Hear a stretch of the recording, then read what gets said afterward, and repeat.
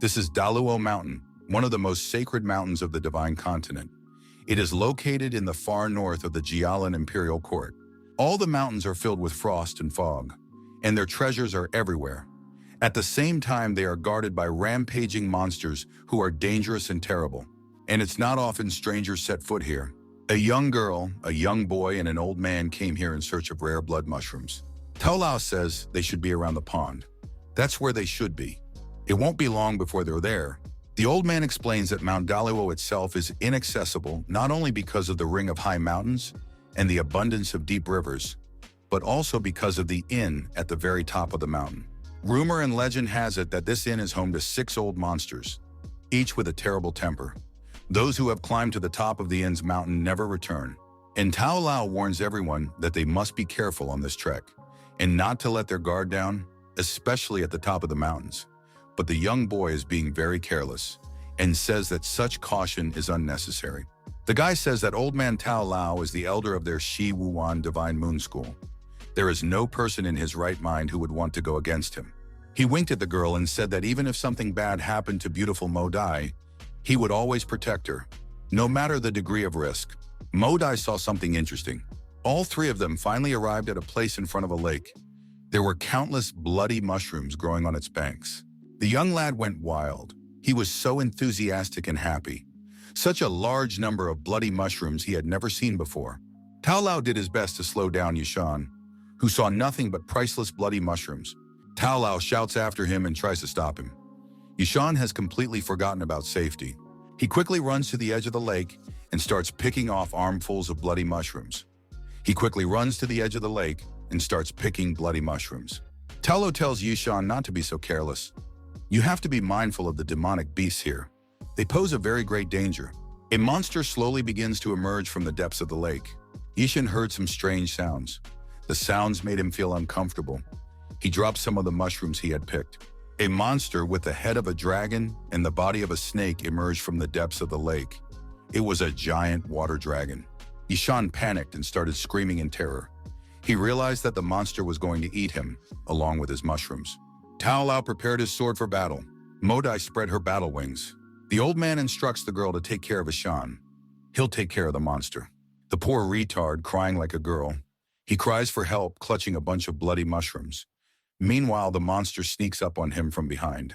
Tao Lao delivers his first blow to the side of the water dragon to distract him from the thought of eating Yishan. The plan worked. The dragon's attention was diverted.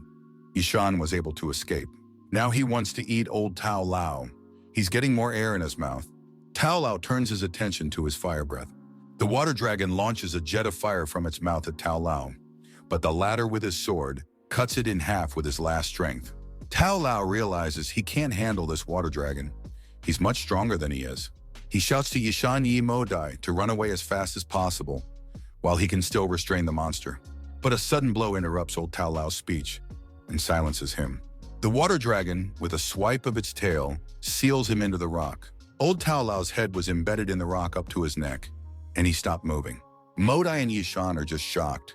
They shout Master's name, but he doesn't answer them. The predatory, bloodthirsty beast pounced on the young boys. There was a crackle of lightning of some sort. A fist of thunder was visible somewhere in the distance. A young lad with a thunderous fist jumps off a cliff. He rushes down to the rescue of the 2 strangers. With one blow, he nails the dragon to the ground with his jaws. The monster is unconscious. Mo Dai and Yishan remain silent and don't realize who came to their rescue. Then the stranger lands right in front of them on his feet. He looks at his fist and says that Sang Yan's body is indeed very powerful. It looks like he has overcome the level to hit that dragon. Then he turns his gaze to his left and sees Mo Dai and Yishan. They hold their gaze away from him in disbelief. He asks them who they are, how they got here. Tao Lao was alive and pulled his head out of the rock. The stranger comes even closer and asks Mo Dai and Yishan again who they are and where they came from. Yishan interrupts him and asks the strange guy, who is he himself? The boy replied that he was a resident of Mat Daluo, but he doesn't understand what the 3 of them forgot here and what they were doing here. Mo Dai and Yishan look with fear at the rising shadows from behind the unfamiliar guy's back. The giant water dragon woke up. It came to its senses after the impact. The stranger begins to make excuses. The difference in their strength is so great that even if he tries his best, he is unable to knock him out for long. That's when the one-eyed old man appears. The kid calms down the unwelcome guests. His grandfather is very reliable, and he can easily handle this monster. The old man cuts off the water dragon's head with his sword in no time. Modai and Yishan only watch the blue blood splatter. All that blue blood floods the young man from head to toe, but he smiles calmly, as if everything that has happened is the norm. The old man landed on the ground after his punch. Grandson starts wailing on his grandfather. Allegedly, he had splattered blood all over him. In response, the grandfather says he helped his grandson. Instead of grumbling, it would be better for the grandson to go and pluck the water dragon's teeth out of the water dragon's mouth. They might come in handy. If the grandson is done with his teeth, he should go back to the hotel because it's not very comfortable here. And then the old man notices the strangers. He wondered who the two little bastards were. Yishan, dropping bloody mushrooms, starts blocking Modai with his hand. Dalo comes to his senses, leaning on his sword, his left arm missing, one eye gouged out. He recognizes this old man with red hair. It's one of those 6 old monsters on top of the mountain from the Infinite Inn. A one-armed swordsman who kills everyone indiscriminately without blinking an eye. Dalo instructs Modai and Yishan to get out of here as quickly as possible. Immediately, Dalo is hit in the head by a one-eyed old man. This time, he flies his head into the hollow of a tree. I wish he'd shut up and keep his mouth shut. Modai and Yishan are very unhappy with this treatment of their master. But immediately, bright glowing shackles bind Modai by her arms and legs.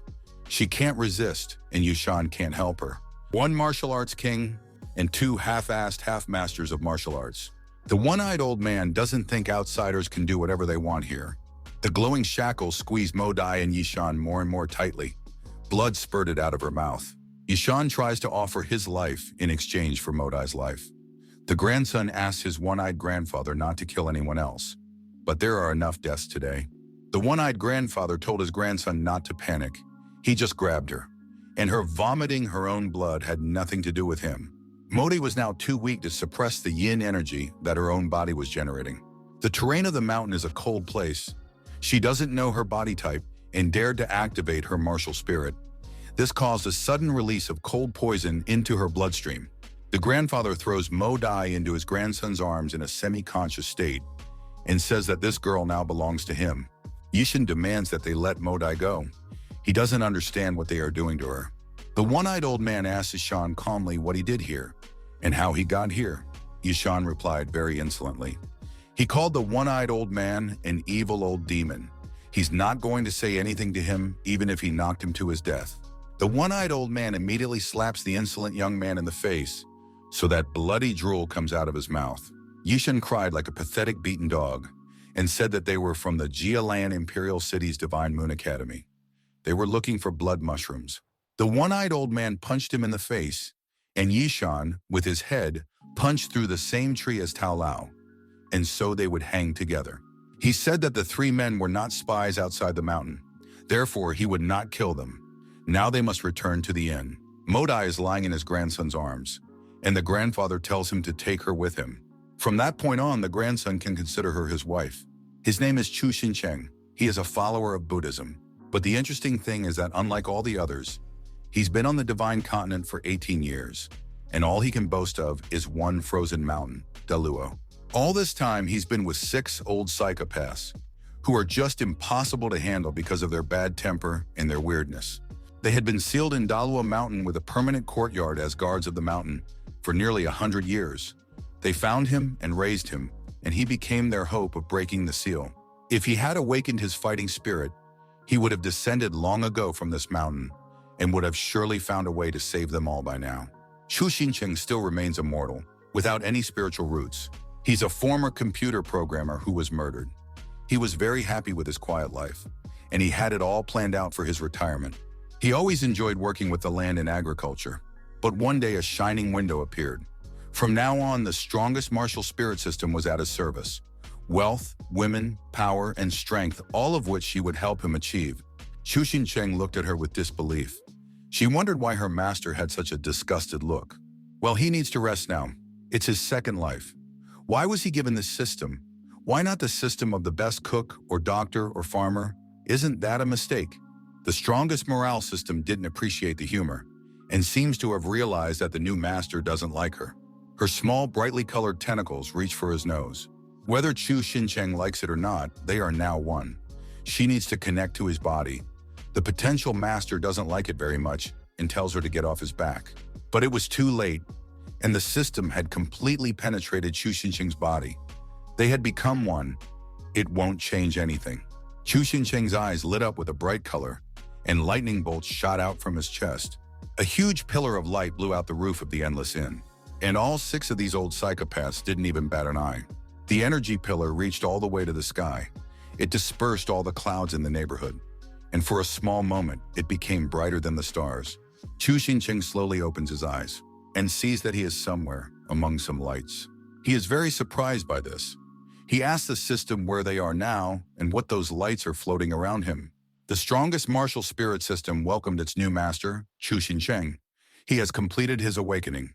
It is here that the Heavenly Palace is the place for martial arts soul refinement. But Chu Xincheng was warned right away. His level is low. At this stage, he can only concentrate his martial spirit in the Kuei sky.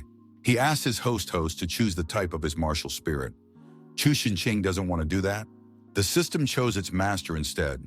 It had chosen just the right fighting spirit for him. He may be happy with his choice, the system thought, but he's actually very angry. There is a fusion of fighting spirit underway. A bright ball flies into Chu Xincheng's eye. Now he gets an eye that sees everything. Chu Xincheng woke up covered in sweat, lying in his own bed. The 6 frightened demon psychopaths heaved a sigh of relief. Chu Xincheng finally opened his eyes. They saw him passed out when they all entered the house. The one-eyed old man speaks with pride. His grandson fainted from the awakening of the spirit. A great surge of energy came out. Grandpa wants to see his new fighting spirit. It turned out to be just a spiritual type martial spirit. The weakest type is the spiritual type. No one can believe that such a burst of energy came from such a small thing. One of the old men wailed. Inferior martial spirit has a very low potential and can only be cultivated to the level of a martial artist. But that's the ceiling. There's nowhere to grow any further. All 6 of those crazy old men were so frustrated. After 18 summers of waiting, finally awakened. But it turned out to be a spiritual type. Why the Lord God punished them like that? They don't know. The martial system congratulates Chu Xincheng on successfully fusing his master's martial spirits and gaining the bluff skill. This allows you to hit an enemy target a maximum of 1 stronger per level, with more dizziness for the victim, but without doing any real damage. The stronger the master, the shorter the skill's cooldown time. The golden eye can be infinitely improved with various materials, and the system instructs Chu Xincheng what materials he needs to advance to the next level. Chu Xincheng is very unhappy. He doesn't understand why he has to listen to the system. The system gets angry and starts electrocuting its host. It doesn't tolerate lazy people. You have to gather materials and work hard. Chu Xincheng asked the one-eyed old man to take him up the mountain with him. And then he hit the black water dragon and knocked it out. That's the story. It's like some stupid game, with a disgusting story and bad graphics. He looks at Mo Dai lying unconscious. He doesn't want to recognize her as his wife. Those old men have ruined his life, and they brought them together without asking his opinion. The system asked Chu Xincheng why he refuses such a beautiful woman. The answer is very simple. She is too old. And besides, he only marries for love. And he wants a woman with normal breasts. The system wondered what its master intended to do next.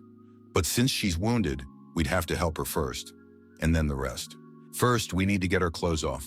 To further the story, we need to mention the nickname of the old monsters on the mountain. Sword Ghost, Smoker, Poison Devil, Blacksmith, Mysterious, Bloody Beauty. And all of them had been keeping Chu Xincheng company for a full 18 years now. Modai dreams that she is naked and in the fetal position. She is enveloped in a soft white light. She opens her eyes quietly and sees Chu Xincheng trying to get her clothes off. She starts kicking him and yelling that he's a slut. He holds her hands and she screams at him to let go immediately. In Modai's eyes, he's a jerk and a pathetic pervert. Chu Xincheng tries to calm her down and tells her not to move or twitch. She needs to behave if she wants to live. But she won't even listen to that son of a bitch. And suddenly blood starts pouring out of her mouth again. The flash of cold poison also sets the spirit of martial arts in motion. It's really deadly. Chu Xincheng chews on his finger so that it starts to bleed. He'll only do it because she has to live. Modai and lets out her last breath. You can barely hear her breathing. Chu Xincheng realizes that this is the last resort. There's no way without it. He doesn't want the girl to die. He's honest putting a bloody amulet on her chest. The amulet lights up with bright red fire, and slowly Modai starts to breathe easier and easier. Fortunately, she has a 9-yang body, and this blood amulet can contain her cold poison temporarily. Finally, a blush appears on her cheeks. Modai comes to her senses again and calls Chu Xincheng a dirty pervert. But this time he gags her. He's acting offended. Tears of resentment literally start to well up in his eyes. This kind of reaction from Modai is very surprised. It might be the first time she sees a guy crying like a little girl. Chu Xincheng continues the act. He tells Modai that he only wanted to take off her clothes to save her. She's just a heartless scum. He's showing a finger that's bleeding. He saved her life, and she kicked him. And now he's demanding she apologize. Modai is a little shocked, but tries to apologize for his undignified behavior. And in an uncertain voice, he thanks Chu Xincheng for saving him. Chu Xincheng smiles. The best defense is offense. Modai asks him not to cry. He says he's not going to take responsibility for looking at her body. That busty girl can't do anything to him. Modai is a little dumbfounded. What was that just now? Looks like a man's tantrum, Chu Xincheng said to Modai. He is a good man and doesn't want to bother her. He will calmly walk her down the path and lead her out of here. Hear the voice of those 6 old lunatics. They gathered together near the door of the room. The bloody beauty shouted at him to act. It was up to him to make sure they had a grandchild. Modai didn't like such innuendos. Chu Xincheng was very embarrassed. Those old men, as always, they ruin everything. Chu Xincheng tells her not to pay attention. We need to get out of the endless hotel, and opens the window in the room. He was just about to climb over. He and Modai started shaking. A very powerful soul aura, who is outside at the foot of the mountain. The 6 demon old men felt it too. An uninvited strong guest had come. A man approached the foot of the mountain with heavy footsteps. He sees an endless inn standing on top of the mountain, and he shouts out that the innkeepers had visitors. It was an old man from whom flames were coming. The old man says his granddaughter Modai is at the inn. She disturbed the owners. He apologizes for her and asks them to let her go quickly. If they don't, Grandpa and his friends will raise this whole hotel to the ground. Modai tries to shout out the window to her grandfather and tell him she's here. The Jia family is one of the most important families of the Jialan imperial court. It's been around for over a century, doesn't have a very deep heritage. The system tells Chu Xincheng that the head of the Shuizhenchuan family is a peak martial emperor. Only a few people in the court can rival him. The system warns its master that this is a very big problem. Chu Xincheng looks at Modai. Modai is very happy. She sees Yishan and Tao Lao. They come back and inform her grandfather that she is missing. Along with Grandpa, came from her family 3 other battle kings. Realizes that Chu Xincheng is not a bad person. He should run away first. Modai is afraid her grandfather will kill him. Chu Xincheng smiles slyly. It's unlikely that her grandfather will be able to do that. The 4 demons sit and watch the uninvited guests from the inn window. They realize they don't have enough strength. Bloody Beauty said that the old men had shaken up the inn properly, and also the one who has now lost a game in the game. That one should certainly go down to the uninvited guests. Grandpa Modai and everyone else look up at the endless inn on top of the mountain and wait. One of them tells the grandfather that there was never a response, which means only one thing. And they all went on the attack against the hotel. The mysterious one got in their way and knocked Modai's grandfather down with his punch. No one expected such a turnaround. An umbrella appeared right in front of the head of one of the warships and shot 2 bright blue beams at the uninvited guests as well. The attack caused the umbrella to become very hot. After the shot was fired, smoke came from it. The mysterious one was stronger than all of them. He used his 3 battle probes. As it turned out, the battle kings turned out to be petty. They lay on the ground, writhing in terrible pain, swallowing their own blood. The first attack showed that they don't know the limits of their strength. That's why they're so arrogant, for which they paid dearly. Grandpa Modai couldn't believe his eyes. The power was unimaginable. He scattered them all like kittens. He wants to know who this stranger is. Mysterious smiles evilly. And he says a dead man doesn't need to know too much, and prepares to deliver the final blow. Modai covers Grandpa with his body and begs him not to kill him. Bloody Beauty is very interested in what the mother of her future grandchildren is doing in there, and how she got out in the first place. All the other demons started looking at her and squinting, and then a dust bomb exploded, and all the demons of the mountain began to cough violently. The mysterious one was suddenly enveloped by a golden rope. Chu Xincheng apologizes to his demon grandfather Tianji. He yells at Modai to take her family and run away as fast as possible. It's her only chance to stay alive. Modi wastes no time and leads everyone away. That same evening at the Infinity Inn, Chu Xincheng is on his knees. He realizes that he messed up very badly in front of his native six-demon old men. Everyone looks at him with anger and rage. There was silence in the air. He realizes he's out of luck, and now he's going to pay the full price for his desire to save Modai. He originally looked at the whole spectacle. Modai was yelling that the difference in strength was too great, and her grandfather would be killed. It was as if she didn't realize where she had really gotten to. She began to beg Chu Xincheng to save her grandfather. The battle system said that it had received a request that must definitely be granted. Chu Xincheng was categorically unwilling to do so. A harem was a prerequisite for every martial soul owner. There is no choice. If he refused to fulfill the task, he would be electrocuted for a whole day. Modai started watching Chu Xincheng talk some nonsense. Well, we all know the results now. It turned out the way it did. Chu Xincheng is now on his knees with his head down. He blames it on that bitchin' combat system. If he'd stayed out of it, he wouldn't be in this mess. Bloody Beauty wants to know why Chu Xincheng helped them all escape, just before the final moment when they were supposed to be all corpses. And she's very angry, and demands an explanation now. Another monster grandfather stands up for Chu Xincheng, and tells the Bloody Beauty not to scare him. But he explains that Chu Xincheng overreached this time. They can take revenge on him when he comes down from the mountain.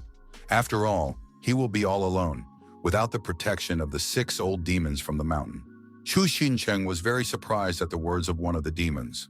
He asked the combat system if he can improve his morale now, because he has all the materials he needs. Grandpa tells Chu Xincheng that that woman, Modai, is very good for him. The two of them could have gotten a lot of use out of being together, but he let her go. That's the act of a child. Chu Xincheng feels that he has become a little stronger. His body is enveloped in flames, and he begins to concentrate his energy. All the demons in the Infinite Inn are watching this.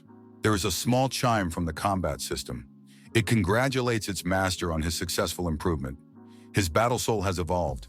The one-eyed old man notices how Chu Xincheng's spirit has changed. Everyone abruptly starts praising him and smiling. In all their years, they had never seen a fighting soul that could develop on its own. For them, there is still hope for him to save them. The one-eyed grandfather began to hug Chu Xincheng.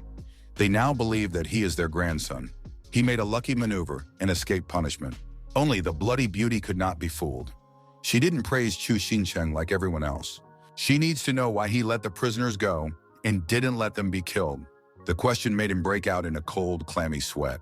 Eventually had to kneel for a long time. That was his punishment. The battle system tells its master not to get upset. After this incident, he can win Modai's heart. Although he yells that he doesn't want her, the battle system warns Chu Xincheng. The Jia family is very powerful, and when he is outside the mountain, one must avoid them. He realized that the old men cared for him. When they let them go, they were very restrained. Evening, Jia family home. All 3 of their brothers were cursed when a beam of light fell on them during the battle. It was a very ancient poison, and there are conditions for its use. The conditions of the spell and the ways of its removal are determined by the caster himself. Although he was saved by pure luck, it was a complete failure and shame. The old demons from the Endless Inn are very strong. Modai's grandfather said that the one who attacked them was probably above the martial king level. That's why they were all defeated. The old demons from the Endless Inn are at the level of divine masters. These are the old men demons in their youth before settling down in the Endless Inn at the top of the mountain. But after a time, they gained great strength and hardened greatly. Yishan, with a bandaged head, was a little dumbfounded by the news. Above the martial arts king comes the martial arts emperor. The emperor of martial arts appeared in China just a century ago, and many great powers had fallen in war to kill this evil. It's unlikely that a martial emperor appeared on the mountain, but the fighting spirit of the mysterious old man seemed familiar to them. 100 years ago, there was a man like that from the Tianji pavilion. Well, he was abruptly interrupted, because you can't say his name, not to mention he might not be alive. The origin of all those people at the inn on the mountain is a mystery. It may have something to do with the poison spell. This is something he only wants to discuss with the emperor when he returns. Modai told her family that on the mountain is a young man who has just awakened his spirit. He is at the very beginning of his training. This guy could be the starting point. We need to keep an eye on the area around the mountain. Modai looked at her grandfather carefully and remained silent. Dalo Mountain, Ice Waterfalls area. Chu Xincheng is sitting on a rock under a waterfall and meditating. He is trying to concentrate and not pay attention to anything, but he's very cold. 6 demon olds with a limitless in recognized that his fighting spirit might be the best, so they started training him just like a gladiator. Their strength diminishes every year because of the seal. He hadn't worked as hard since he entered this world, and Chu Xincheng's strength began to grow very quickly. He was only one step away from becoming a martial artist. He opened the door of the inn and told the 6 old men that he had returned because he was very cold. But he didn't understand why they were all sitting there silent. They wouldn't say anything to him. One of them said they were discussing something. Chu Xincheng should definitely go down the mountain. This news came as a surprise to him. He was supposed to wait until he became a martial artist before he could descend the mountain. They taught Chu Xincheng everything he needed to know. It was useless to stay on the mountain. They kicked him in the ass with their foot and threw him out like a dog. There are a lot of high-level demonic beasts in Dalo Mountain. A mysterious old man draws a blood circle on the ground. The farther they are from the inn, the weaker they are. He begins to recite spells. Chu Xincheng is standing inside the bloody circle. The spell is starting to take effect. It's very much like some kind of cult ritual. One of the old men says that they intend to take Chu Xincheng straight to Jialan City. When he comes down the mountain, he needs to find 6 broken seal stones. This spell is a portal of sorts. One such stone is collected by the royal family of Jialan, so they release it to the imperial palace and gives him a ring with clues on where to find the other 5 stones. Chu Xincheng must be very careful so that the others couldn't find out where he came from. Not a word about the Infinity Inn and the mountaintop. The one-eyed old man says the portal won't hold much longer, so we should stop talking. He says hopefully that he is leaving the breaking of the seal to his grandson, and he really hopes that Chu Xincheng won't let them down. Chu Xincheng is determined to help the 6 old man demons. He tells them to be sure to wait for him. Everyone waves back at him. Some are crying for him because they will miss him very much. Chu Xincheng begins to slowly fade away. He's completely gone and the portal is closing. The mysterious old man starts spitting blood. Everyone ran up to him and started asking what happened to him. So he calmed them down. He said it was nothing. The teleportation spell took too much energy from him. Only a battle emperor can open teleportation with the power of the seal. Luckily, their grandson awakened in time, so they can still send him wherever he needs to go, although their powers are no longer the same. He's the last one left in the martial emperor realm. All the other old men were really weak compared to him. Bloody Beauty was very angry with the mysterious old man. She called him an old dick. They really hope that Chu Xincheng returns safely. He's a really good boy, and they want him to break the seal and save them all. But in doing so, they want to keep him away from dangerous things. It's not like they've told him about their past. They just sincerely hope he doesn't get involved. The one-eyed old man isn't worried. Chu Xincheng is very cunning and will definitely pull it off. It was New Year's Eve, and now Chu Xincheng should be enjoying the fireworks at the Imperial in the city. Fireworks explode over the Imperial city. They light up the whole city with bright lights. Chu Xincheng is sitting surrounded by beautiful girls. He is sweating from excitement. They ask him why he's just sitting there, what kind of girl he wants. He probably came to see someone's sister. Chu Xincheng didn't realize at first that he had entered a real high-end brothel, and all those girls are prostitutes. The hero of the story is named Chu Xincheng. He is a dedicated programmer from birth until his sudden death. He died as a virgin. That was his first life, and the programs are his girlfriends. 18 years of farming changed his desires. Now he began to appreciate vegetables and fertile land. Even if different things happen to him, he must act like a true monk. In the company of prostitutes, he gets very nervous and sweaty. A lot of girls surrounded him and said they'd look after him just fine. The battle system showed up and advised Chu Xincheng to take all these girls into his harem. He's not just a man from this world, and he doesn't want to deal with prostitutes who can then kill him. With all his might, he began to run away from them. But they liked him so much that the prostitutes started running after him. He hid behind the screen just in time and waited for them to run past him. The combat system was surprised that the host was so weak, but he just doesn't like to endure such sexual harassment. He doesn't understand how he ended up in a brothel. After all, his grandfather wanted to move him to the Imperial City. The battle system has confirmed Chu Xincheng.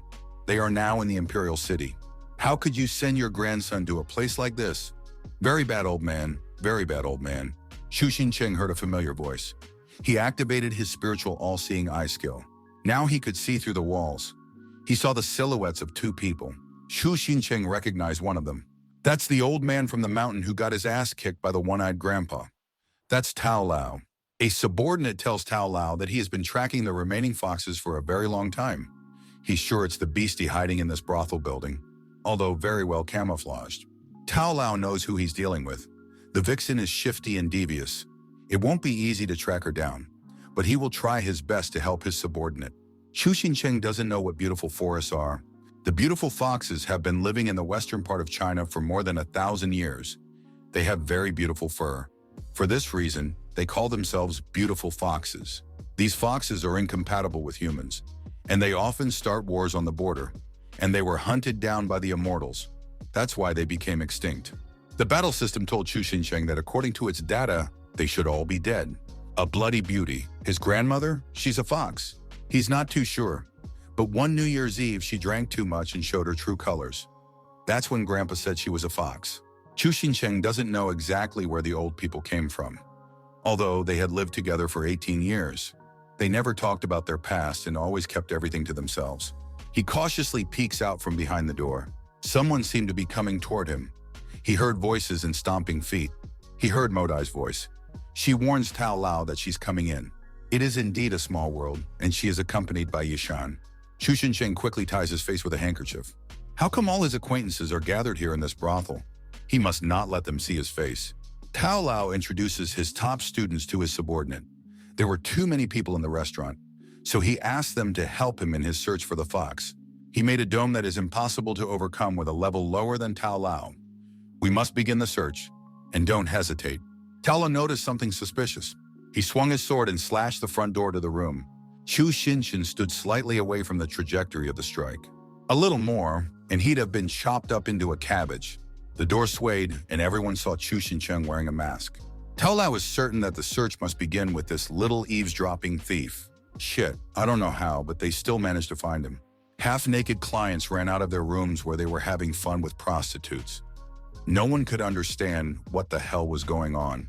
The brothel owner runs out and starts crying. She asked Tao Lao to stop fighting, otherwise her spring-scented brothel is about to collapse. Tao Lao turns to the young thief. If he has the courage to eavesdrop on conversations, why doesn't he have the courage to fight? Chu Xincheng wants to use his bluffing ability. The battle system informs Chu Xincheng that bluff was used during the battle with the Black Water Dragon, and it is currently in the recharging stage. In exactly 10 years, it will be able to be used. It warns its master that the recharge time decreases as its level increases. Therefore, it is necessary to work more actively on yourself. Chu Xincheng using the Immortal step technique and trying to get as far away from Tao Lao as possible. Tao Lao recognizes the technique. Chu Xincheng was told about her by his aunt. That's the best way to escape. But Tao Lao is not lagging behind, and he's following in his footsteps.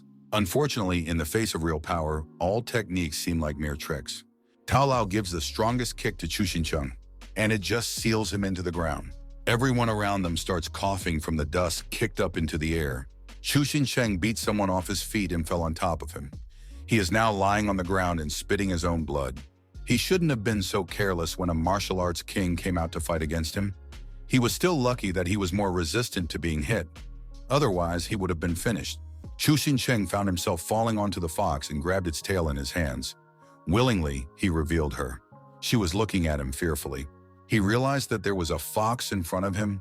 Yishan shouted that they had finally found the fox. The vixen began to run as fast as she could.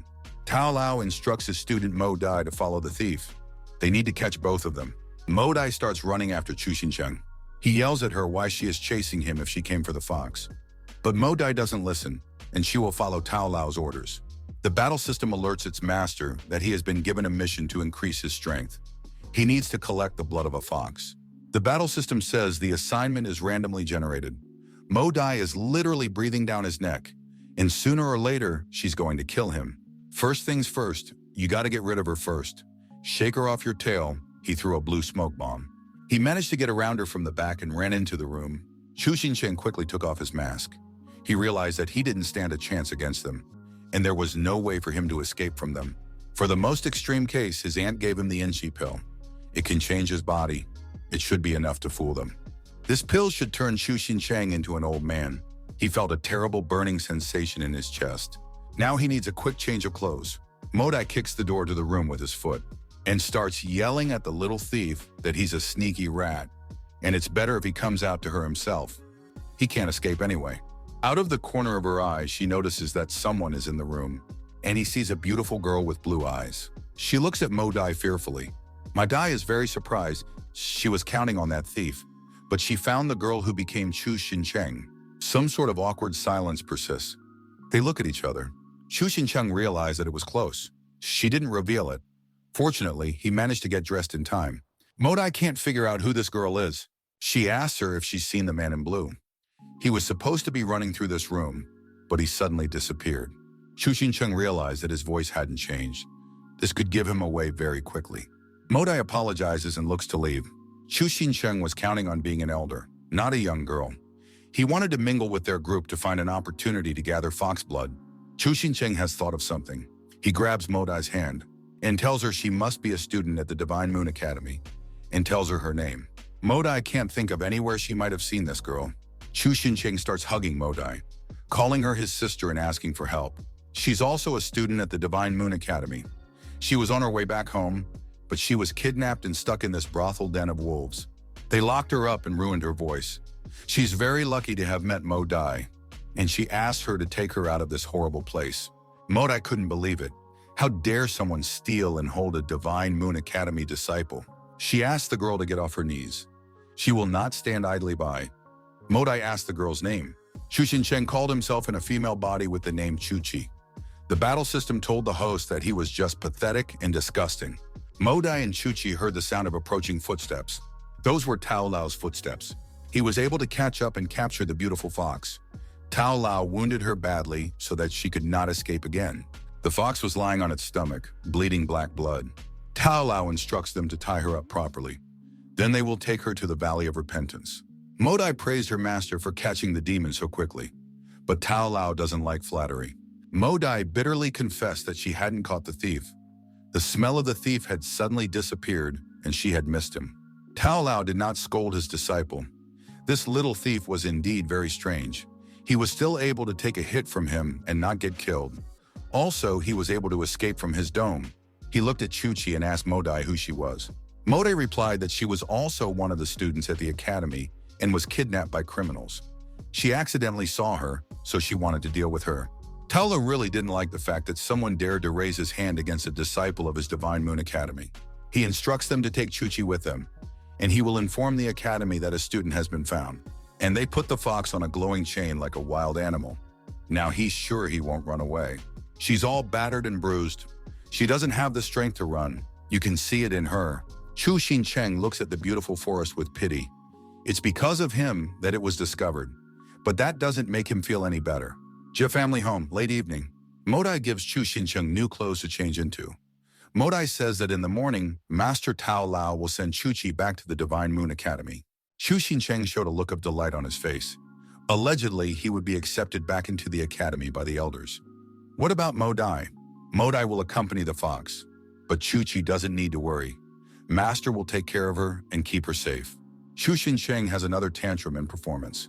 He doesn't want Modai to leave him. Allegedly, he is now scared to be in the company of men. He realizes that if he returns to the academy, he will be immediately exposed. He must accompany the fox with them. Modi must accompany the prisoner. Chuchi doesn't want to leave Modai. She wants to be with her. What a headache this is for Modai now. She agrees to take her home tomorrow. Chuti thanks her sister with joyful eyes. She has a lot to be thankful for. Chu Xincheng was on the verge of collapse again. Modai says it's very late and needs to go to bed to rest. Chu Xincheng really doesn't like all of this. Modai starts to undress in front of him. This makes Chu Xincheng start to turn scarlet with shame. He had never seen a woman naked before. Modai looks at Chuchi. She can't understand what happened. She explains that they didn't reserve a room for her, so the two of them will be sleeping in the same bed. Chu Xincheng excuses himself and says that everything is fine. He just needs to wash his face. Sure, he looks like a woman now, but all his parts are like a real man. They finally get into the same bed and sleep. Chu Xincheng can't understand how it all happened. Chu Xincheng prays while lying in bed. He tries to reassure himself that it's not worth worrying about. He's not doing anything. And nothing Modai can do can disturb Chu Xincheng's mind. He won't fall for a woman's charms.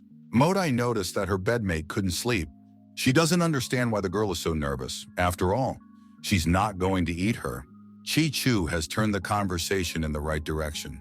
Thinks about the vixen looking like a little girl. Doesn't look like she did anything wrong. Modai asked her interlocutor if she felt sorry for the fox. You can't sympathize with them. Foxes often pretend to be weak. They use their beauty to achieve only their own ends. Countless different people have been killed by them. Don't be fooled by their appearance. It's a big mistake to show them kindness. Modai gave such wise advice. She advises Chi-Chu not to think about it too much. After all, she has a long journey tomorrow. We need to get ready and go to bed. Chen put Modai to sleep with sleep charms. It was drowsiness powder, which he always carried with him, just in case. It worked, she fell asleep. But he realizes that with her level, she won't sleep much longer. Chen wishes Modai good night and starts jumping on rooftops. He needs to be sure to complete the mission of the combat system. Yishan is guarding the entrance to Fox's cell. Chu-Shin-Chung used drowsiness powder and on it. Yishan is starting to fall asleep, and then he just passes out and falls to the ground. Chu-Shin-Chung doesn't understand the point of keeping him at the entrance. He opens the door and sees a fox chained to a concrete wall, a demon-binding pharmacy. There's a protective circle around her. It's impossible to escape. Chu-Shin-Chung realizes that this formation makes one suffer and brings terrible pain. He actually feels very sorry for the vixen. He mentally apologizes to the fox. He wants to take just a little bit of blood from her. The fox opens his eyes and then grabs Chu-Shin-Chung in his bloody hand. It scares and surprises him a lot. The fox starts moaning and begging for help. Black blood spurts from her mouth. Chi-Chu starts to get nervous and stutter. The fox continues to feel sorry for the girl. She says she can't go where they want her to go. She will do anything to get the girl to try to get her out. Chu-Shin-Chung quickly shuts her mouth with her hand and says, "Stop talking." They can be seen and heard by the guards. The battle system said it received a request from a female character. The host should definitely complete the quest and rescue the fox. Then he can include her in his harem. Even though she fits his ideals of beauty very well, Chu-Shin-Chung doesn't want to mess with her. It's too much trouble. If he refused the task, Chu-Shin-Chung would only experience shocks for a whole day, and the terrifying discharges are beginning to coward him. Foxy sees the girl faint and fall to her knees. The fox can't understand why she's being touched on the shoulder. Chu-Shin-Chung has regained his manhood. He helps people because it makes him happy. Sooner or later, the battle system will fall under him. The fox tells her story. She was safe in the crowd, but when she was run over by a man, she was immediately discovered. But just when she was getting desperate, a girl showed up. She didn't look very smart, but the fox wanted to use her to escape. Although she didn't seem normal to her at all, Chu-Shin-Chung promised the fox that he would save her. However, she was not optimistic. She immediately realized that she wouldn't live for long. If he has the desire to save her, he needs to remove the demonic information that is holding the fox. But Tao Lao will notice it right away. It's hard to hide from the eyes of a martial arts king. He realizes there's only one way out, so he turns to his ring for help and summons a fire golem. Grandpa made a battle doll that can fight based on the strength of its owner, but it can also fight stronger opponents. However, the consumption of soul energy is very high. He donates the best soul crystal for the doll and tells the doll to get down to business.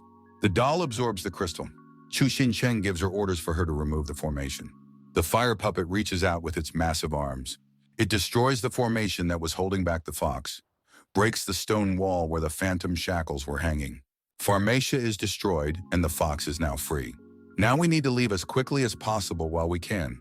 Chu-Shin-Chung climbed on the doll, and the injured fox fire puppet took the injured fox in his hand. Chu-Shin-Chung heard the rolls of thunder. Old man Tao Lao sensed the destruction of the formation and arrived at the fox prison as soon as possible. He wants to know who destroyed it and who freed the fox that had been chased for so long. Yes, the old man had noticed Chu-Shin-Chung's actions after all. It's going to be very difficult from now on. He tells the fox to hold on to the fire doll. He will try to get her out of here. The fire puppet flies upward over the mansion, but Tao Lao's shackles hold her down and prevent her from breaking through. The old man saw the fire puppet with the captured fox, and now everything is clear to him. He draws his sword and strikes the first blow. The fire puppet holds on, then Tao Lao literally attacks it from different directions. If it wasn't so strong, it would have collapsed long ago. This was the worst outcome that Chu-Shin-Chung had expected. The doll starts to counterattack the old man Tao Lao, but he easily defends himself, beats back all her attacks and starts hitting her with his sword again. Tao Lao keeps up the pressure. He realizes that just a little more, and the fire puppet will be blown to pieces. Punching relentlessly, trying to find that weak spot. Chu Xincheng realizes that this fucking old man is aiming for the fox right now. They should definitely run away from this place. The doll tries to run away again. Tao Lao keeps up with her. And then she gets caught in a trap of chains. He's not done yet, so there's no need to leave. The doll is caught in a trap of chains, and a giant lightsaber is aimed right at her, the final blow to make sure she doesn't escape anywhere, and to finally bring her down. Chu Xincheng realizes that this is the end. He won't be able to dodge and get the doll out of harm's way. Old man Tao Lao strikes the final blow. The true power of the king, and the light wave from the sword pierces the doll's body, and the doll falls with a clatter and pierces the top layer of earth. Chu Xincheng saw a terrible sight. The fox was literally torn from shoulder to stomach. A fountain of black blood gushed out of the wound. It stunned him deeply. The fire puppet, along with the mortally wounded vixen, literally collapsed to the ground and broke through its top layer. Everyone in the house came running to the noise. Everyone realized that someone had come to free the fox. Tao Lao calmed everyone down and said that there was no need to panic, and Chi Chu ended up here completely by accident. But someone had broken his array. The old man didn't think anyone would want to rescue a fox in her condition, but on the ground lay an almost dead body. Black blood gushed from its eyes and mouth. Tao Lao really regretted not sending her to the Valley of Repentance, and there's not much left, and no one would be able to help her. Maybe it's the golem, or maybe it's the puppeteers of the Misty Flower Pavilion. Old man Tao Lao started to get familiar with such a fancy puppet. Very good work, and not like the work of the pavilion. It looks like the work of a genius puppeteer from a century ago. But they're distracted. This is not something to waste their attention on right now. We need to get the fox first. Behind Tao Lao's back, the fire puppet lived, and folded her massive hands into a fist, and knocked the old man so hard that he broke through 3 walls of the building with him, and finally flew out of the house. All the students present people in the house were shocked. The fire puppet came to life again, and flew instead of falling old man Tao Lao. Everyone immediately realized that she flew instead of the teacher's fall. To finish him off, Shishu shouted for the brothers to help the master. They are being attacked again. She was told to stay here.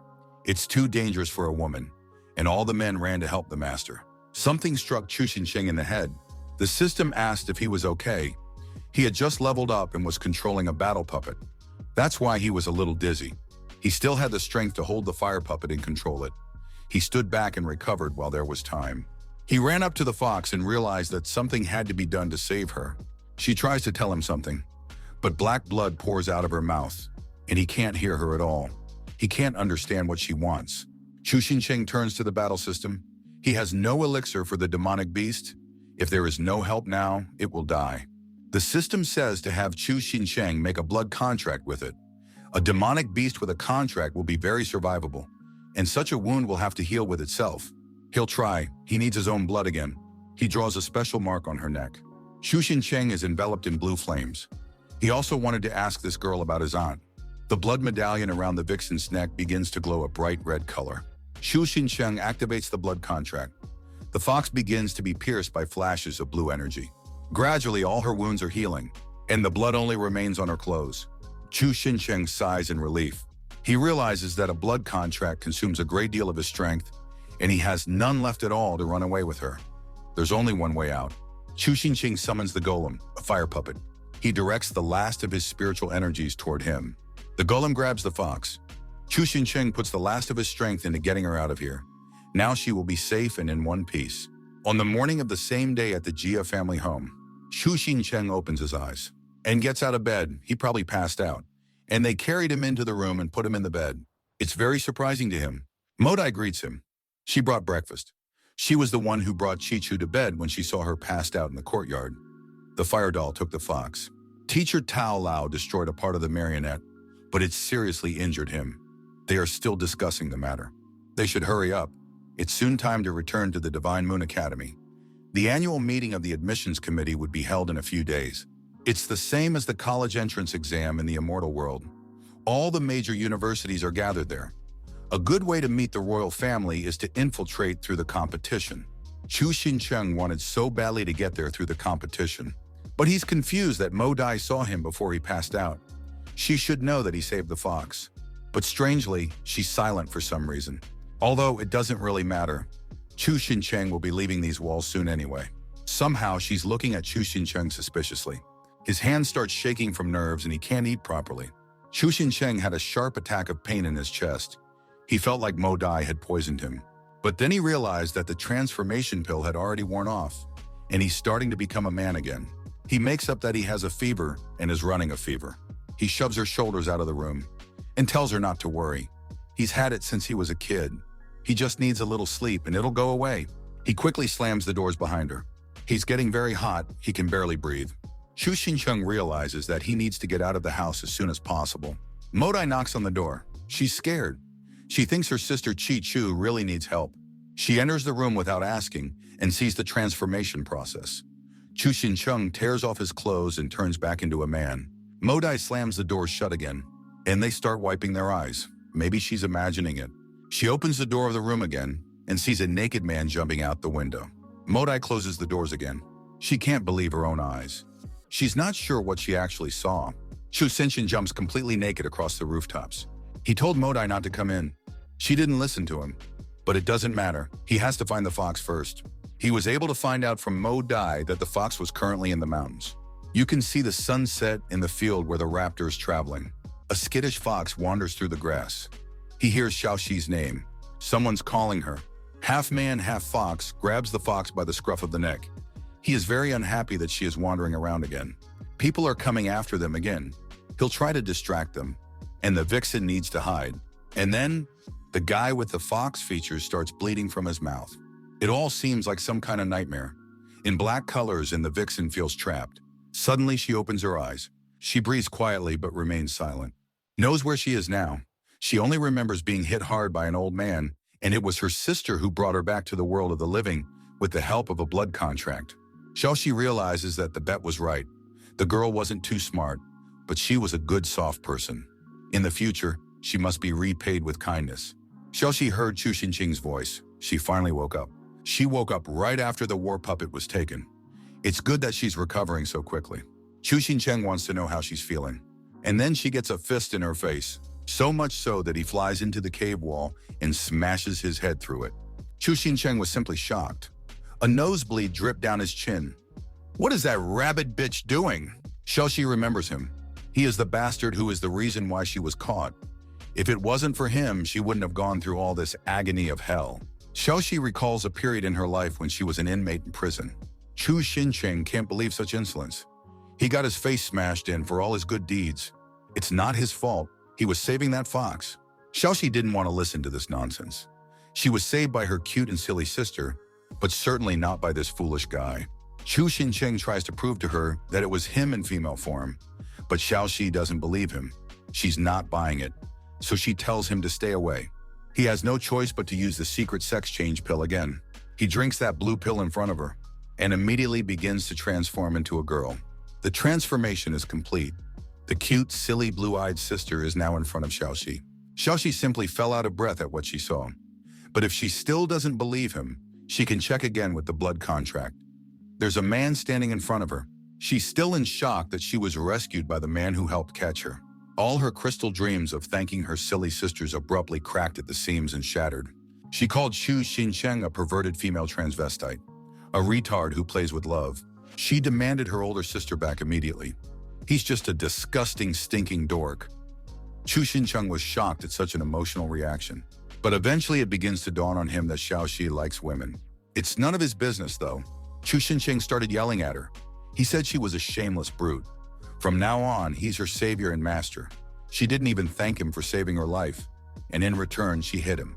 Pathetic vixen. She really deserves to go to the Valley of Repentance. Chu Xincheng regrets saving her very much. Xiaoxi began to sob little by little while kneeling down.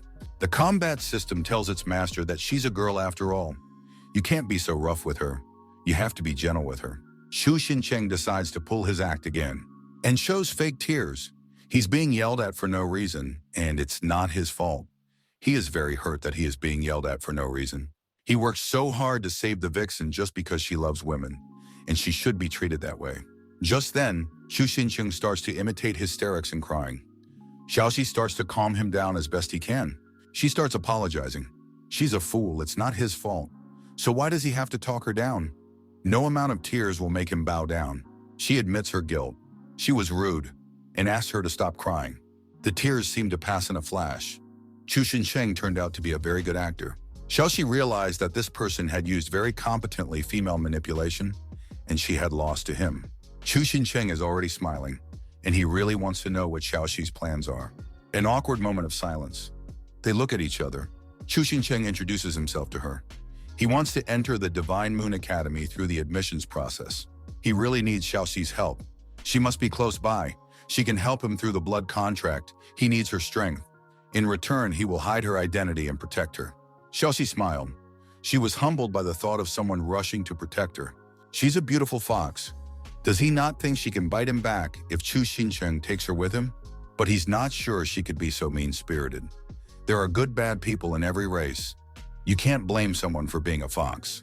In any case, they would have enough time to get to know each other as best as possible. Chu Xinsheng will see with his eyes. Well, it depends on what she wants. He won't force her.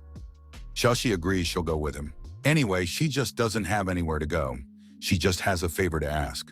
Chu Xinsheng was a little wary. Xiaoxi asks Chu Xinsheng to stay in her sister's character. But it's an impossible dream. A forest glade, a clear sunny day. Chu Xinsheng is sitting under a tree and laments that the fox is so sneaky. She thinks he's some miserable transgender. Chu Xinsheng is telling the battle system to shut up. It's all her fault, and gives it the middle finger. But the battle system isn't actually a robot. It's actually human. Before he was a combat system, he was a human. In an instant, his world somehow collapsed. At this time, someone found him and made a deal with him. He is to become the system and help raise a warrior who will excel. He immediately agreed. Although his own memory had been sealed before becoming a system, he had forgotten his own name. The only thing he remembered was that someone very important was waiting for him. He would do anything to get back to that person. The battle system is very sorry that she met Chu Xinsheng. Her new host is not very happy with her. Chu Xinsheng is starting to realize that the system really doesn't like him, and she kind of doesn't want to help him. Maybe she even hates him. The system always enhances the main character's aura by interfering with the heavens and providing various system rewards. But she's been here so long that she doesn't feel the heavenly path at all, as if it's disappeared. A world without rules would be chaos. But this world is a very strange world. The battle system has asked the god who contracted it, and it expects an answer soon. It is possible to become the strongest without special rewards. If you try hard enough, you will succeed. Chu Xinsheng felt very bitter. After all, this person's world had fallen. He still needed to be a system and move on without a reason and without the person he cared about. Chu Xinsheng makes a promise that he will definitely complete the battle system mission as soon as possible so that he will return home sooner. They have to go release the fox, and then they will work. Modai heard this conversation as she sat on the top branch of the tree, and then she left quickly. Shopping plaza. There is a lot of merchandise on display today. Modai returns to the house and sees Yishan waiting for her. He really wants to know where she went and where Sis Chuchi is. Modai replied that Sis wants to go home first, so she was sent out of town. Yishan notices that she's all by herself. It could be dangerous. Modai isn't too worried. It doesn't matter anymore. She's been given protection. Yishan notices that Modai is very kind to this little sister. That means she likes her very much. She's just returning the favor. A few days later, the royal city of Kalan. So many people have gathered here. It's so lively around here. Gymnasts show marvels of flexibility and acrobatic agility. Chu Xinsheng really likes it here. Acrobatics has always attracted him. Xiaoxi notices that this is his first time in the city. Yes, he tells her unashamedly that it's true, but he doesn't understand why she's dressed so tightly. She's used to it, but she doesn't feel safe. She doesn't want to show her face in places like this. There's a chance she'll be discovered and recognized. Chu Xinsheng calms her down and removes the hood from her head. If anything, he gives her a pill that will change her appearance beyond recognition. Xiaoxi is just hysterical. He wasn't listening to what she was telling him at all. Even if someone discovers she's a fox, she's still his blood. And don't let her forget that once he gets stronger, no one can touch her. From now on, she can walk the earth with her head held high and fear nothing. Xiaoxi is hurt to admit it. She tries to convince herself that she doesn't need protection from a man like Chu Xinsheng. They approach the registration desk and ask to register themselves as candidates for the entrance exam. He is asked to be sure to fill out this form. This form outlines the requirements for entry, the requirements for the power rank of martial arts master and above, as well as the requirements for the level of martial spirit, must be Zhuan level and above. They fit the requirements, and they've filled out the form. Now they can go into the portal. Xu Xinchen extends his hands into the portal, and then his head moves. And here he sees a platform where all the contenders come together. Chu Xincheng and Xiaoxi walked through the portal like that, and saw an extremely large number of challengers. A buzz could be heard everywhere from their conversations. There were a lot of people gathered, people from all walks of life. Chu Xinchen asked the battle system what those things flying overhead are. The system answers him that they are ancient battlefields with harsh conditions and with different kinds of demons. And then they heard an extraneous loud voice. All prospective candidates are requested to be very quiet. A man's head appeared out of the glowing portal. And then he himself came out to the prospective students. The applications are through the roof as of today. We need to prepare for the exam to start soon. This man turned out to be Divine Moon's instructor. He's going to explain the basic rules of the exam. Food and pills must be turned in. They are not allowed when evaluating the mystery zone. There are no restrictions on the rest. Luckily, Chu Xincheng ate his sugar pumpkin. The instructor says that the longer they survive in the secret world, the more points they get. 7 days of survival is considered a pass. There are no restrictions on what candidates will do. A spirit appears in front of Chu Xincheng. He must be chosen at random. It will decide which secret world the candidate will enter. Also, candidates will receive information about additional bonuses and encounters in the secret world. The instructor warns that if the candidate's life is in danger, the spirit will keep him alive and take him away from the secret place. Chu Xincheng picks up the first spirit he sees. It is a palm-sized, small, glowing cloud. Chu Xincheng heard the other candidates talking by the edge of his fly. They were talking about how the secret world in which they were to be tested was very complicated. One guy tells a well-dressed gentleman that they may be assigned to the same secret area, and he sincerely hopes for his help. This well-dressed young gentleman is Shizuo Wu, wears gorgeous gold earrings. Xiaoxi knows him well. He is the second son of the Shi family, and she is one of the 4 great families in the country. To Chu Xincheng's surprise, she knows him well. Fox explains that he is a very famous person. When he awakened, his soul power was able to form a solid sword of light. To Chu Xincheng, this was very surprising and interesting. The power of the soul concentrated into a solid state. It requires a high level of skill. You can't judge geniuses by hearsay. He's a 4-star martial artist and a candidate this year, really strong. The battle system jumped out of the blue in front of Chu Xincheng's face and said that it was all nonsense. Its master is the best and strongest. A mission to take the lead appears. You need to break the historical record for survival in a secret place. Chu Xincheng had already guessed it himself. He's now wondering what the previous record was. He asked the battle system to let her pass her exams in peace and enter the academy. But she tells him that there is a big-time difference between inside and outside the mysterious area. Xiaoxi realizes that the two of them are going to a secret place. She is very worried that no one will find out about her secret. Chu Xincheng tells her that if anything goes wrong, they will kill everyone and escape.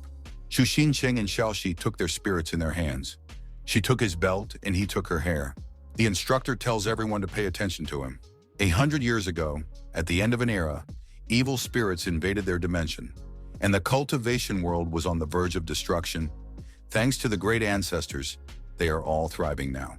All these glowing boxes are secret places. They remain as they were at the time of the disaster. The instructor really hopes that all candidates will continue the will of their ancestors and break through there. And so they begin. The instructor opens the portal, and all the contenders, like a stream of water and spray, disperse into different secret realms. Xiaoxi opens one eye while lying on the damp ground. She is lying almost unconscious.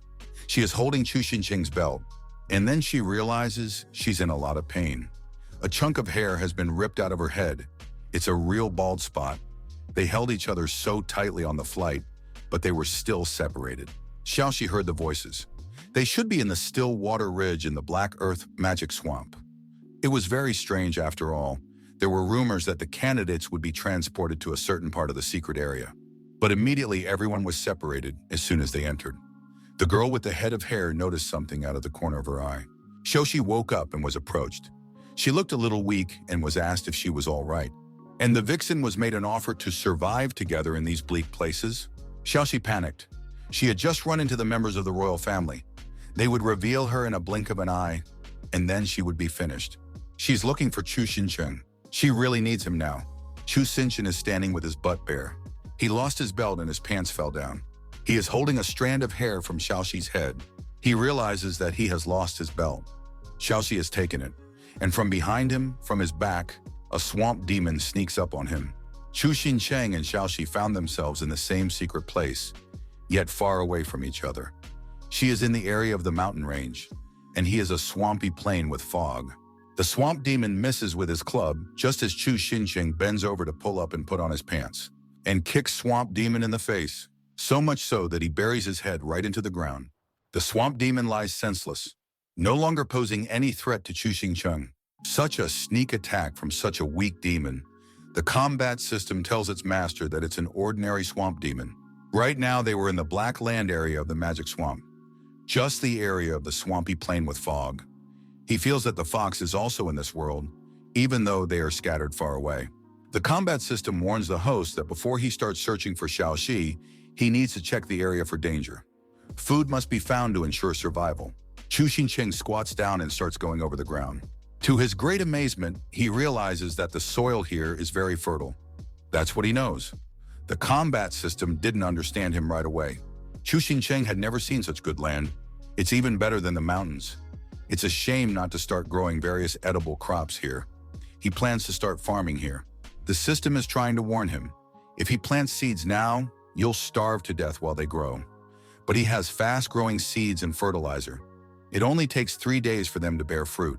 The battle system tries to thwart its master. It reminds him that he is here to take an exam, not to grow corn and radishes. The impact of the tool breaks up the soil, and little mushrooms come out.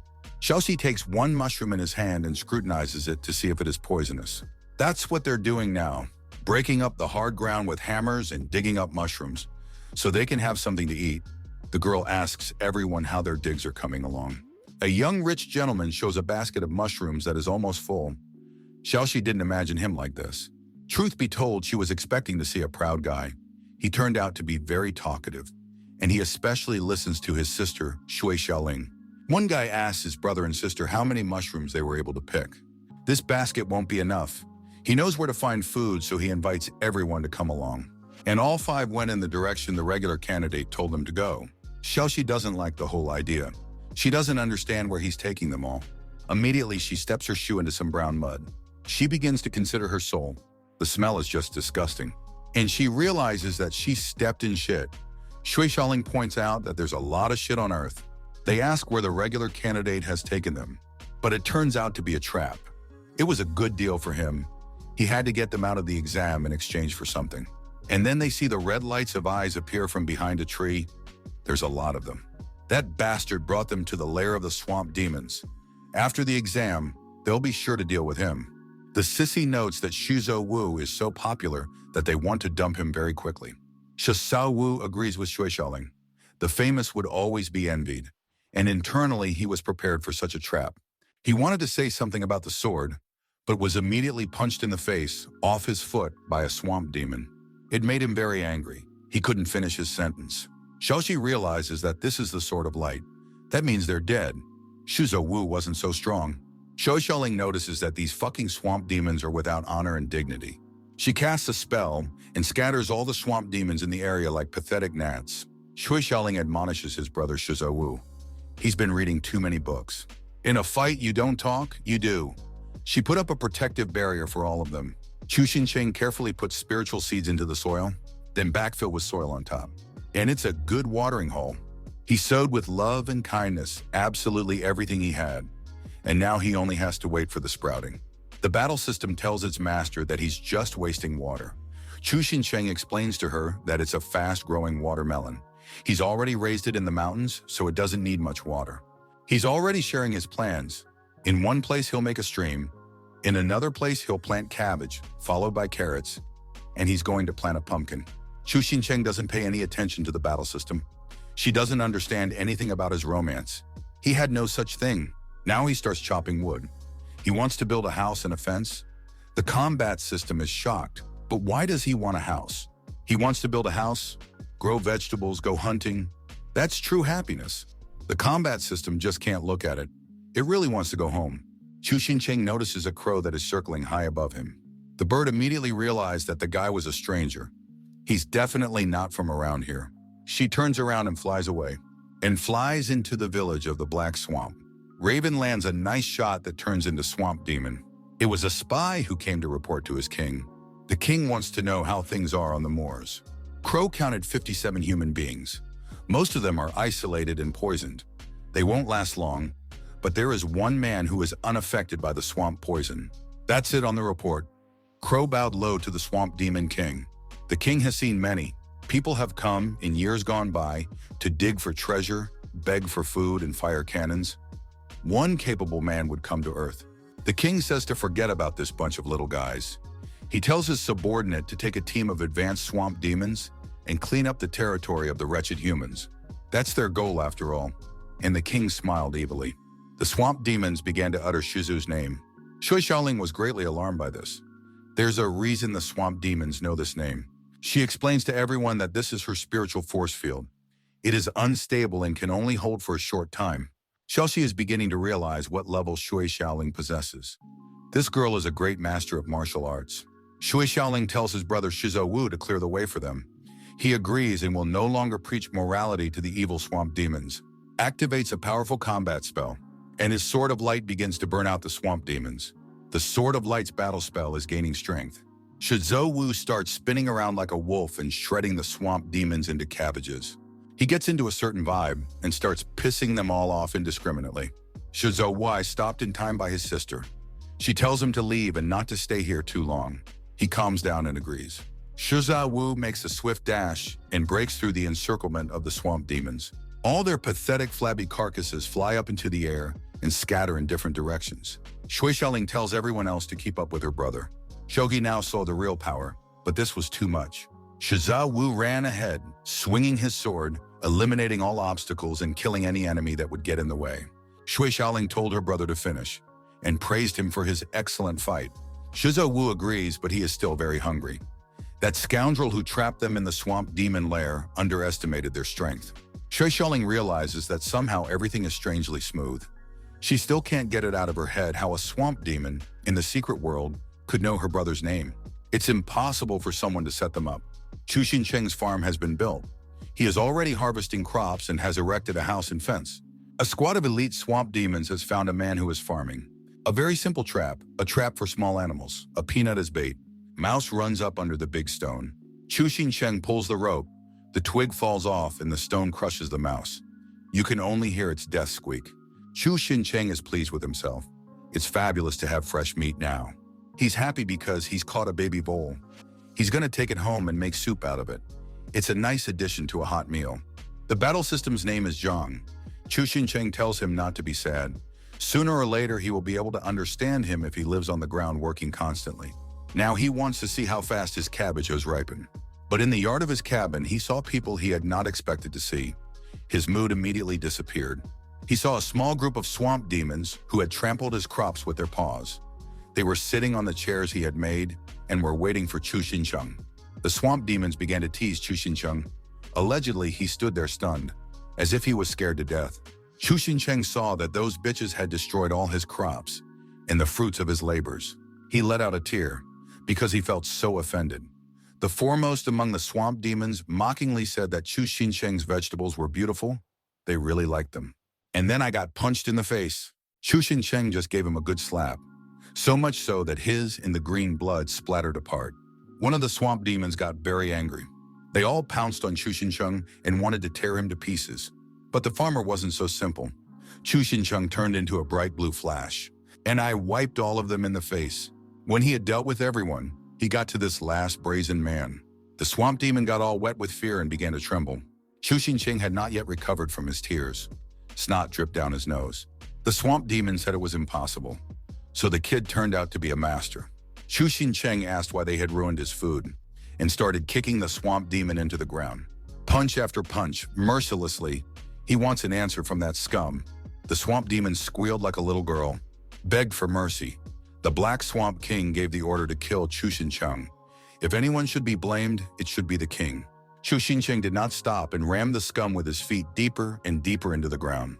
As a result, the swamp demon, under the blows of his feet, sunk his body into the ground up to his throat. His mouth was foaming. Chu Xincheng massacred those scum who dared to swear at his crops. Zhang called out to his master. Chu Xincheng summoned a fire puppet.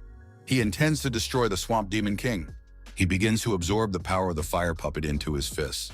All the energy is transferred into Chu Xincheng's body. As long as his hands don't light up with bright fire, now he is driven only by a thirst for revenge for destroying his crops. He intends to kill the Swamp Demon King, who ordered his servants to massacre Chu Xincheng. Shizuo Wu's sword slices the Swamp Demon in half. That was the last one for now.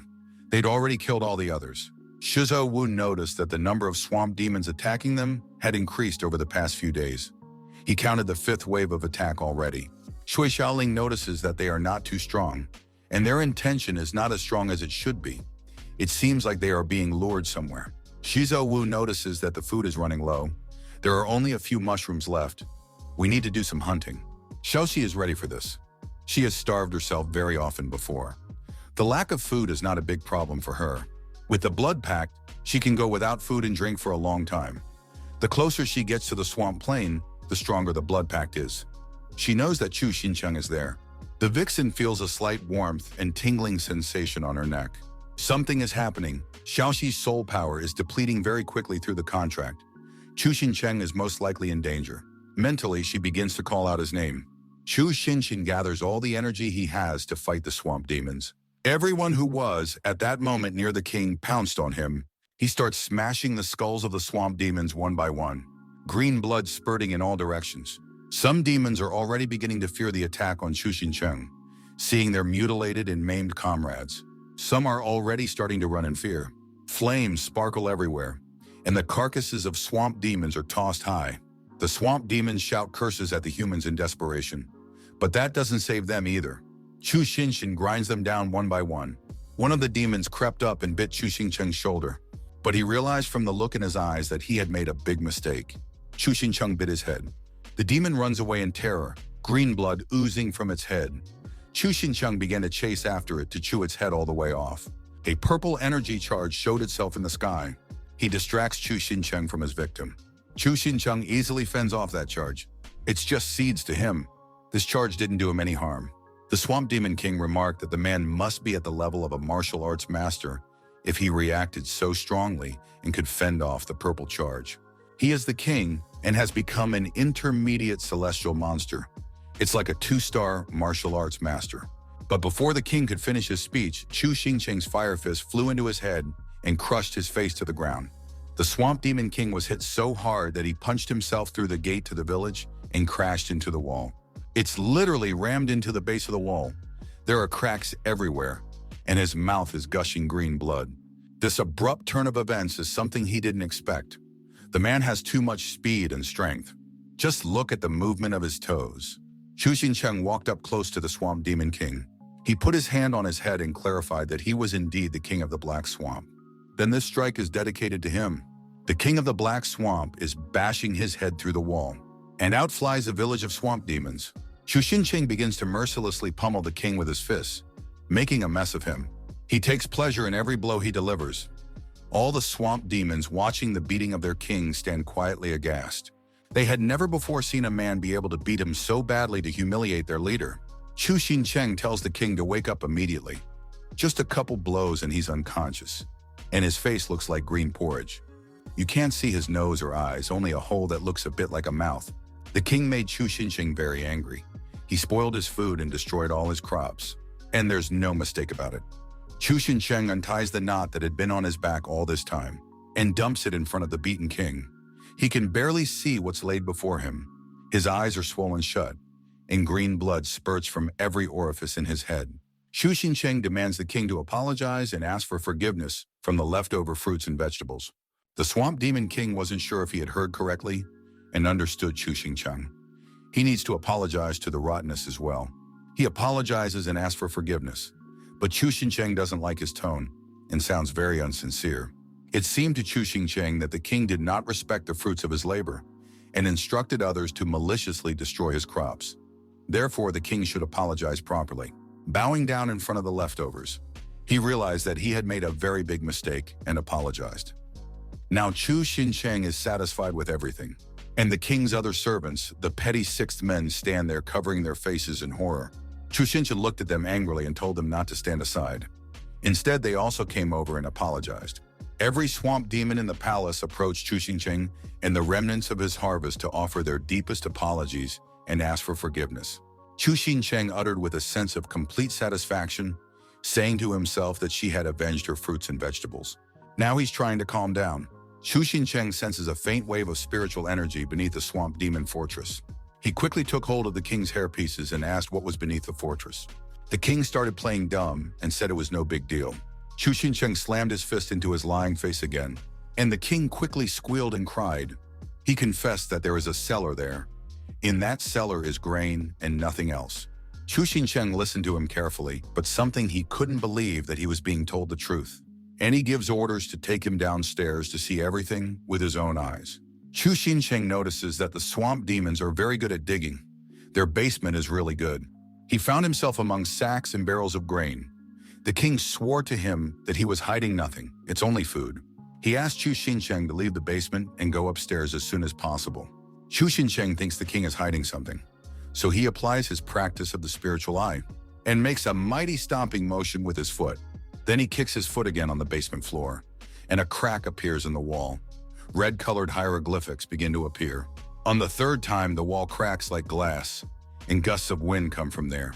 Chu Xincheng told the king that despite his best efforts, he could not be fooled so easily. He was really curious as to what was being kept from him. So Chu Xincheng breaks down the rest of the wall, and he sees a woman tied up. She's barely breathing, and she wasn't the only one there. There are 5 captured girls. Chu Xincheng is very surprised by such a finding. One of the girls asked Chu Xincheng, he's a candidate too, right? And begged for help. They all started to level up and set off with the mist and were attacked by a group of swamp demons. They killed all the male candidates. Zhang turns to Chu Xincheng. He already knows what the system will tell him. He has to save them all for the harem, but he wasn't going to leave her anyway. He'd help everyone. Zhang suggests Chu Xincheng to make his own harem. This really surprised Chu Xincheng. He wants to save his fox sister first.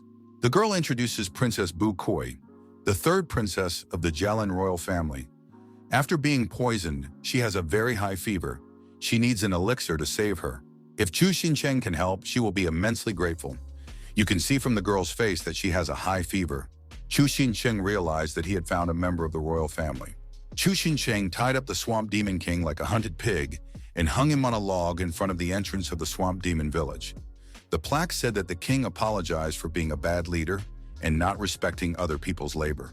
And all the former subordinate swamp demons looked at their former leader. Chu Xincheng couldn't find a clean bed. Therefore, it was best to put the princess on the table.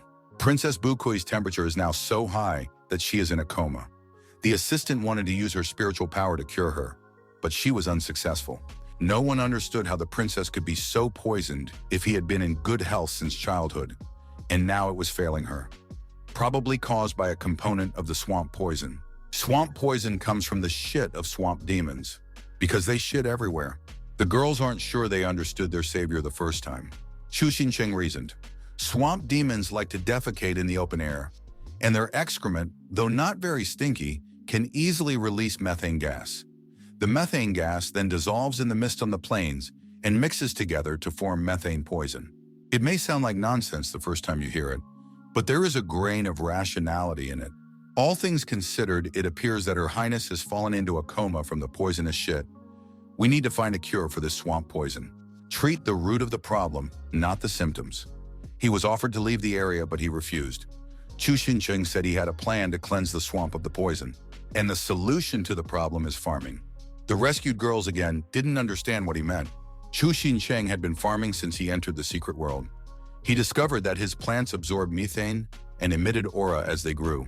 He brought with him some seeds of a miracle herb. The fast-acting seeds bear fruit in 2 days. It's his duty to help people. He wants to get rid of the poison and purify the methane. It is possible to return the blue sky to the secret world. Chu Xincheng is hoping for the girls' help. You need to start planting all kinds of crops and plants as soon as possible. Zhang interrupted his master. Girls should be in the harem and pleasing him, not growing all sorts of fruits and vegetables. The combat system has created a table of indicators. New harem mechanism. Once he reaches intimacy with one of them, You can participate in a raffle with great prizes. Chu Xincheng wondered what kind of excellent reward he could get. Zhang said that it could be some gardening tools. He got very excited and told the combat system that he'd make the best of it. The girls said they had never farmed before, and they wouldn't be able to grow much since there were only a few of them. Chu Xinchen gives them his books that he has been reading, and the girls have to read them. Farming is not difficult, and then they get to see him planting plants. These books contain the most important information. It is imperative that it be internalized. As for the labor force, the swamp demons would easily be able to assist them. Literally 10 days later, Shizuo Wu and the others go to the swamp demon village. They had been walking for a very long time. They were tired and hungry, but they reached their goal. All four of them see a village of swamp demons in the distance. Shui Xiaoling notices that the building is in much better shape than she expected. There's hardly any swamp poison to be seen, and no demons either, but this must be a very difficult area. Shizuo Wu tells his sister that their leader, the swamp demon king, is on the level of a martial arts king. We need to move forward toward the gate, but remain cautious. He'd like to see how well surrounded the swamp village is, the most difficult section in this secret world. They saw the gold lettering on the red cloth that hung on the posts at the gate, and above the gate they saw a sign saying welcome. Shizuo Wu and Shui Xiaoling were very surprised by what they saw. There's a sign above the gate, which says it's Black Marsh Cottage. Shizuo Wu and Shui Xiaoling didn't expect to see such a thing in the middle of a swampy area. They've been approached by a stranger and invites them to the cottage. A well-groomed and clean swamp demon stood before them. He greeted them and introduced himself as Numa's secretary, Aiden. He adjusts his glasses. He doesn't seem to have gotten a good look at the arriving guests. Numa Aiden was very excited at the description of his master. He recognized Shizuo Wu. He says they all know him very well, and instructor Chu Xincheng is very much looking forward to them. Numa Aiden forcibly pulls Shizuo Wu's hands. He assures them no harm will come to them. They are sure to have a good meal. So many candidates go to their farm. Well, the swamp demon won't stop. A well-groomed girl comes around the corner. She recognizes them as her brother and sister, because they are from the same family of royalty. Shizuo Wu and Shui Xiaoling were very happy to meet Hao Geng. She looks so much prettier, and she's wearing beautiful clothes. Chu Xincheng gave Hao Geng this form, and said that this form was specifically for explorers.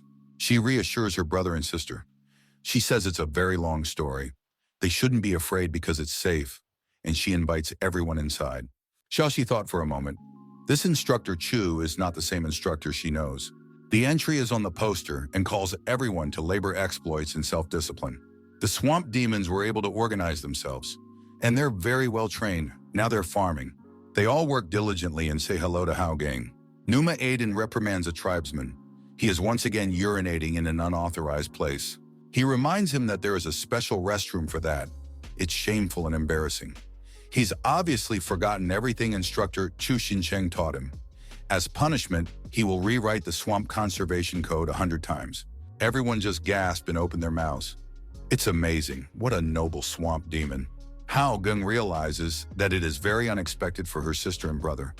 She didn't believe it at first, but she really liked the idea. Chu Xincheng began to raise demons. You can't discriminate against swamp demons. All races can unite. They all share a common goal. They strive for a clear blue sky in this world.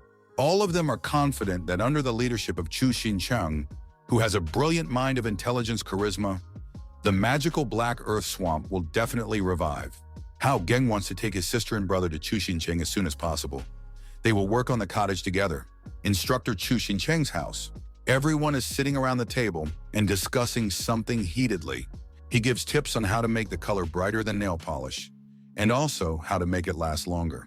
The girls really like it. They praise instructor Chu Xincheng. Each color is good in its own way, and it's very hard to choose. Chu Xincheng waves it off and says it's easy.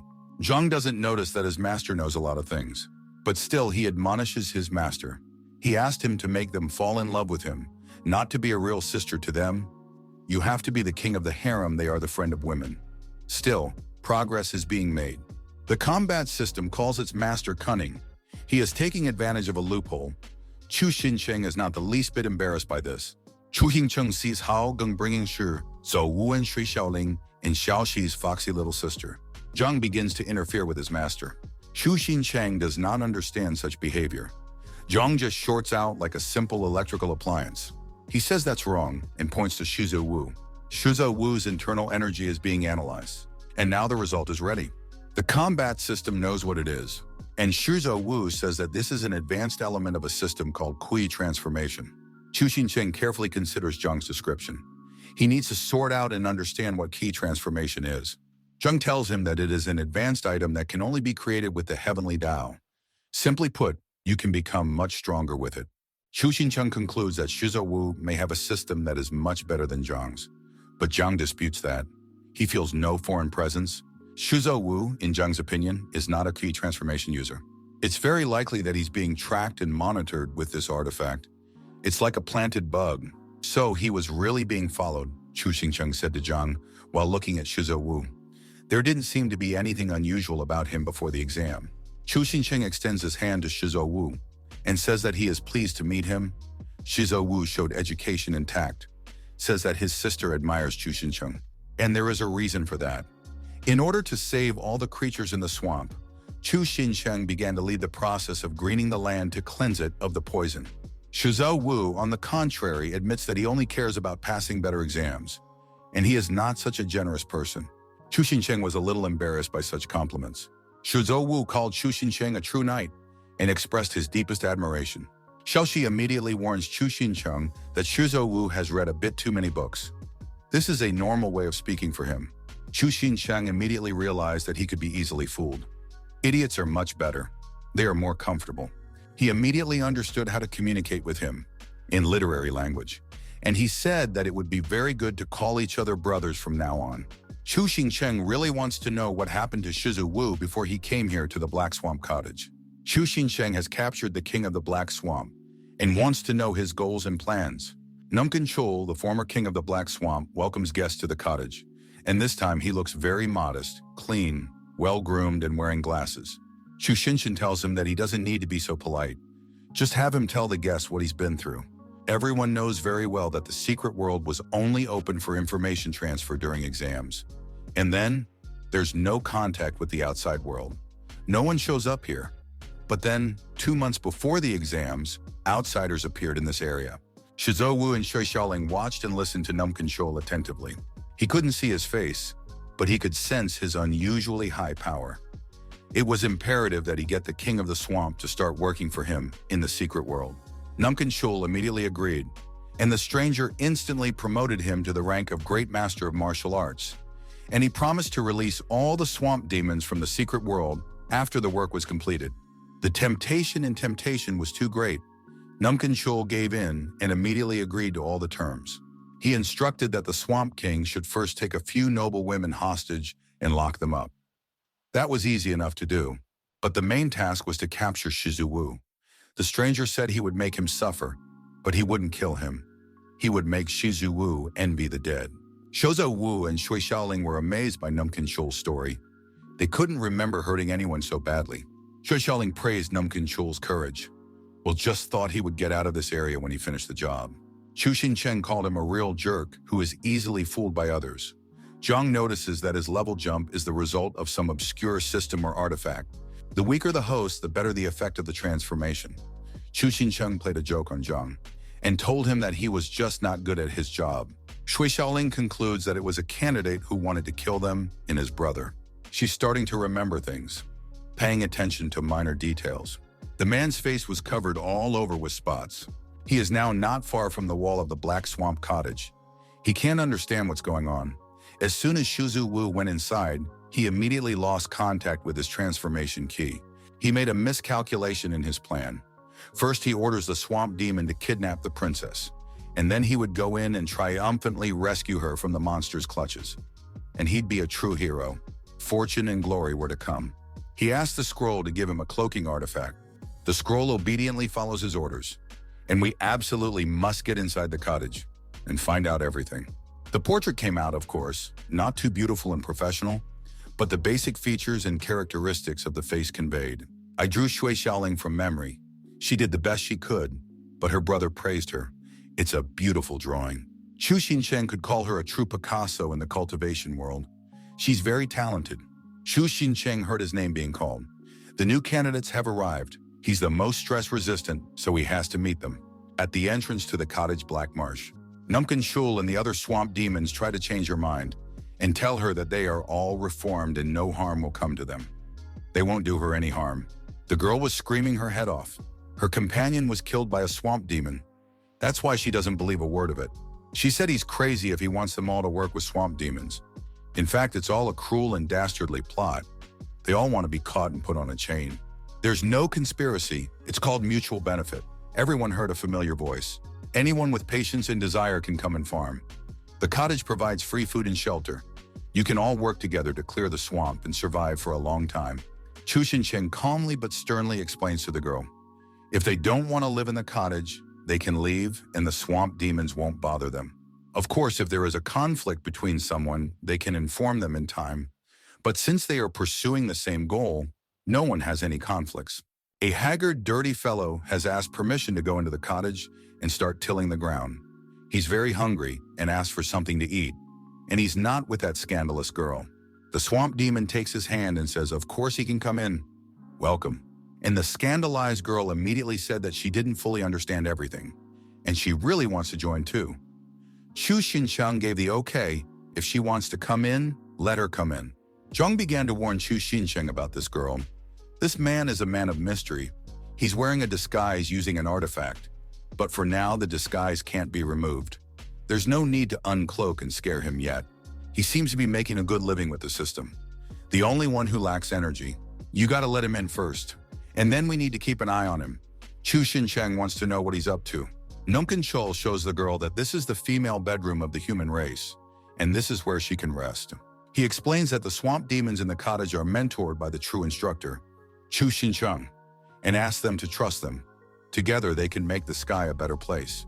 He waved his hand at her and wished her a pleasant vacation. Definitely everyone here at the cottage is sick and crazy.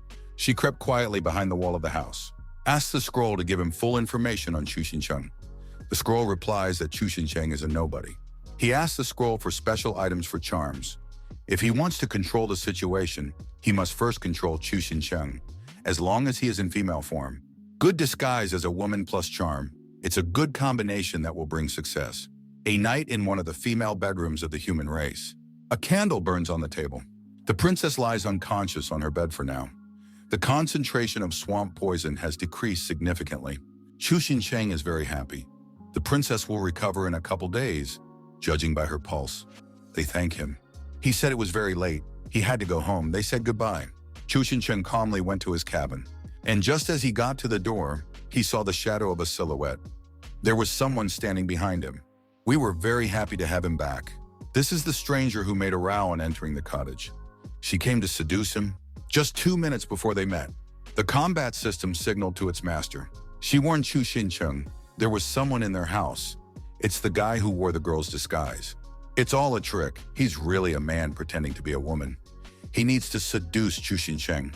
Zhang tells Chu Xincheng, as a precautionary measure, he will give him a system buff. The item doesn't affect him, and he can even counteract it. He opens the front door of the house with a clatter, and he must see the seductive body of a woman in front of him. Chu Xincheng actually sees a man with a woman's breasts. Such a sight is not for the faint of heart. Chu Xincheng was terrified and started puking like the last drunk. And the grief-stricken seductress didn't know that her secret disguise had been revealed and couldn't understand why the instructor had such a violent reaction. Chu Xincheng starts vomiting even more, and in between gagging, tells her to stay away from him. His eyes are just starting to hurt from the perversion he's seeing. It's hard on his psyche. He asks for help. Zhang tells him that with the buff, the host should totally notice the difference. And this female unfortunate is reasoning to himself why Chu Xincheng is sickened by the sight of a beautiful woman. Or maybe he's really sick. But he has to seduce Chu Xincheng at all costs. He turns on the charm to the max and starts hugging him from behind. She says that Instructor Chu is hurting her feminine heart. Would he reject her and humiliate her? Would he not want her as a woman? Chu Xincheng sees with his own eyes in the most beautiful woman and the man who molests him, and it makes his eyes start to bleed. Shoshi woke up in her room to screams. She heard a woman's voice telling someone to stop throwing up and look her in the eye. She opened the doors and saw Chu Xincheng lying on her doorstep vomiting, and on top of him, a half-naked beautiful girl sitting on top of him and harassing him. I wish Xiaoxi Foxy hadn't seen this. She quickly closed the door behind her. Chu Xincheng runs after her and yells not to leave. He puts his arm around her leg and tells her to help him or he's going to throw up again. Zhaoxi tells him not to touch her and calls him a filthy human creature. Chu Xincheng hugged the vixen and said it was a girl, a half-naked pervert. She wanted to seduce him. He's about to rip his own brains out. The other candidates slowly pull up to the noisy place. At the shouting, the seductress realizes that the plan has failed and slowly begins to put on her robe. Others want to know what's going on with Chu Xincheng and why he's acting like this. He's crying. His eyes are bleeding. He's not guilty at all. It's not at all what they might think. That half-naked pervert wanted to seduce him. All members of the cottage recorded the breach. How dare she defile Master Chu Xincheng, who had done so much for them all. She pissed all of them off, now she can't take it back, and she'll be arrested. All the girls in the Black Swamp cottage pounced on the naked pervert for daring to seduce Chu Xincheng. The villain realized there was no way to control the place. She hid the scroll and the charm artifact behind her back. There was a bright burst of energy. Chu Xincheng covered Xiaoxi's vixen with his body. For a moment, everyone was blinded by a flash of light. This flare was literally a quarter of the size of the cottage. Chu Xincheng opened one eye. After the explosion, they are still alive. Nothing bad seemed to happen. There was pink mist flying everywhere, and a lot of people started coughing. Chu Xincheng asked Xiaoxi if she was okay. Suddenly, she starts grinding her teeth. The fox's black eyes appeared, and it rushed at Chu Xincheng to gnaw on him. But he shut her mouth just in time. Let her roll up her lip before she bites. Turns out that this rose-colored mist had infuriated the swamp demons. Zheng told his master that this is the subject of losing one's mind. It makes the swamp demons show their true form and essence. They will attack all creatures around them indiscriminately in a rage. One of the swamp demons attacks Chu Xincheng from the back, but his faithful secretary and assistant Ainon saves him and beats the rabid swamp demon over the head. He's asking if Mr. Chu Xincheng is okay. Chu Xincheng was very glad that not everyone had succumbed to rabies. He's not affected by that poisonous pink mist. He just felt an intense manic excitement. But Instructor Chu Xincheng's words of wisdom rang in his ears once again. He is a new swamp demon, embodying new ideas in a new era. Chu Xincheng didn't expect Ainon to be so conscientious. He will call it the light of the swamp demons. The future demon races will be in his hands. And Chu Xincheng need not worry, Ainon will fulfill all expectations. Zheng told his master to stop all this shit. The bastard who released that poisonous pink mist fled to the east. Xiaoxi is still at the mercy of frenzy. Chu Xincheng asked Ainon to keep an eye on her, and asked her to let her live even if she freaks out again. Meanwhile, Chu Xincheng will find that pervert and have a proper talk with him. A pervert found the princess's house. Since he can't control the Black Swamp, he'll just destroy it. They will never see true harmony or the true face of the swamp demons. He wants to kidnap a sleeping princess and pass it off as a rescue. He wants to use an amulet on her so that the princess will fall in love with him. Chu Xincheng sees a huge pillar of fire that burst out from the roof of the princess's room. Zheng says this is the princess room, but he doesn't know the cause of the explosion.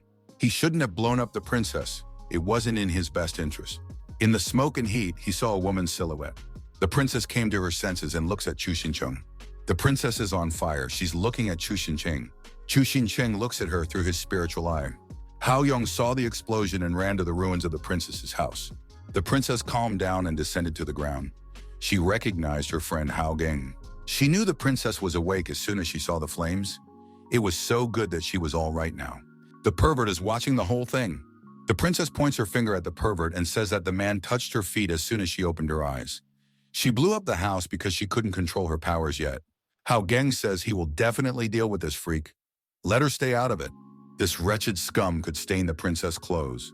Hao Geng ran to attack with her sword at the perverted man. In his haste, he tries to cast a new spell to save his skin. And the ground beneath the girl's feet begins to move. And the ground got wet, and tentacles of mud came out of it and entangled her arms and legs. Zheng warns that his martial soul is dirt. It would be very difficult for even a great martial artist to break free with it. The pervert demands a memory eraser from the scroll, and then Chu Xincheng punches him in the face. He didn't expect to be able to get out of the mud. Chu Xincheng starts beating him with his fists, turning his face into sour cream. The villain may not even dream of destroying the Black Swamp. Hao Geng asks Chu Xincheng to kill that freak. The rank of his power is too high. How come this wretched man is ruining his life? And then the pervert remembers how he's been kicked all his past life and wiping his feet. There's no way he's coming back. He's going to make everyone bow down to him. He tells the scroll to take 20 years of his life. He spreads out a golden scroll and tells him to kill Chu Xincheng, no matter how much it costs. A bright flash appears in front of Chu Xincheng's face. It's like he's entering the realm of light. For what felt like an instant, Chu Xincheng froze. Only a small noise is heard. Chu Xincheng has disappeared. Now the perverted bastard was left alone with Hao Geng and the princess. Hao Geng can't figure out where Mr. Chu Xincheng has gone. She screams and asks where he put Mr. Chu. In response, the pervert smiles evilly and says he was consumed, although he had to pay with a part of his life. And that's pretty expensive. But now he has no one standing in his way, and now he can have the princess for himself. The princess says he disgusts her. Despite all his arrogance, she won't be like that with him. Now he can play with it any way he wants, but immediately gets his hands on his arms with a sword. A knight always comes when he is needed. Shizhou Wu stood up for the princess. Chu Xincheng is somewhere in prostration, looking around, looking up and down. There's white space everywhere. He doesn't know where he is. Zhang also fell into this white dimension with him. The two of them are in system space right now. Shizhou Wu drove the pervert with his filth away from the princess and Hao Geng. The dirt began to weaken and let them go. Hao Geng was very happy that Shizhou Wu had freed them. His sword of light has resistance to the power of darkness and all kinds of dirt. Shui Xiaoling asked them if they are okay. They thought they had come to visit Mr. Chu Xincheng. Suddenly, the swamp demons rebelled. Mr. Einan told them to go east. They warned Shizhou Wu that this scumbag has some kind of magical weapon, which he's moving through space. Shizhou Wu himself had noticed that his opponent inexplicably reflected his attacks no matter how many times he tried. He realizes that Chu Xincheng has been framed. Mentally, he asks his brother to keep him out of trouble. Chu Xincheng is peacefully napping. Zhang is trying to wake up his master. He has already tried everything he can, but he still hasn't gotten out. So the only thing left to do is to sleep. Chu Xincheng is sure that Zhang must have some solution. After all, this is a system space, and he is a combat system. After connecting to the Skyway, the system forms its own system space. It is used to store information about the system and create objects. Zhang contacted this serial number and discovered that it was just a low-level artificial intelligence. In other words, it's a terrible replacement for the battle system. If that intelligence is programmed to work, then the scroll is a robot that provides items. A simple fake system. Chu Xincheng asked Zhang if he has his own space. And to make an analogy, it's like the two of them are trapped in someone else's house. And there's only one robot in the house, and they don't know the way out. Alternatively, you could try to take over the house. Zhang likes this solution very much. He's going to try to invade artificial intelligence anyway, since Chu Xincheng dared to let Zhang into this space, he should be prepared. It will show the strength of the present system. Shizhou Wu prepares to strike again. He attacks the enemy time after time. Even the princess is helping him in this battle. She jumps on top of the freak and strikes him in the head with a flaming hammer and discovers with surprise that nothing has happened. It disappeared into system space. He didn't take any damage. She really doesn't like these tricks. She grabs Shizhou Wu by the scruff of the neck and jumps back. Shizhou Wu is unconscious. It's disgusting. Every time this rascal is about to strike, he either suddenly deflects or this strange shield appears. The enemy is gathering his thoughts and forces. He has spent every possible means to hold back the onslaught. There's nowhere else to pull. Time is of the essence. He's holding a magic scroll behind his back. Rank raising, unlike the one used by the Swamp King, this one can continuously raise the level as long as the physical body can endure. It takes a lot of energy, but he's willing to sacrifice everything. The enemy must be crushed at all costs. Shizhou Wu and the princess once again ran to attack him. But better that than to become a punching bag again. A purple ray struck from the sky. All four of them felt very strong fluctuations in spiritual power. It felt like it was bursting through. His energy is growing, though it's causing him great pain. He's raising his rank, must be using a magic trick again. Shizhou Wu tells his sister that they can't procrastinate any further and let them get stronger and stronger. Shui Xiaoling to activate his force field, to finish him off before his sphere stabilizes. Shizhou Wu strikes him with his sword of light, dissecting the purple flames. But his blade is dipped in mud. Shui Xiaoling senses something wrong. The enemy sends a mud attack at Shizhou Wu, and his sister, at the last moment, puts up a protective barrier that breaks under the onslaught. Shizhou Wu turns away from the mud tentacles as fast as he can. Eventually, one of them turns into a huge dragon. The villain's neck is entangled with a light whip. Hao Geng turned her blade into a flexible weapon and attacks that bastard to weaken him. Then he throws it as hard as he can to the side. Meanwhile, the princess jumps up and takes him down with her hammer. A firestorm of colossal power has been unleashed. With its body, it pierces the topsoil. Shizuo Wu forms a spear of light and throws it at the freak to finally finish him off. The princess begins to spin in the air and prepare your hammer of fire. She adds acceleration to the spear of light to make the blow even stronger. They literally nailed that pervert to the ground with that spear. There was an explosion, like a meteorite hitting the ground.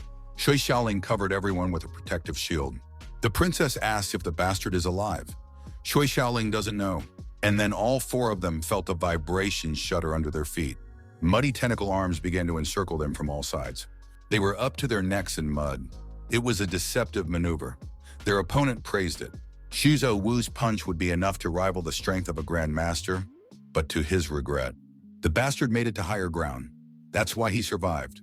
He starts beating Shizuo Wu with a kick to the head and starts sinking him in the mud, standing on his head like a soccer ball. The princess started covering for her father, the emperor, to which the bastard villain said he could have fun with them anyway, and then completely erase their memories. Maybe then the little princess will cry and beg him for mercy. All the nobles of heaven, the sons of destiny, bow at his feet. He considers himself chosen and turns to the scroll. Before he can finish his request, a fist flies out of the scroll and into his chin. Black blood flew from his mouth and nostrils in different directions. There's a glow coming out of the golden scroll, and a hand comes out. Then the top of the head appears. Mr. Chu Xincheng was able to escape from the trap. All four of them were very excited when they saw him. Chu Xincheng finally got out of the scroll trap. He asks why they got into the mud. If this is some kind of performance art, they sharply yell for him to be careful. He is attacked from the back by a mud dragon. Chu Xincheng simply swings his fist once and knocks his face off. There's that rotten filth that spoils the soil again. The enemy is outraged why he's not dead, and he's directing all his energies at him. Chu Xincheng thuds his foot into the ground. A giant clump rises up and mud tentacles slam against it. All four of us see such a grand battle. Chu Xincheng begins to smile evilly. Since his opponent likes to play with mud, he's going to get him and play with him properly. A stone fist bursts out of the ground and punches the bastard in the face. Why he is in so much pain when he is at such a high level of martial arts, he cannot understand. Only blood spurts out of his mouth in different directions. He turns to the reinforcing artifact again. He must become even stronger, and no life force should be spared for that. Zhang prompts his master to get closer to him. He can't be allowed to continue using this strengthening artifact. Right now, he's weak enough. He realizes that the lifespan is about to end, and the body has no resources. But he doesn't care about the price. He needs to get stronger. A picture of the past. He was bullied and humiliated very often. He was deprived of a place at school and was constantly beaten. And sitting in the library, he heard a voice. It was a voice that suggested he start a new life.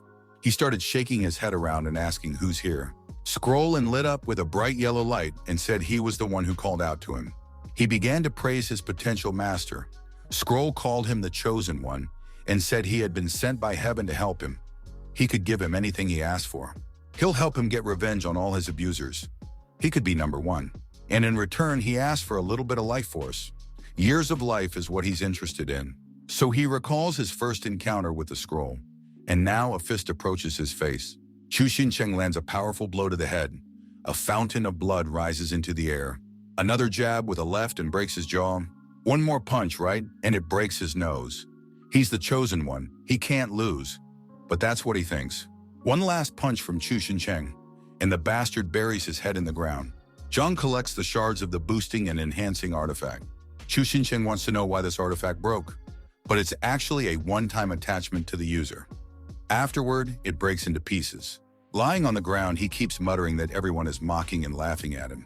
It's very hard for him to become a new person. It's all Chu Xincheng's fault. It's not all his fault and curses. Chu Xincheng notices that the little brat will die very soon, but he still continues to talk nonsense. There's no need to play the victim. Everyone knows the terrible things he's done. Well, the pervert thinks he did it all just to get what he deserves. He has no talent, he was bullied. He managed to get into school but was replaced by another rich kid. The whole foursome had some compassion for it. Chu Xincheng realizes that his opponent is right about something. He's been working hard, but for some reason, no one sees him. Some are born noble, while he was supposedly born cheap. The scroll is his only hope. Chu Xincheng realizes that this is not his hope. The scroll was not helping him, but killing him. It was a ghost that pulled him into the very abyss. Attacking an innocent man is not revenge. It's a truly heinous act. Chu Xinchen tells him that he chose the wrong path to start a new life. The pervert smiles and sighs. He had no choice at all. Now he's dead. Until the day he died, he was reluctant to look up at the sky. Souls can resist a variety of physical damage and damage from techniques, but they can't do anything about the loss of vitality. Zhang tells Chu Xincheng that that's it now. Chu Xincheng wonders if his battle system is powered by his life energy or not. He says it was a fake system that does it, and Zhang is the real system, and he's not going to let the scroll absorb his life energy. A ghostly journal appears above Chu Xincheng's head, and here it is among an endless array of books. Chen tells his master that he has collected a copy of all the knowledge stored in the scroll, and now he has to deal with it, but later. In very rare cases, the system would allow the host to enter the system space. But since they are the closest partners, Zhang made an exception for Chu Xincheng. He hopes that he can trust him. After his research, it turns out that the fake system is more like some kind of switch, and every time, it's automatically forced to find the host. The host gives up its life energy and gets replaced with artifacts. The appearance of this fake system is not accidental, but it also gives Chu Xincheng an opportunity for Chu Xincheng to refine his martial spirit. Zhang tells his master that they now have enough energy, they need to level up. He congratulates his master for advancing his master's martial spirit to the earth level. Chu Xincheng really disliked the fact that Zhang had become very formal. Now there's so much nerdiness and detail. Zhang puts it down to the fact that when he first met him, he wanted to create a professional cold image of the martial system. But since Chu Xincheng now knows who he really is and what he looks like, why would he want to do all of this? Well, as for the artifacts, Zhang still can't recreate them, but he can recreate them with the shards they received. All of this requires a great deal of knowledge and skill and time. He needs to read absolutely all the books. Chu Xincheng admires Zhang's diligence. Zhang admits honestly that he's a loser right now, but he can make up for it with hard work. To a rigged system, he won't lose. He works for results and really wants Chu Xincheng to be the strongest warrior, and he is his strongest. Chu Xincheng is now interested in pig breeding books. Jing realized that his master wasn't listening to him at all. If he was listening, he couldn't hear him, and he pushed Chu Xincheng out of his space. He heard someone calling him. Anon runs to meet him. Chu Xincheng asks if everything is okay. Is everyone calm? About that, everything's fine. The riot destroyed much of the farmland, fruit and vegetable crops. It's a shame to see the labor trampled on. So much time and effort was spent. The swamp demons are apologizing to Chu Xincheng. They were so crazy that when they came to their senses, they realized the ground had been dug up. They are ready to be punished. He sees swamp demons as victims too, and there is nothing to punish them for. Chu Xincheng materializes a large knife in his hand. He wants to slit his own throat, to come back to reality and kill the creep. Shizu Wu tries to stop him, and the swamp demons won't let him. Ainan cries and begs Chu Xincheng not to leave them.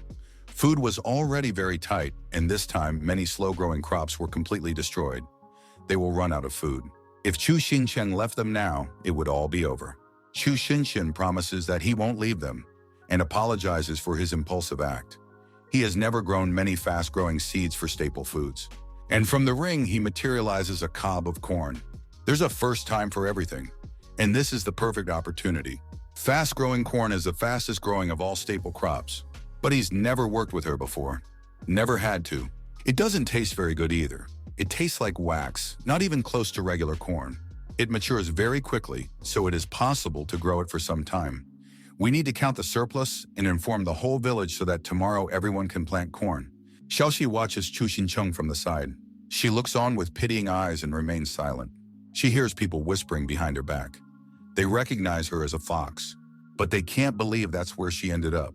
Xiaoxi realizes she's been exposed, and this is something she was very much afraid of. When she tried to attack Chu Xincheng, everyone saw her in her animal form. The next morning at the lodges, the princess resents the fact that she has to farm too. She shakes a plate of sweet potatoes in front of Swamp Demon's head. In his defense, he says that steamed sweet potatoes are good to eat. She grabbed her hammers and started swinging them. Some swamp demon imprisoned her as soon as she showed up. Now they want her to plant fruit and vegetables for them. That's not gonna happen. She's gonna tear this whole shitty fort down. Chu Xincheng said that he was the one who gave the order to sow the land. And the princess will plant not for the swamp demons, but for herself, so she won't starve to death. As for the food, Chu Xincheng asked Ainon to tell everyone what he ate before he came. The swamp demon lowered his eyes downward with bashfulness. And he said he ate shit, regular shit. He was very hungry. And shit wasn't always edible. There wasn't always something to eat. And the whole trio looked at the poor swamp demon and realized that it was very scary to be hungry. There was actually a food supply, but it was the Swamp King's private property, and ordinary swamp demons couldn't eat it. But with Chu Xincheng's appearance, they divided it equally and planted it, and life got better. Chu Xincheng is throwing a hoe to the princess. The only way to get good food is to plant it. So plow in hand and get to work, you arrogant and capricious royal bitch. But it doesn't suit a princess. She can't do dirty work. I've always wondered how farmers can farm. Chu Xincheng won't feed her for free, even though she's a princess. Either she works or she stays hungry. He smiles wryly and says it's a uniform rule for the Black Swamp Cottage. How much you work is how much you get. If you don't work, you don't eat. Chu Xincheng called everyone to start working and growing good food. Hao Geng is trying to calm the princess down. She will do some of the work for the princess and won't let her starve. She's a princess, and that bum doesn't talk to her like that. She remembers him well. She defiantly slammed the door to her cabin and said she wouldn't eat a bite of his food even if she starved to death. Zheng warns his master not to treat the princess like that. He will now have a minus rating. He must rely on her to find the broken seal stone. Chu Xincheng understands all this, and he also realizes that he's the boss of the swamp, and justice must be served uncompromisingly. As soon as someone gets something for nothing, labor is no longer valued. That's why you should plant a vegetable garden. Yi Jiang punched Chu Xincheng's neck and shows him his main task. We need to increase intimacy, and then he will give the artifact to Chu Xincheng. His strategy is to deceive them. It's called pretending, and Chu Xincheng is the best at it. Chu Xincheng teaches, one must first sprinkle the manure evenly. Then you can place 2 or 3 seeds between the manure, keeping them at a distance from it. Otherwise, the seeds will be burned by the fertilizer. It needs to be buried and watered.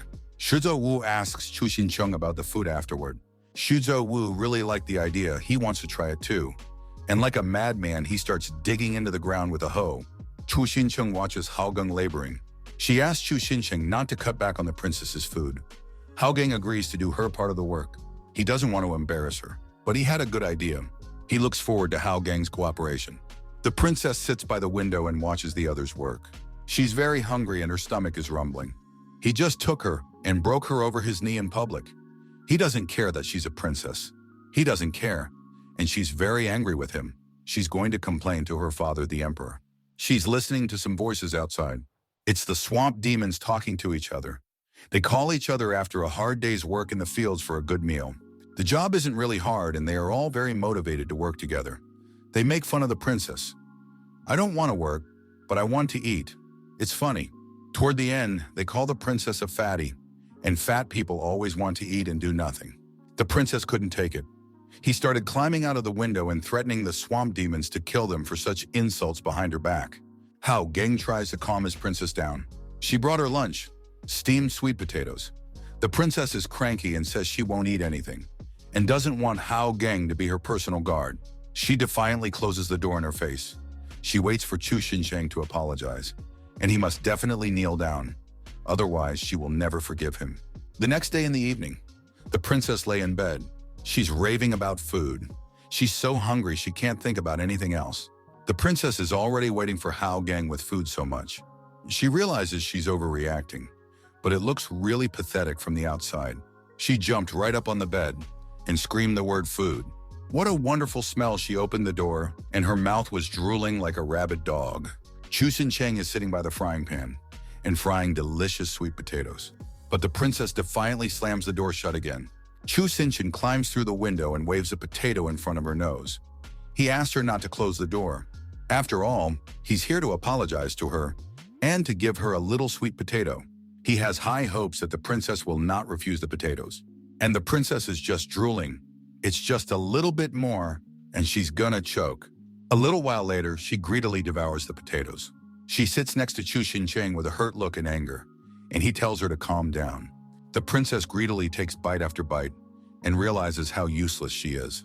But she eats and cries, "Why are these poor potatoes so delicious?" She wipes her tears with her sleeve and holds out her hand bashfully and asks for more potatoes. Chu Xincheng says he hasn't baked yet. Why doesn't the princess bake potatoes for herself? You have to bury the potatoes in ashes and wait for them to cook. It's too long for a princess. The princess pulls out her fire ground, starts roasting potatoes over an open fire. Chu Xinchen is just terrified. The potatoes might burn. The result is charcoal. Chu Xinchen realizes that the princess is a complete dummy and ruined the product. Anan walks nearby. He is tired after a long day of planting, and he heard instructor Chu Xincheng baking potatoes. It's the first time he's ever seen potatoes in this condition, crispy on the outside and sweet on the inside. He wants to taste it.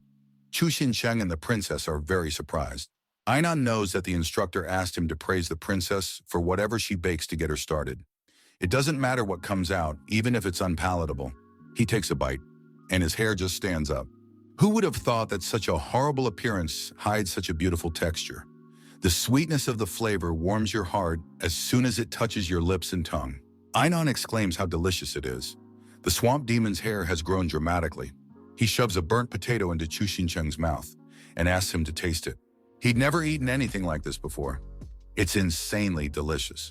A swamp demon saw that there were potatoes that made hair grow. He wanted to try it too. Now almost everyone has become hairy.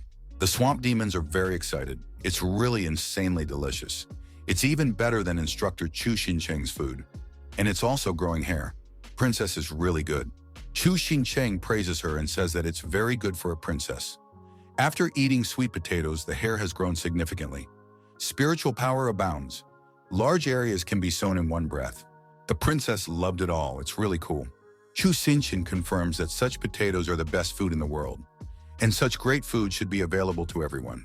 He asks the princess for help in making these potatoes for as many humans and swamp demons as possible, and they offer her to be head cook of the Blackmore Cottage. Black Swamp Cottage couldn't exist without the princess and her talent for cooking potatoes. She agrees. If they don't ask for it anymore, she'll be a chef. Everyone around us starts shouting, "Hail the princess, the great cook." Everyone around me is very satisfied and happy. Chu Xincheng is pleased with himself first and foremost. He was able to fool the princess. She did what he needed her to do. That's the most important thing. She has a good talent in cooking, and her fighting spirit suits well for frying potatoes. Therefore, she should be well used wisely. Jean says, "Screw this princess to hell." He didn't ask to make her a cook and raise her to be a culinary expert. The other two candidates are standing behind a tree. They're watching from the sidelines and realizes that it was that bastard Chu Xincheng who tricked the princess. Of course, they don't have the young princess's favor yet, and they can't defeat him.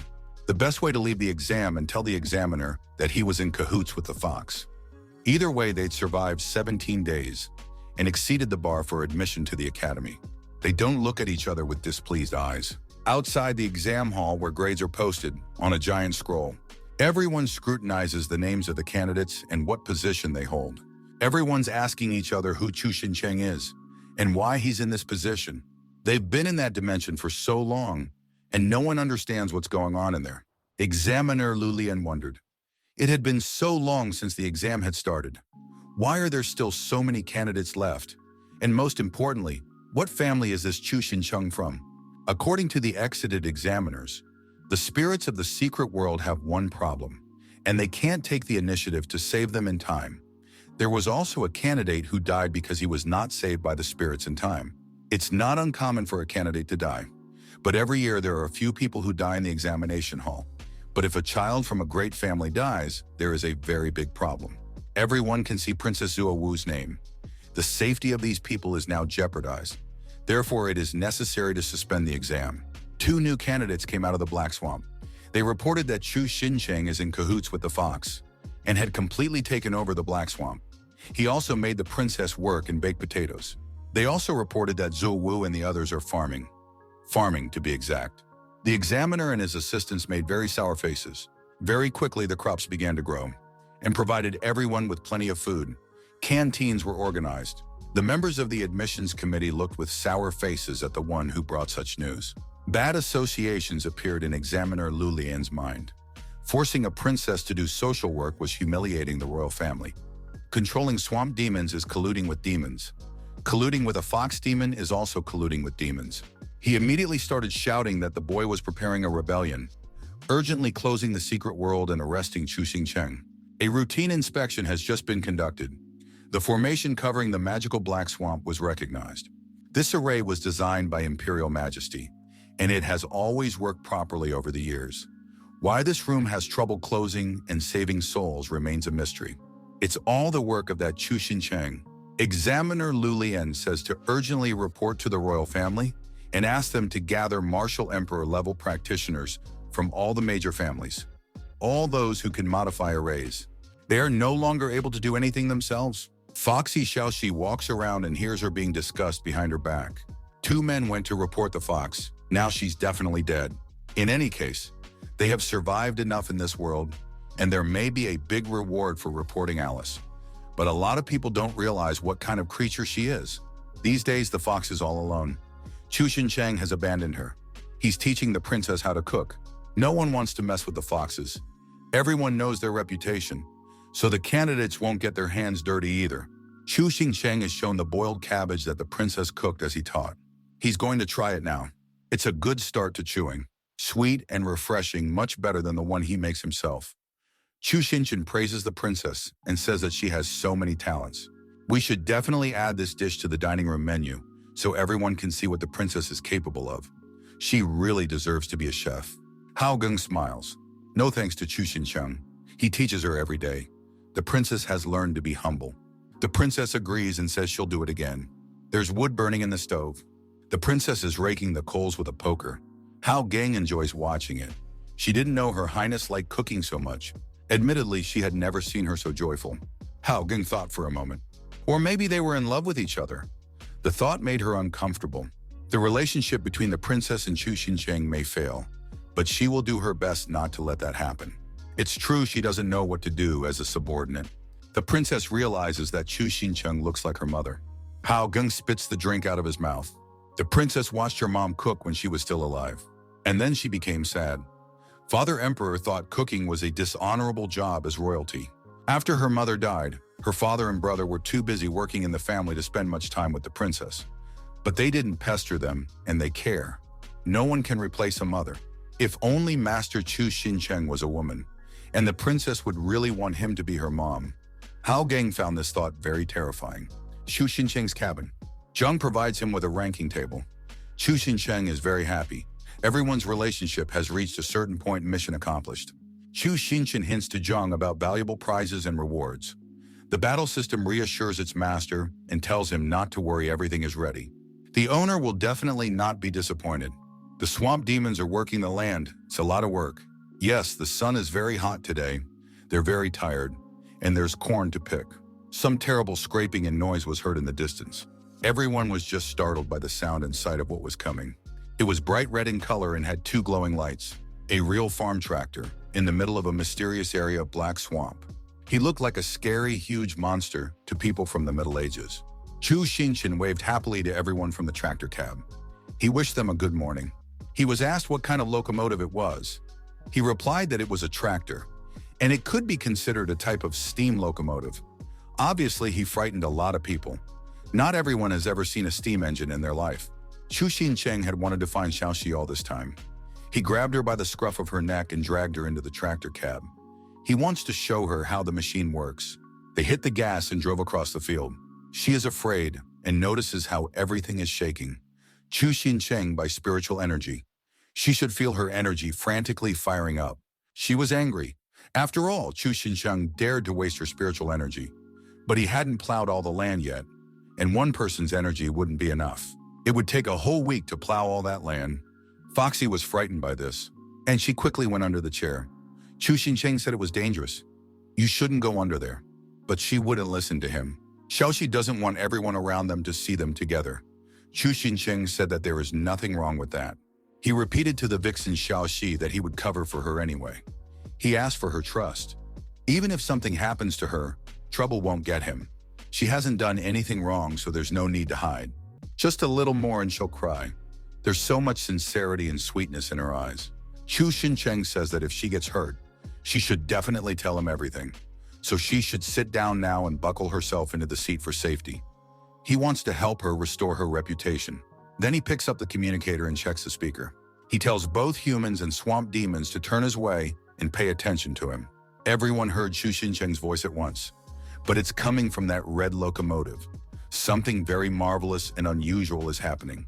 Chu Xincheng says that lately some people have been gossiping too much behind their backs talking about the fox. It seems like someone's living a very happy life and has forgotten all about hardship and hardship. The fox hasn't done anything bad to anyone. If anyone dares to further despise her, call her names, or make fun of her, they will immediately leave the Black Swamp territory. Chu Xincheng said, in order for Xiaoxi's fox girl to feel warmly treated, he would personally arrange activities on the farm to protect her. Whoever makes Xiaoxi laugh the most every day will be taught to drive a tractor by Chu Xincheng.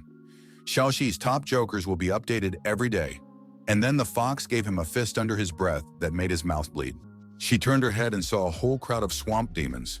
They all waved and smiled, and said they really liked her.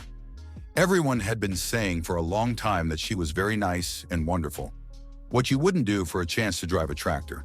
Even Hao Ging joined the crowd.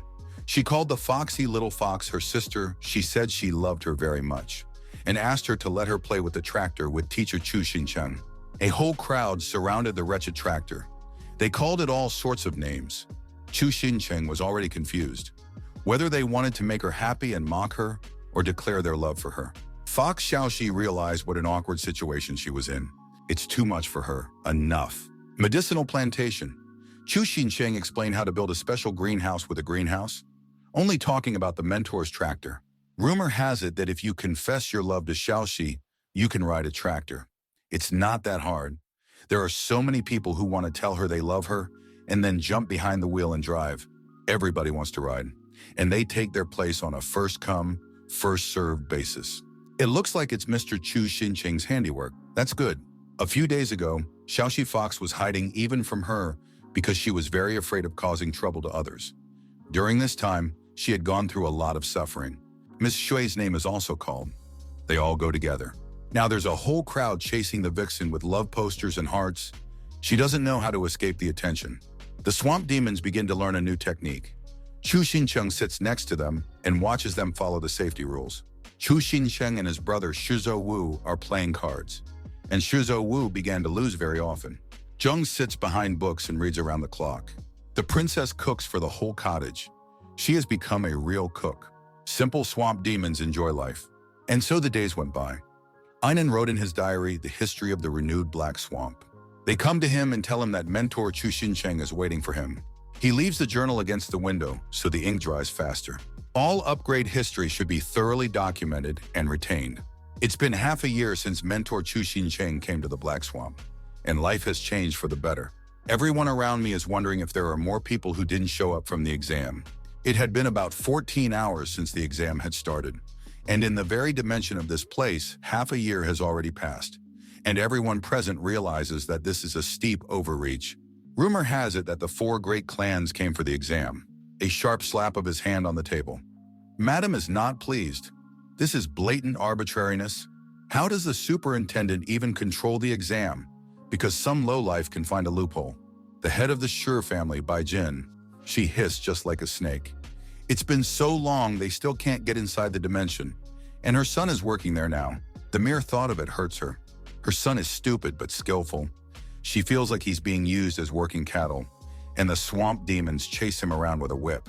The head of the Lu family, Lu Lian, expressed the opinion that it can't be blamed. To stop the very possibility of cheating, no one can enter during the exam.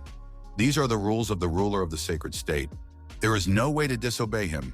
They can only ask the Lord Ruler for help and wait. Lu Lian says you can't go in there now, but every 24 hours the Dark Valley automatically opens. This is necessary before the new stage of the exam begins, so they have to wait another 10 hours. The parents got worried. That's another 5 months in the dark dimension. There was no telling what awaited their children. Chu Xincheng is being blamed for all their sins. They have the impression that he is abusing their precious children. There was a loud clatter of the cane on the floor. Everyone fell silent. The head of the family Shui motion. The ruler's reply will follow after a certain amount of time. Right now, the situation is not clear. Therefore, she asks everyone to remain calm. She knows one way of observing the exam. If anyone is interested, it is definitely worth a try. In the secret world, the sun is high in the blue sky. It's the sun that's beginning to change and turns into a giant bright eye. The swamp demons are simply shocked with fear. The simple sun turned into an eye. Everyone starts running around in a frenzy. They say they have to call Chu Xincheng immediately. Through this eye, watching over all of this, are the heads of the 4 major families of the kingdom. Shui Mozhen warns everyone that the surveillance seal won't last long, but at least they will be able to see the condition of their children. A lot of people, Baijin has no way to find her son. She tries to find the thick red hair, and she finds him. He's standing there with a hoe working, tilling the field and pulling out the weeds. She's very surprised that he's so tan, but she didn't mean to scare him. She sees a blue-haired man, and a large crowd has gathered around him. Someone thought her daughter was being attacked from all sides. Turns out she's not being attacked, she's being guarded, but she's dressed in some simple clothes. The family asked Shui Mozhen to move her eyes slightly to the right. They saw a very fast-moving object. They mistook it for a steam locomotive, but a very fast one. He stopped and the door opened. Xiaoxi popped out from there. She put on her dark glasses and began to look closely at the eye. Then she showed her middle finger to the watching sun. But all 4 heads, the main families of the kingdom, did not understand this gesture. Chu Xincheng really dislikes Xiaoxi's cowardice. Aside from the defense event, he tries to find another way to reach her mind. It is imperative to resist if you are offended. You have to be even braver. You can scold someone who offends. Chu Xincheng demonstrates to Xiaoxi how to properly point the middle finger at his abuser, and it's paid off. The little fox has become more courageous and a little too cocky. She'd give the middle finger to anyone who gave her a hard time, and she didn't look at anything. The swamp demon tells her to run as fast as she can out of here. Maybe that thing in the sky will hurt her. Xiaoxi became overconfident. Suddenly, the deputy and Xiaoxi were called out. They both looked around. Shui Xiaoling called out to them. It's a surveillance seal. She's seen something like this before, so there's no need to panic. She immediately realized that this seal is her mom's possession, but she also realizes that it's a violation of all the rules. Shui Xiaoling asks where Chu Xincheng is now. The deputy replies that he went to the beach west of the field. Therefore, that is where he should be looked for. All 4 leaders of the main families of the kingdom realize that the children are fine and get along well with each other. All the children are safe. Their lives are not in danger. But someone else is still asking to find her daughter. Chu Xincheng is once again accused of every imaginable sin. Allegedly, he's forcibly keeping the children of the kingdom's best families in the dark dimension, and they are so honest and decent that they believe him. The wooden stick pierces the fish through and through. Hao Geng is very happy with her catch, a fish caught by her own hand. One of the parents faints. Mr. Hao is just shocked. Formal ugliness of his daughter dressed so openly and showing her body to everyone around. The girls call Chu Xincheng to go fishing with them. Chu Xincheng is very embarrassed by the sight of half-naked beauties. He can't concentrate. It's all making him dizzy. But Zhang tells him to enjoy the beauty and seize the moment. If he had known that the fishing would turn this way, he would have definitely taken Fox Xiaoxi and the princess with him. Chu Xincheng notices that the sun has an eye. That's quite unusual. Slowly, the eye begins to close. Shui Xiaoling runs to Chu Xincheng and calls out to him. She folds her hands neatly on the table and says that the appearance of that eye is a warning. She knows that watching the exam is a violation of all the rules. That's why it's necessary to get out of the dark dimension. Shui Xiaoling shared his speculation. Something must have happened outside the valley. They've all been here for 6 months, and it's time for them to leave through the portal already. The princess says she wants to keep cooking food, and Shizu Wu wants to stay and do spruce farming. But in the end, they all showed up for the exam. Chu Xincheng suspects that those 2 snitches said something very bad about him. Xiaoxi took off her glasses and sits quietly. Chu Xincheng playfully started touching her pigtails. This made her too angry. Shui Xiaoling told the swamp demon that they couldn't stay here all their lives. Chu Xincheng said that enough of arguing amongst themselves. They should pack up tomorrow. They would all leave the secret world together. The swamp demon can't believe that the mentor wants to keep them. Chu Xincheng says that if the whistleblowers are to blame, the black swamp will suffer as well.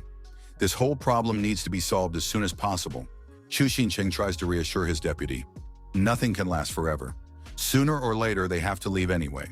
But he is calm because he has taught the swamp demons everything he himself knew. From now on, he has only himself to rely on. Next morning, the rock of Swamp Mist Ridge. The swamp demons are saying goodbye to the challengers. Of course, they really don't want them to leave. They hug Shui Xiaoling and Shizhou Wu, and they cry. They promise them to cultivate the land well and become good doctors. The princess gives a parting admonition to make sure everyone is well fed. Chu Xincheng is only concerned about when they will be able to start farming again. He looks confidently at his deputy. Chu Xincheng knows that all his endeavors in the dark swamps are in safe hands. The deputy is almost crying. It's time to come out of the dark dimension. Hao Ging starts crying really hard. Chu Xincheng calms her down and then tells her that it's not all for good. Chu Xincheng recites a farewell aloud. May the water always flow, the greenery bloom, and the mountains stand. The swamp demons can barely contain their feelings. They're crying. Teleportation begins. They will see everyone in the bright future. Madame Hao is very angry. She called Chu Xincheng a shameless lecher because he forced her daughter to dress so revealingly, and she was fishing. The other family heads tried to reassure her. It shouldn't be as bad as she thought. Her daughter was probably just having fun fishing. Modai realizes how ridiculous Chu Xincheng is. He doesn't even know how to keep a low profile and not get into the thick of things. It's a good thing her grandfather doesn't know Chu Xincheng's name and face. The messenger reports the candidates have come out of the Black Swamp. In the crowd among the other students, there are murmurs and rumors being heard. Someone wants to get a glimpse of Chu Xincheng as soon as possible. Someone says that he is a very elegant man and is greatly liked by women. Chu Xinchen appears with his butt bare. His pants fall down again. An awkward silence persists. The crowd started squealing. He doesn't wear pants and he's a pervert, but the girls love it. Chu Xincheng quickly put on his pants. Shui Xiaoling and Shizhou Wu see their parents approaching. Shizhou Wu is very happy with his mom. He says he missed her so much, but he was so badly tanned that she didn't recognize him right away. He was dressed like a commoner, without luxuries or jewelry. Shizhou Wu holds out watermelon to his mom. He specially grew them for her. But this reaction did not please his mother. She had taught her son to keep his mouth shut in front of people. Mother wants to know where Shizhou Wu's clothes and jewelry are. Why is he dressed in those rags? Shizhou Wu explains to her that he lost his treasures to Chu Xincheng. He wants to introduce his lifelong friend and teacher Chu Xincheng to his mom. Shizhou Wu starts yelling at the servants. He can't understand the reason they don't clasp his hands. The princess tells them to leave her master and mentor Chu Xincheng alone. The servant is trying to justify himself. This time, the examination team's sole mistake happened. Chu Xincheng is the prime suspect because he colluded with the swamp demons and made the princess work. The princess says frying potatoes is her life's work. For the last 6 months, she's been supplying the whole Blackmore cottage with potatoes, and she has been roasting them until her hands are weak. It's made a rapid improvement in her strength. The princess is already a 2-star martial arts master. Shizhou Wu says he has also kept up with the princess. He plows 50 acres of land every day, and his body is pushed to the limits of human capacity. The heads of the families cannot believe that their noble children plowed like ordinary peasants. Shui Xiaoling also boasted that every day she treats the swamp demons for various problems. And every day, her spiritual power is drained many times over. She had already reached 3 stars. Hao Ging is showing off her new abilities. She had learned a new technique, and the swamp demons inside had also helped a lot. Chu Xincheng hears how much they all enjoyed farming, and a very sly smile. He saw it all coming and came out prepared. Every day for the past 6 months he has led the way and brought about general prosperity and progress for all on the dark marshes. We need solid evidence to arrest Chu Xincheng, not just some bullshit made up by 2 henchmen. All this nonsense is not evidence. These 2 tried to justify themselves and said they weren't cheating. The foxy Xiaoxi has been brought up. There must have been a conspiracy between her and Chu Xincheng. She hasn't come out of the portal yet, then she's too scared. Everyone realizes that she is a fox. It's just disgusting to shelter and befriend such a horrible demon. The princess is very angry. She calls everyone who says such nasty things a bastard. And then a familiar and highly respected man appeared. He rejoiced that the princess was now well. He was just in the office when he heard the news. The princess rejoiced. She recognized her big brother. The prince rejoices that he has now arrived at the right time. The princess was very happy to see her big brother. He personally appeared at the exam completion ceremony. She says she's fine. Her older brother is very surprised that she has been in the dark dimension for 6 months. She's pointing her finger at Chu Xincheng. It's all thanks to him. He saved the princess from a pervert, and she said he has a real talent. She started to get angry at the servants again. They twisted Chu Xincheng's arms and kept him in custody, even though he saved the princess's life. The princess tells her brother that Chu Xincheng is a very useful person and can help deal with Lan Feng, so it's worth it to help him. The prince asks his sister if Chu Xincheng is her second brother.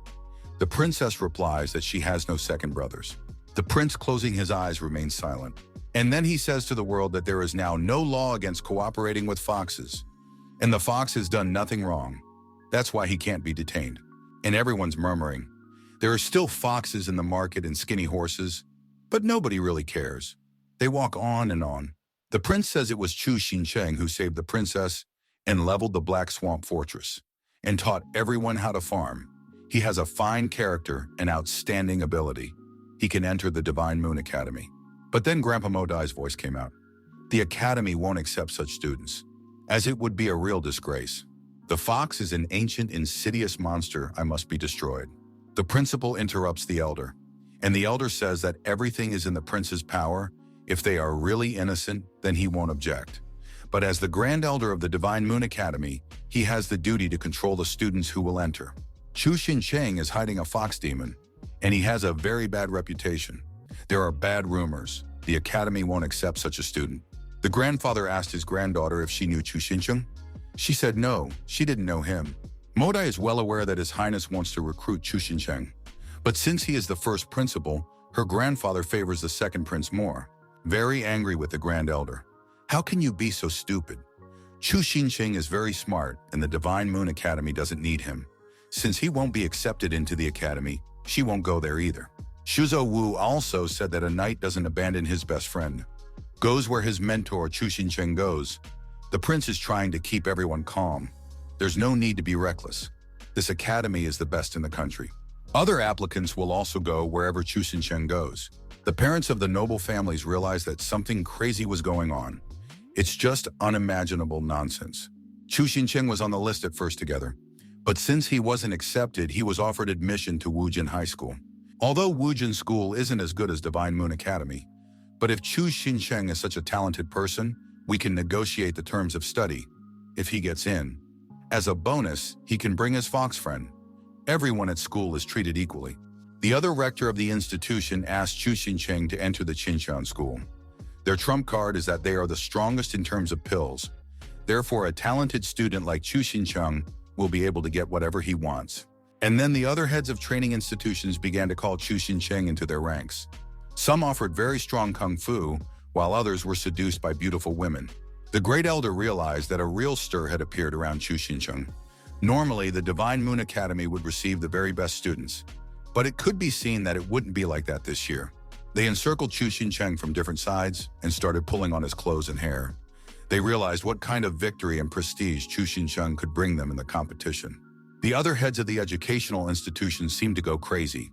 The princess herself did not expect such a reaction. A raised hand silenced everyone. The rector of Wujin School promised Chu Xincheng that at the school he would be able to farm freely and grow whatever he saw fit. Chu Xincheng immediately turned his attention to such a suggestion, and he quickly agreed. He said he'd go to Wujin School. The others didn't understand why he agreed so quickly. He has enough resources to start cultivating. With the prince's help, he can get in anywhere. But he would prefer a place where he can quietly practice sex farming, and the others can't accept his choice, and suggests he think again. The Grand Elder ridicules teachers and examiners. He can't be in the same boat with them. They are too pathetic and petty. The prince looks at all this and remains silent.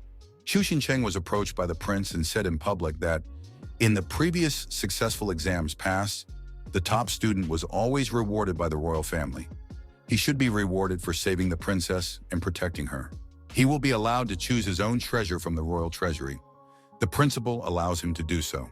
All the assembled rector and faculty judges realize that this year is simply outstanding, because so many people have broken the records of previous years. Finally, the last candidate came out, and it was a Chanterelle. Rumor has it she starved to death, that things were so bad. Candidate's room, late afternoon.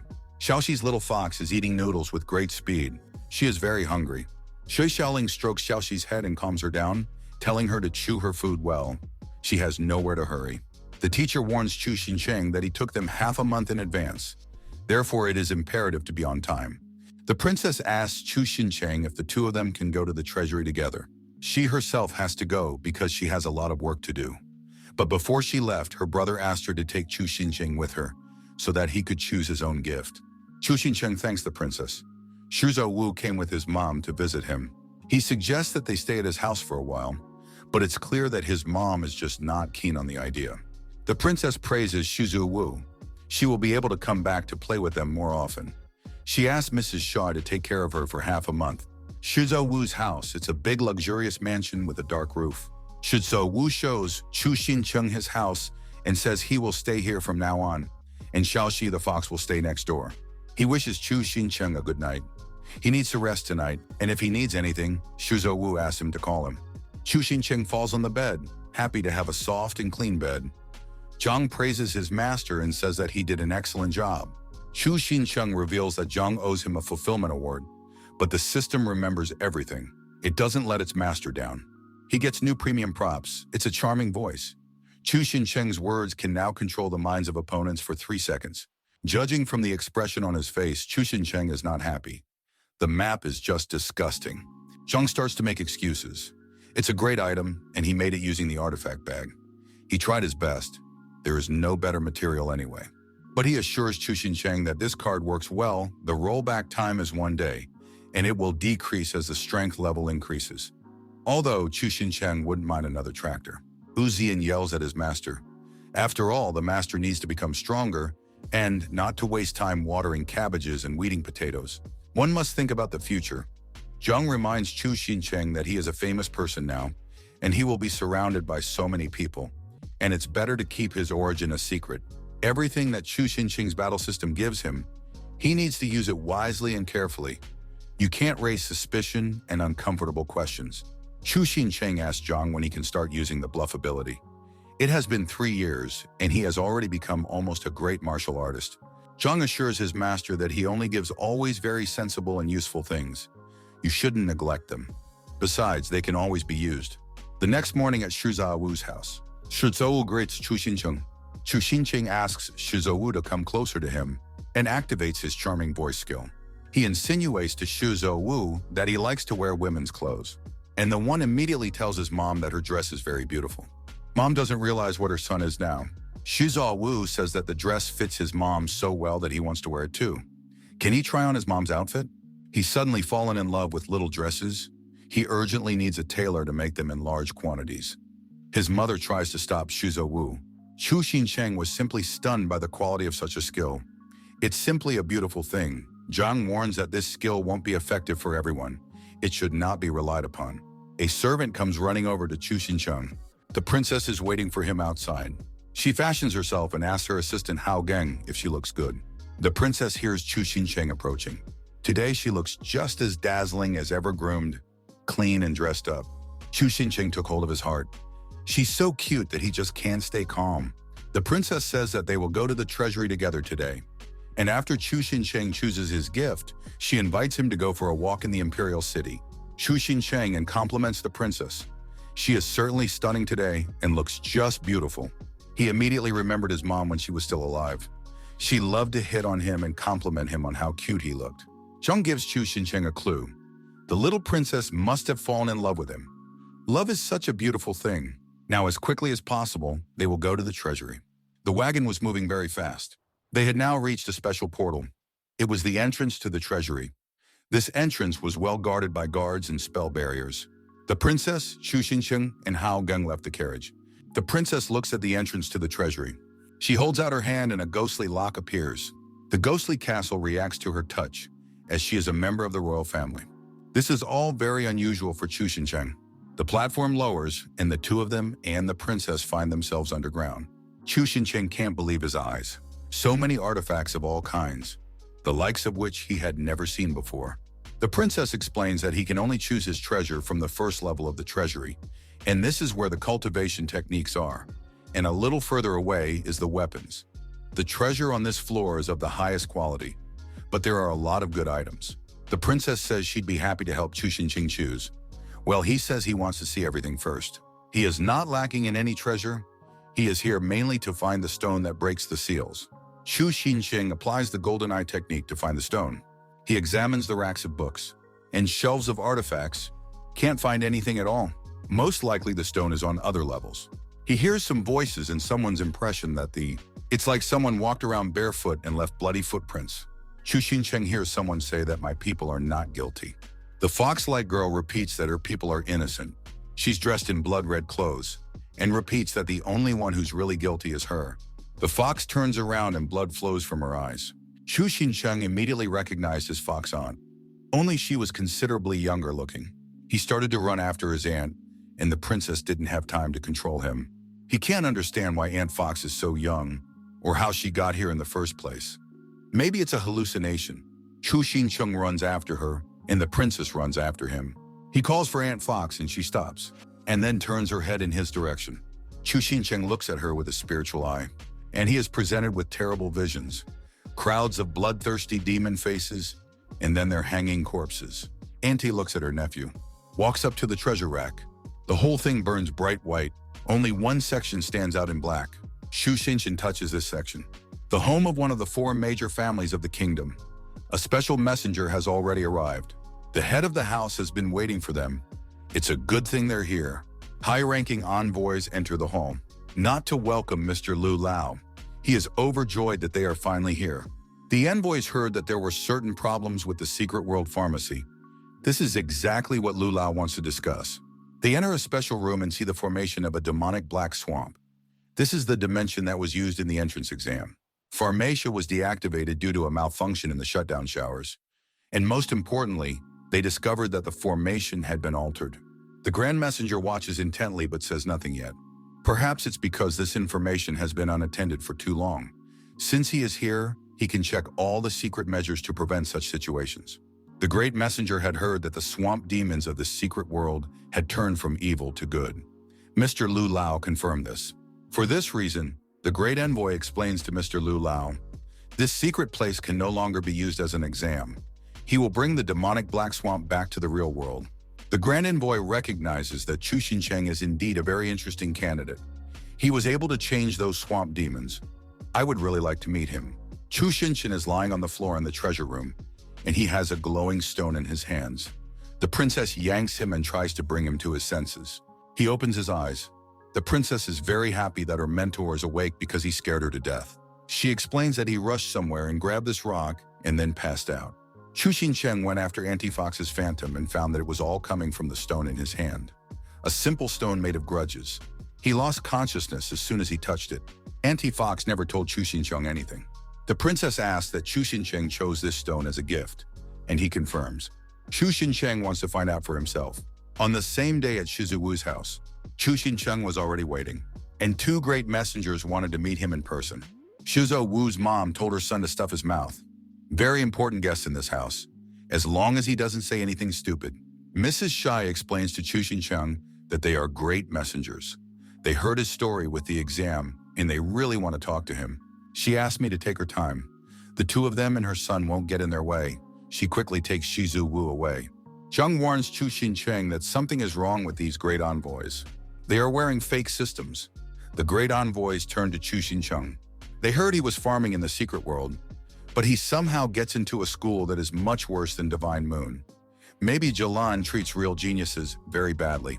The best schools have the best resources for student development. Zheng tells Chu Xincheng not to do anything rash. It's still not clear why the Grand Envoy got the artifact, but he's above the rank of a battle king. He's not to be trifled with. The Divine Realm is so powerful that any institution of learning there can rival the God Moon in terms of resources. The Great Messenger invites Chu Xincheng to learn from them. Chu Xincheng replied bluntly and sharply that in his eyes, the fertile earth was the most important resource. To him, farming is the most important thing in the world. The world is truly great. If they can provide Chu Xincheng with good land, then he will agree. They must understand the joy that one feels when one grows something on the land.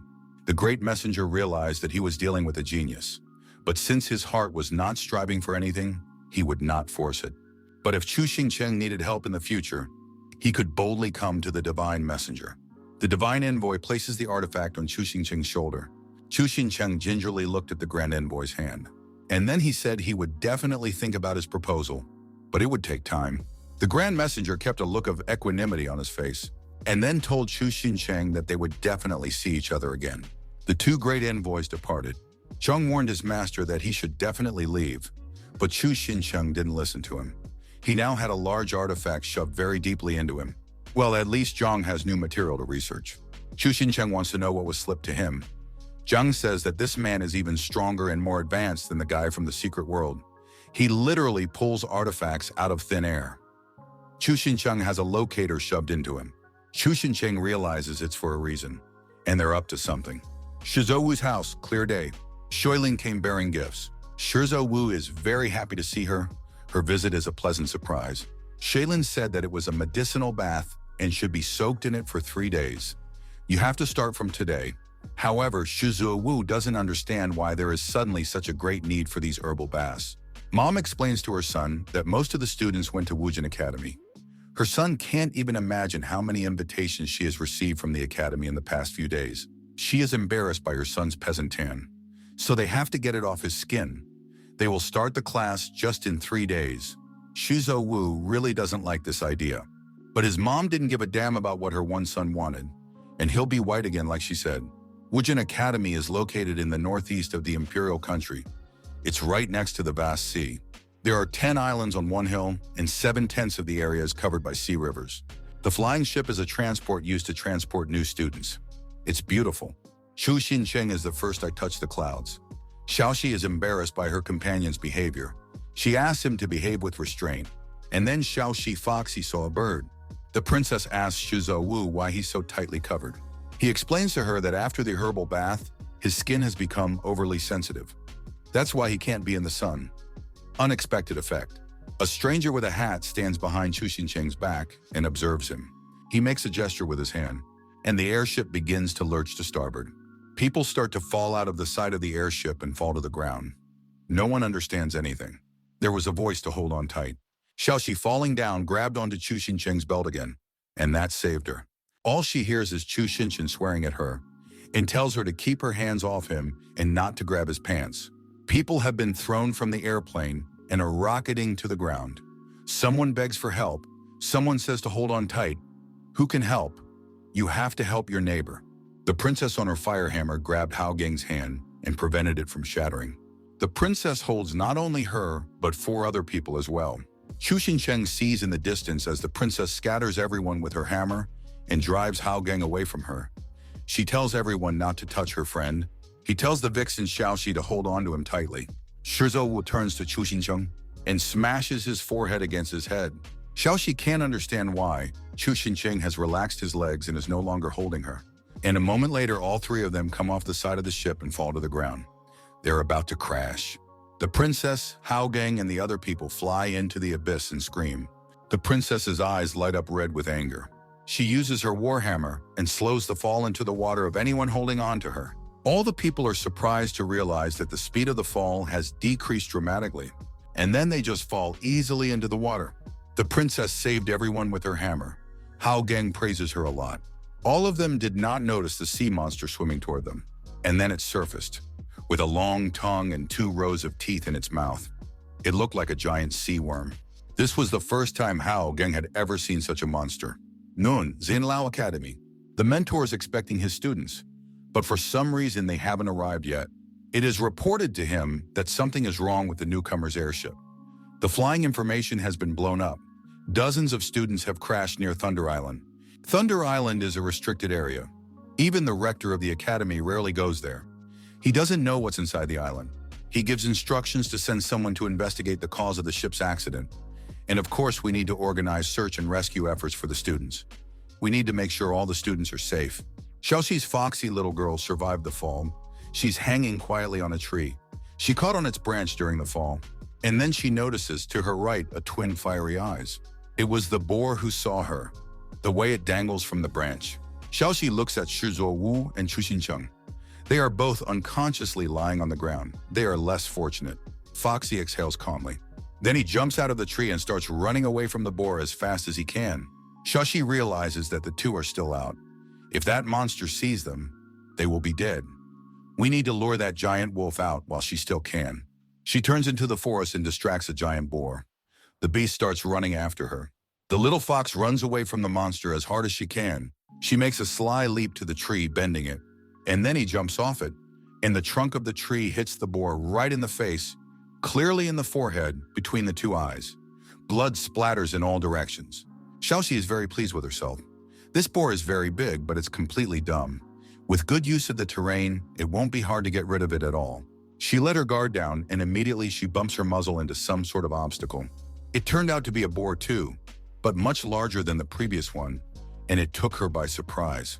Xiaoxi realized that it was the mother of the cub that was chasing after her. Mom turned out to be very furious at the fox. The vixen prepared herself to be finished. She did not know that there would be two boars. At the last moment, a stranger suddenly appeared out of nowhere, in his paw concentrating a powerful energy. He gives the female boar an energy punch, throwing it back dozens of meters, thereby saving the fox from death. Xiaoxi hears someone's voice behind her back shaming her. She turns and sees the very stranger who saved her. Waves are thrown up on the sandy shore. Xu Xincheng opens his eye. He starts shaking his head around and tries to find Xiaoxi. Then he calls for Shi Zhou. He was too scared that he was dead. Shi Zhou quickly jumped up and was very frightened because of his reddened skin. He quickly took out a mirror and began to examine his face. Chu Xincheng was very surprised by this. Chu Xincheng asks Shi Zhou if he has seen Xiaoxi. He notices a chanterelle's cape on a tree branch and recognizes it. Shi Zhou tells Chu Xincheng that the cape is nearby, so Xiaoxi herself must be nearby. He says he doesn't know how long they've been looking, but it's worth it to make out the footprints on the ground. And then his stomach rumbles. Shi Zhou started to make excuses, but Chu Xincheng said himself that he was very hungry. He really doesn't know what kind of place they are in. It's probably one of the 12 islands. They can't see the other islands, although they are sure that the vast sea is not too wide. Chu Xincheng is sure that the school should send out a search and rescue team. We need to put some kind of sign here and look for the other survivors. He sticks a stick into the sand with a piece of cloth tied on it. Together with Shi Zhou, they leave. They are aptly left sticking in the sand. But as soon as they walk away, someone's hand grabs that cloth stick and throws it into the sea. This is the man who caused the airship accident. Clear skies, beautiful weather. The princess is almost out of breath. The 5 of them are flying on the fire hammer. Hao Gang keeps everyone on the energy chain with his last strength. The princess realizes, although they escaped the attacks of the demons, can't they find neither land nor water? She realizes her strength is running out. Suddenly, flying drops of water appear in front of her face, and she hears the words that offer this water to her. Shaylin also survived the ship disaster. She hadn't seen anyone for a long time. She asks if Shi Zhou is alive. The princess and Hao Gang are overjoyed that she is alive. A hand encircled a coconut lying on the ground. A stranger collects them while walking in the woods. One of the prospective students at the school catches up with him and says hello to him. The boy is very happy to find someone alive. He thinks that the stranger has also fallen off the ship. He asks the stranger for at least one coconut. He is very thirsty. As soon as they go back to school, he'll pay him. He has no money on him now. He offers the stranger to survive together. Perhaps help will come very soon. The stranger is ominously silent, and then looks at the burrow under the tree. Shi Zhou and Chu Xincheng chewed leaves out of hunger. And then they find a whole big coconut. After they had searched through so many coconut trees and couldn't find a single one, now their search was successful. Chu Xincheng starts to drink greedily. Shi Zhou reminds him that he's not alone. But Chu Xincheng doesn't listen to him at all, and Shi Zhou starts ripping that coconut out of his hands. Chu Xincheng finds another one. Zhang slows his master down and asks him to calm down. He finds it very strange that there are so many coconuts around, but there are no coconut trees around. Chu Xincheng was beginning to realize that the arrangement of these coconuts was like he was being led somewhere, and then he heard someone scream. Shi Zhou and Chu Xincheng realized that there was someone else there. They saw a guy whose ass was sticking out of a hole under a tree. He's screaming that some monster is holding his head. The 2 of them are clearly not thrilled with what they've seen. Chu Xincheng slaps the guy's ass and tells him to hold on. They'll definitely help him. He asks the poor guy what he was doing in there and how he got up there. Chu Xincheng realizes that things aren't as easy as he thinks they are, and now he's up to his waist in this hole. He asks Shi Zhou for help. The creature turned out to be very strong. Shi Zhou immediately goes after him to help. The stranger watches all 3 of them surreptitiously from behind a tree, and he swings his foot in a good way and kicks Shi Zhou's ass. All 3 of them fall down a giant hole. They realize someone is here and ask for help. Chu Xincheng felt that they were falling even deeper. And now all 3 of them were tumbling to the bottom of the cave without stopping. Chu Xincheng can't figure out what kind of monster this is. And that's where they hit rock bottom. Chu Xincheng saw a very large ant in front of him. A stranger lures them into a trap, explains to him that it's a bull-headed ant. Even the ants are workers above the level of a great martial master and have a strong desire to attack. And there are at least 1,000 of these ants in this colony. Stranger wants to see Chu Xincheng in action. Is he really the chosen one that was spoken of? One of the ants wraps its jaws around the prospective student's head. His eyes pop out of his head. He's begging for help. His head is about to burst. Chu Xincheng wraps his hands around the jaws of the bull-headed ant. He begins to use the fire golem's battle magic. Zhang warns the owner. Shuzo Wu was pushed. It could have been a trap. It was best not to show the fire golem's hands just yet. And the second ant starts attacking Chu Xincheng. Shuzo Wu takes him on and fends off his lunge. He tells Chu Xincheng to be careful. With his fire blades, he begins to fight off the 6 ants.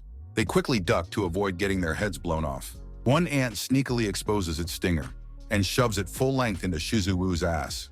He starts yelling in an inhuman voice. A soldier ant has appeared. He is at the level of a battle king. Zhang shouts to his master for them to run away. There will be more and more of them. Chu Xincheng could see a small tunnel, and he goes flying in there. Chu Xincheng tells the others that he will lead them, and they should follow him. They begin to climb and crawl. The mud from under Chu Xincheng's feet flies into Shuzu Wu's face. One ant appears right towards them. Chu Xinchen abruptly changes direction to the left, into the neighboring burrow. Bullhead ants' nests are connected in many ways. They have chambers for different purposes.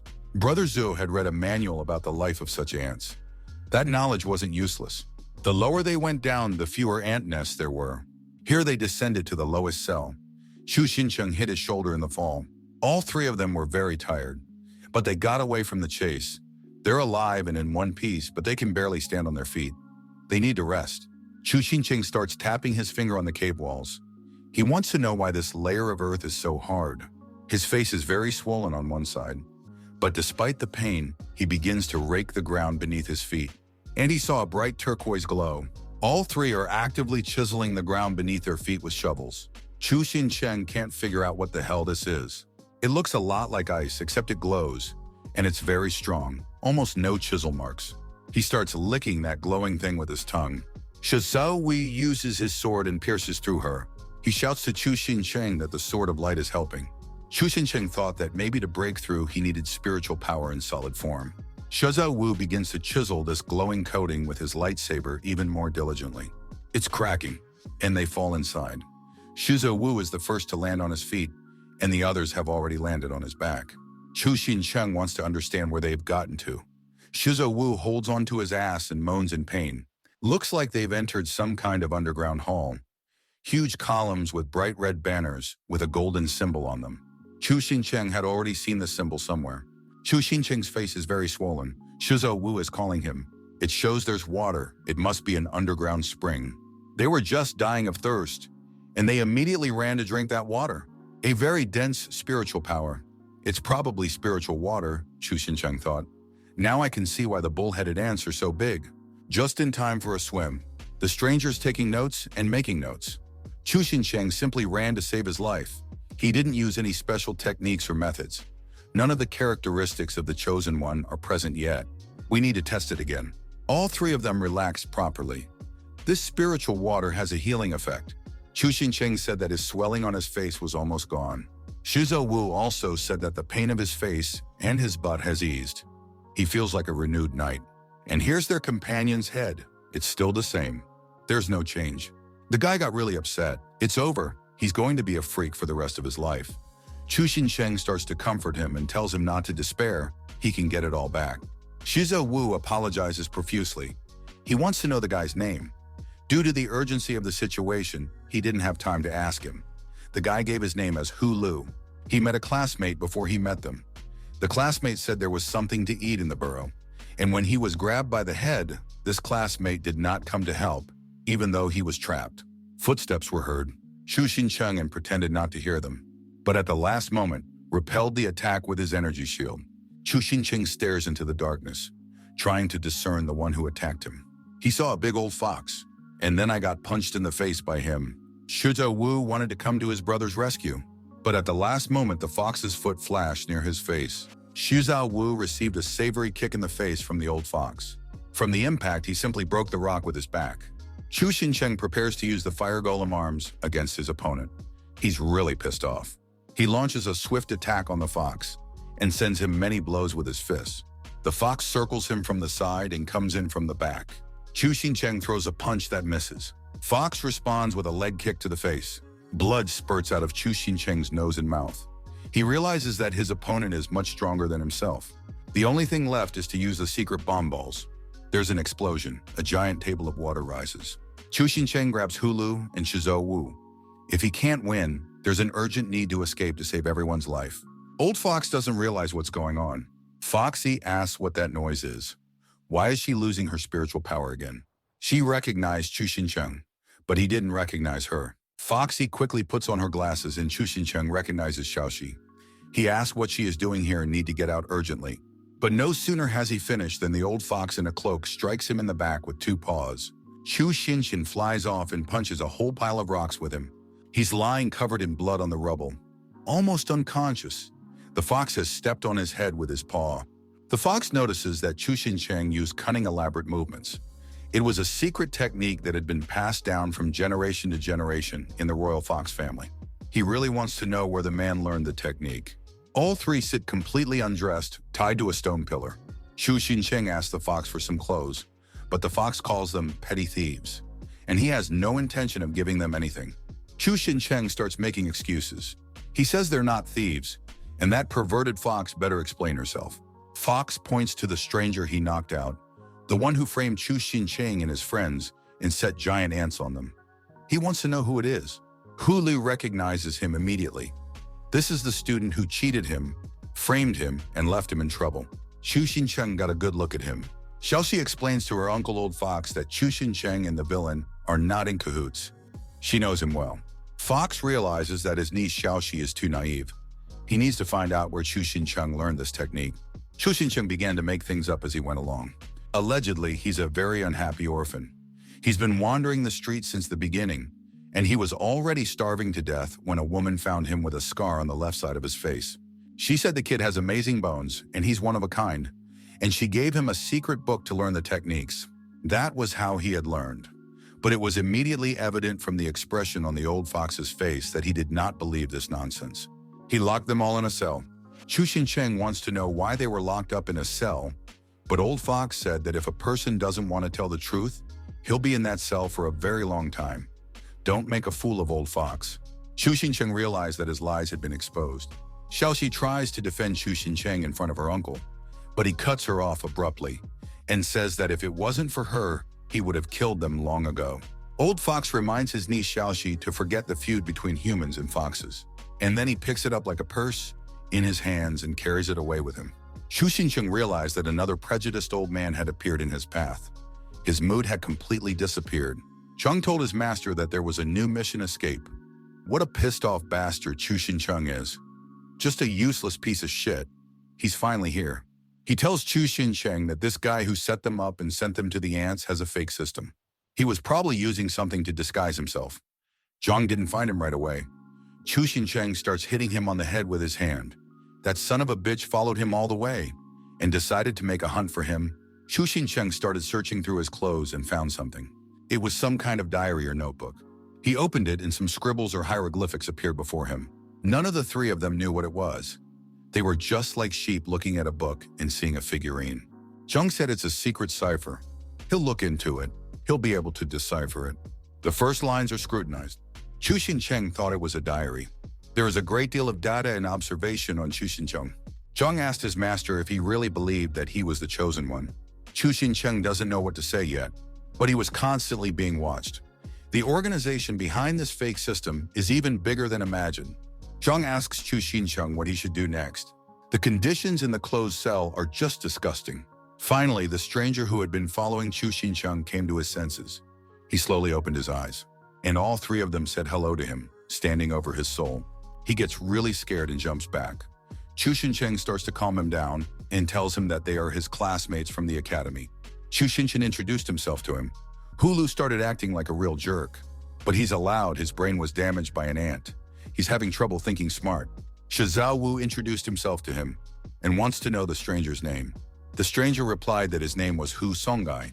He wanted to know where they were. Chu Xinshin answered him that it was a dungeon demon that attacked them while they were steaming in the bathtub. And then he caught them. First, there was the crash of a flying ship, and then captivity and some kind of unexplainable disaster. Now they are trying to figure out how to get out of it all. Now they have a plan to get all four of them out of jail. The main initiation hall of the fox demons. Young Fox walks past the column. Someone behind his back calls his name. The mentor praises his pupil and says that he can now live in peace. Wutunu asks the others why they are leaving. The mentor's others reply to the disciple that people are still killing their tribesmen. They must go out and fight. And now Wutunu's main task is to protect this place. We have to wait. They'll be back soon. It's been a very long time. Nobody ever came back. Xiaoxi is screaming like crazy. She is trying to prove to her uncle that Chu Xincheng and his companions are not bad people at all. They should be released. The old fox Wutunu throws Xiaoxi against the ground. If he lets them go, the location of the main hall of the demon fox's initiation will be revealed. This is the last refuge for the surviving foxes. Xiaoxi looks at Wu Tong with guilty eyes. Then he tells his uncle that Chu Xincheng won't tell anyone. She is still too young and doesn't understand much and doesn't know life. The foxes are in this situation because they were gullible enough. They were naive enough to trust humans. He forbids his niece to talk to him about these guys. Faces are known for their agility, but it's too bad Xiaoxi was chased by a big pig. He wants to pass on his clan's skills to his niece. Wutunu asks Xiaoxi if she knows the meaning of her own name. It's certainly not just about skill. Fox demons have been running around for hundreds of years. Their language and culture have been completely destroyed. Xiaoxia means bringing light if literally translated from the fox language. You have to remember that very well. A search and rescue team has arrived on the island. They start looking around every nook and cranny. They tell the academy's rector that they've looked around. There's no sign of any other students on Thunder Island. The princess asks Mr. Liu if they have found any signs of Chu Xincheng and the other students. Unfortunately, they found nothing. He suggests the princess get some rest because they've just been found. Shuilin asks Rector Liu if they were searched underground. Chu Xincheng is very hungry. He's been digging for days. And then he just falls on his stomach and says he has no more strength. Hu doesn't like that very much. He admits to Hu that the battle with the old fox monster cost him too much. Now it's up to him. He must dig alone. Shizhou Wu was also exhausted and sat down next to Chu Xincheng. Brother Hu keeps wailing. In his eyes, Chu Xincheng is just useless, resting and doing nothing, while he himself works like a horse and digs all the way. The important thing is that those idiots don't suspect him, and he can gain their trust. Chu Xincheng knows who Brother Hu is. He's not the only one who's smart and cunning, so let him plow and dig alone. Brother Hu starts chiseling the ceiling of the tunnel top. The light is finally coming on. He quickly sticks his head out and starts to move it left and right. Brother Hu is overjoyed to be able to get out of the cell. Following him, Chu Xincheng and Shizhou Wu climbed out. On the way out, they started pushing each other. A very unusual sight appeared in front of Chu Xincheng. It was as if they were at the bottom of some kind of well. There was a bright blue light above, to which were led columns with a spiral staircase. The only thing he cared about now was the place they found themselves in. Brother Hu also saw something like this for the first time. Brother Hu, Hu Lu, and Shizhou Wu began to quickly climb the stairs. They would finally be able to get outside. But Chu Xincheng was worried about something. He was in no hurry to run after them. He told them to go first. Looks like he had some unfinished business. Chu Xincheng was very interested in these ruins under his feet. Zheng gives his master the stone he retrieved from the emperor's treasury. It's the Tedi Hong stone. The stone has the exact same rune on it as the one on the floor. It must all have something to do with the aunt. Maybe it was all left for him on purpose by his aunt. The stone began to glow and a certain smoke came out of it. Behind Chu Xincheng, the figure of young Aunt Hong formed out of the smoke. Something is not right here, Chu Xincheng sensed it. The other three were quickly ascending the spiral staircase. Suddenly, everything began to shake. Brother Hu told the others to get up as fast as possible and they would be safe. Shizhou Wu shouts to Chu Xincheng to quickly save himself. Chu Xincheng looked at Aunt Hong's stone. It was on fire and the entire pharmacy suddenly became active. He took the stone in his hands and began to examine it. In the middle of the formation, a pillar emerged straight out of the ground, with the same rune as the one on the stone. There's definitely a reason for this. It was specially left for Chu Xincheng. Silence in the hall between the columns. Suddenly, an explosion remains, and something moves very quickly between the columns. Xiaoxi hid behind one of them from her uncle. But suddenly, something enveloped her. Some kind of energy lasso. She tried to dodge, but it lassoed her tail. Xiaoxi quickly collapsed on the ground. Uncle is very displeased, and half of the incense stick didn't pass. Therefore, there will be an intensified double training today. The old fox felt everything shake. Xiaoxi asked her uncle what was going on. Wutunu immediately realized that this was the heart of the underground palace. He quickly ran forward. He immediately guessed that someone had activated the mechanism. But the only one who can trigger the mechanism is the princess. But that's just unthinkable and impossible. Right in front of the entrance to the archway stood Chu Xincheng with his palm stuck to the pillar. He struggles to get his palm off the pole, but he fails miserably. Xiaoxi asked Chu Xincheng what was happening to him. He told her that a pillar had appeared here. He couldn't take his hand off it. This pillar was sucking out his spiritual energy. Xiaoxi doesn't know how to help. Wutunu can't believe his eyes. Standing behind Chu Xincheng is young Auntie Hong, aka the princess. Rector Lu leaned his palm against the ground and tries to feel the presence of the students. Shaylin asked Rector Lu if he has discovered something or not. The rector scanned the area with his divine sense and found no traces. There is a high probability that they are not on this Thunder Island at all. Maybe they need to scour all the islands that are nearby. Suddenly, they all felt an earthquake. The spiral staircase and columns begin to walk. Rocks and plaster are falling. Shuzo Wu wants to save his brother. Hulu asks him to be careful. Chu Xincheng warns them not to come down. He's perfectly fine, and tells them to come out as soon as possible. He will definitely follow them. They are already at the very top, past the spiral staircase. Brother Hu examines some sort of glowing ceiling. In fact, the boundary is definitely the exit from this cave. He's being sucked upstairs. Chu Xincheng sees his friends begin to move. Indeed, it turns out to be a way out. Xiaoxi is very angry and tells Chu Xincheng to deal with his problem first. Wutunu asks Chu Xincheng if it's really the princess. Chu Xincheng doesn't understand what they want him to do. His strength is being sucked out of him. He's asking to be saved. Wutunu activates a new energy formation. Chu Xincheng was finally able to unhook his hand. Xiaoxi watches as everything lit up. Wutong told Chu Xincheng that he's not a princess, and his soul is too weak to even keep the mechanism turned on. But he can't understand how the man did it, and why he, the man, has the scent of a princess on him. Who the hell he is. Chu Xincheng looked at the stone that he had taken out from the emperor's treasury. He told Wutong that he understood everything. He's one of Auntie Hong's men. In fact, he is an assistant sent by the princess. He saves her, and the stone he holds is the princess's only hope. Exactly 11 years ago in a borderless hotel. Chu Xincheng is very angry. One more is missing, and he quickly runs through the snow towards the inn. He's found his Aunt Hong. He needs to know where his little reed flower is. Did his own aunt steal it again? Auntie Hong is drunk. She asks her nephew what the cane flower is. Or is that what he named his chicken? Chu Xincheng really didn't like it when Auntie drank. She evoked pity and disgust. Chu Xincheng says he was going to get eggs, but his aunt stole the chicken and eggs. He demands that both the chicken and eggs be returned to him immediately. Immediately! And starts stomping his feet angrily on the floor. Auntie said my nephew was very rude. All because of some miserable chicken. She gave him a quick hug and said the chicken was already eaten, and she could eat out of her nephew if he wants to meet the little reed quickly. Tianzi's other grandfather was passing by Auntie Hong's room. He heard Chu Xincheng screaming. He was calling for help. He swung the doors open with a bang and told Hong that she was a bad old woman. She's drunk again, and she's hitting on his grandson on top of that. Shameless. Chu Xincheng was able to break free. Auntie Hong began to make excuses.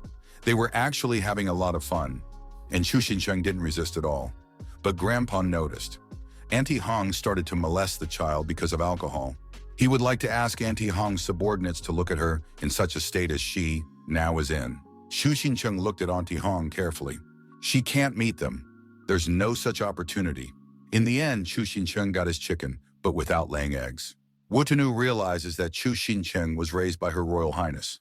Chu Xincheng confirms it. She also gave him this stone so he could save the other foxes. Wuting now understood why this guy has Her Highness's scent on him. Chu Xincheng wanted to say where Aunt Hong was, but then he changed his mind about telling the truth. Lied and said she disappeared years ago. He is very sorry. Wutanu realizes its guilt. If the princess hadn't been as gullible, the foxes would have had a normal life. If I didn't have to go back and forth between foxes and humans, she wouldn't have been able to buy time. Wutanu realizes they couldn't even build a shelter. The portal at the top of the spiral staircase begins to change. Chu Xincheng realizes someone's tearing down the border. It doesn't look like his guys. It's probably the rescue team from the academy. Right now, the rescue team from the academy had gathered near the lake. Hu Lu, Brother Hu, Shizhou Wu were right at the bottom of the lake and then swam out. Shizhou Wu says there is an underground palace at the bottom of the lake. Chu Xincheng is still there and must be rescued. Rector Lu has already gone to rescue him. He is at the very bottom of the lake and is trying to open a portal to pull Chu Xincheng out. Even though it's underwater, it still doesn't stop it from working. But the seal is very strong. That's amazing. It means there's something important or valuable behind it. Xiaoxi and Chu Xincheng begin to emerge from the portal. Rector Lu takes them in an energetic hand and pushes them out of the water. Unlike him, they can't be underwater, so we need to get them up there fast.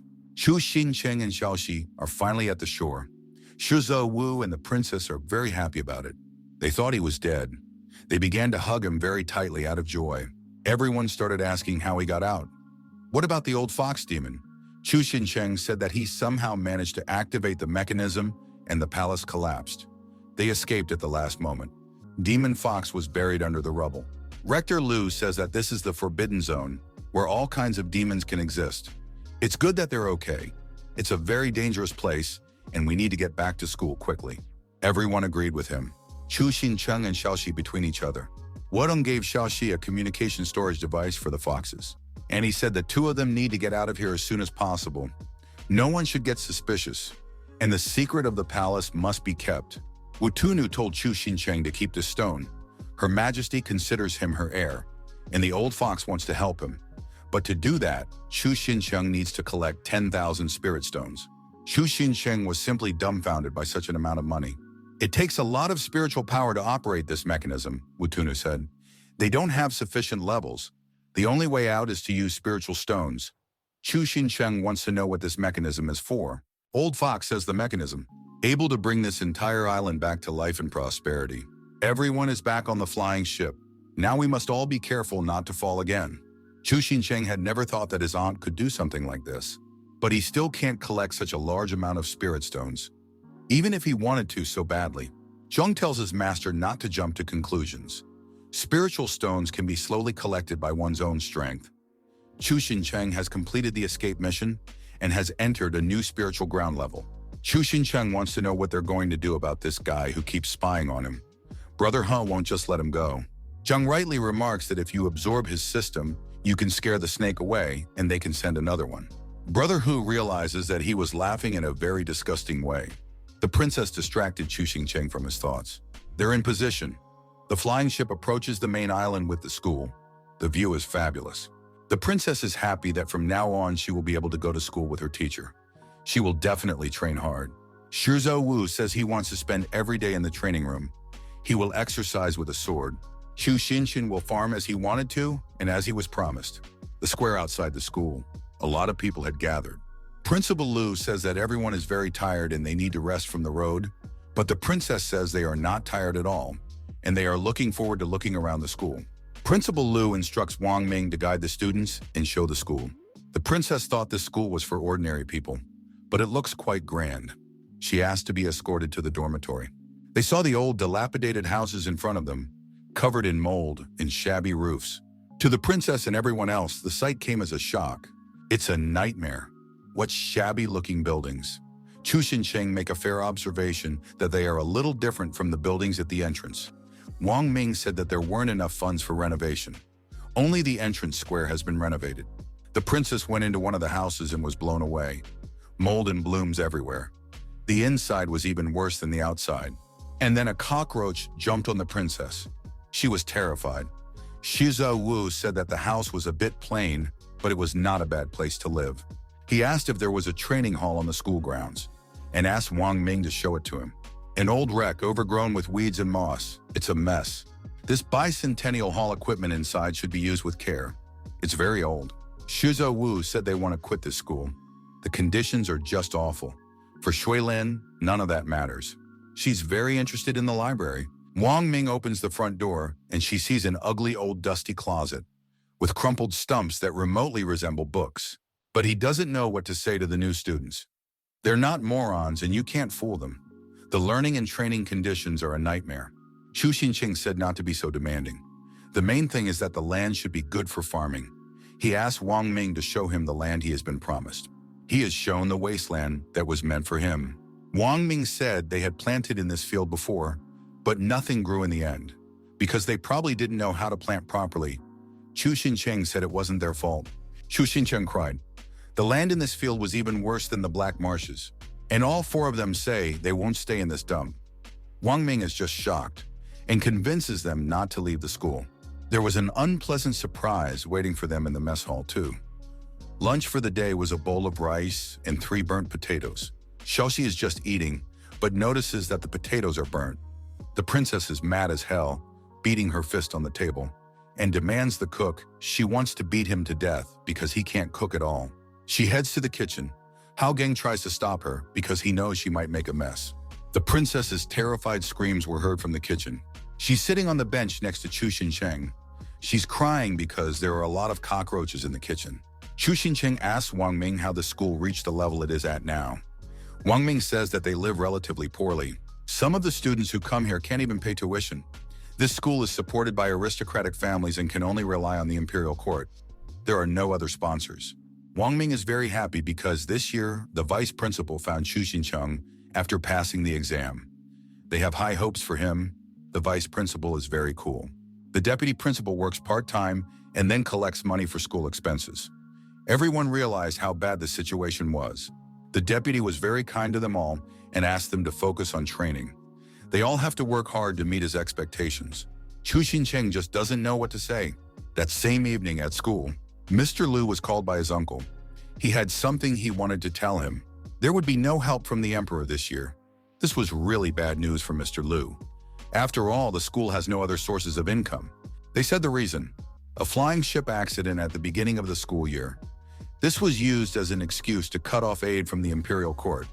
Although it's very unreasonable, because the cause of the accident has yet to be investigated.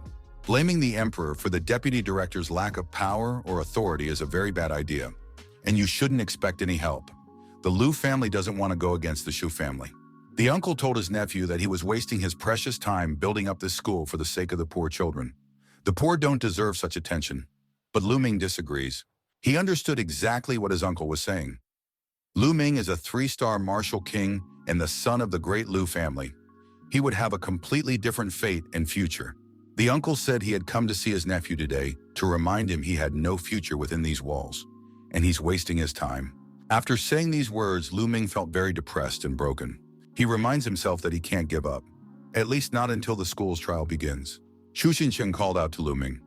He said that the situation was extremely poor, but not so critical. Lu Ming apologized to Chu Xincheng for such bad conditions. It was not his fault. Chu Xincheng said he looked around and found that the atmosphere of the school is great, and the students are friendly, motivated. The main problem of the school is that there is not enough money. But Chu Xincheng offers Lu Ming a great way to make money, and he asks him to listen to him. Of course, the sad news that there would be no funds for school this year quickly became available to everyone. This immediately overshadowed the students. They really hope the school doesn't close. After all, they spent a very long time to get here. He went to school to get help from the emperor. He might as well drop out because he has no money. One of the students shouts to the others that they teach farming there. Wang Ming says that in the future, schools will be self-sufficient, so we need to promote farming, and they will even pay for good work. We should definitely go and see it. It's not like they're losing anything. Chu Xincheng holds a bag of Balotov demon shit in front of him. It is the perfect fertilizer for the soil. We need to mix this with the soil at a rate of 50 grams per acre to improve the quality of the soil. Zhu Wu couldn't believe that he still had magic shit on him. That's for sure. Chu Xincheng confirmed that the magic shit is real gold in his eyes. He collected a whole ring of that shit before he left Black Swamp Cottage. Zhu Wu really likes his foresight. You have to remember that the ring has limited reserves and they will only be able to improve a few dozen soil. Only first you need to mix the fertilizer with the soil, and then he will show you how to plant. Chu Xincheng is calling all his men from the Black Swamp, all those who helped him there. He says the lodging rooms are in very poor condition, and he realizes that they are all very disappointed. Yes, indeed, all are very dissatisfied, and their sad looks are proof of that. Bad conditions are never a reason to rest. It was the same with them in the Black Swamp. They were able to cope. He holds out a notebook to them. It describes the plan he discussed with Lu Minggu. Currently, there are not enough teachers, and most students learn on their own without any rules. Chu Xincheng wants to promote agricultural practices and economic development. In other words, he wants to continue the matter they started in the Black Swamp cottage here. If they follow Chu Xincheng, it means they trust him. They could turn the Black Swamp into a green, beautiful mountain, and they will be able to make this school rise. Unity and justice will always be their goal. Such a wonderful speech encouraged so many students.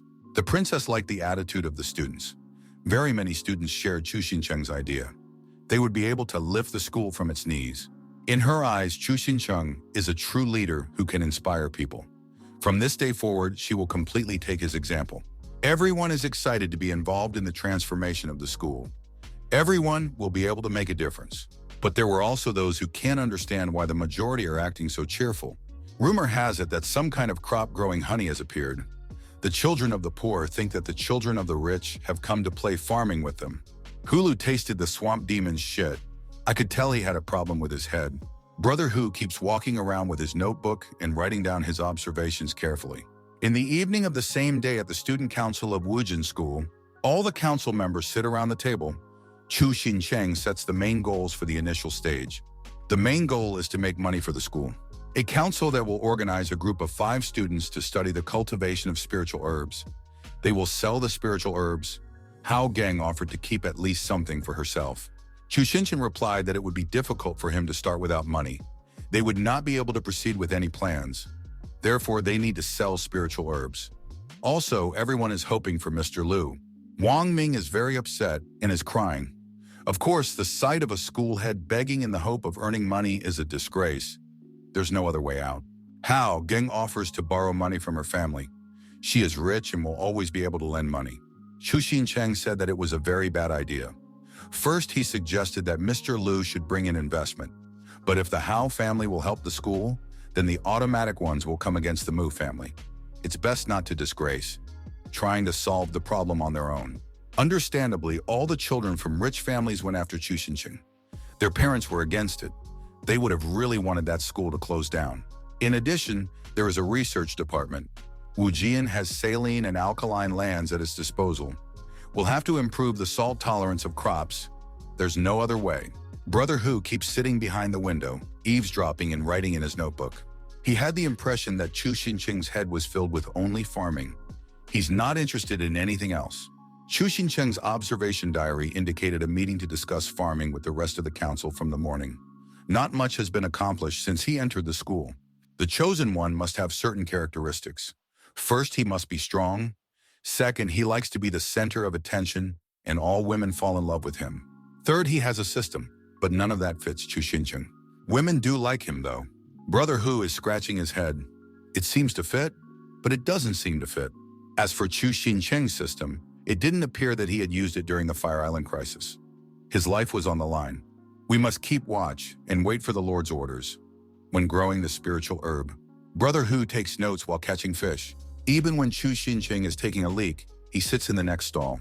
Chu Xincheng just can't stand it. He can't understand why he has to be washed even when he's sitting on a pushchair. It's driving him crazy. Now the whole school is working to earn money for maintenance. And this dog doesn't work, but follows him around all the time. Chu Xincheng is sure he has to figure something out. Everyone was very surprised by this news. Chu Xincheng is looking for a secretary. There is too much to do every day, so he would like to find a secretary.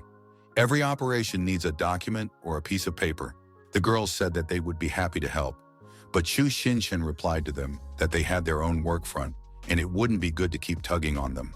The girls are confident that they can handle the extra workload. This conversation was overheard by Brother Hu. Now he has the opportunity to be near his subject almost all the time, and all his plans will be known to him.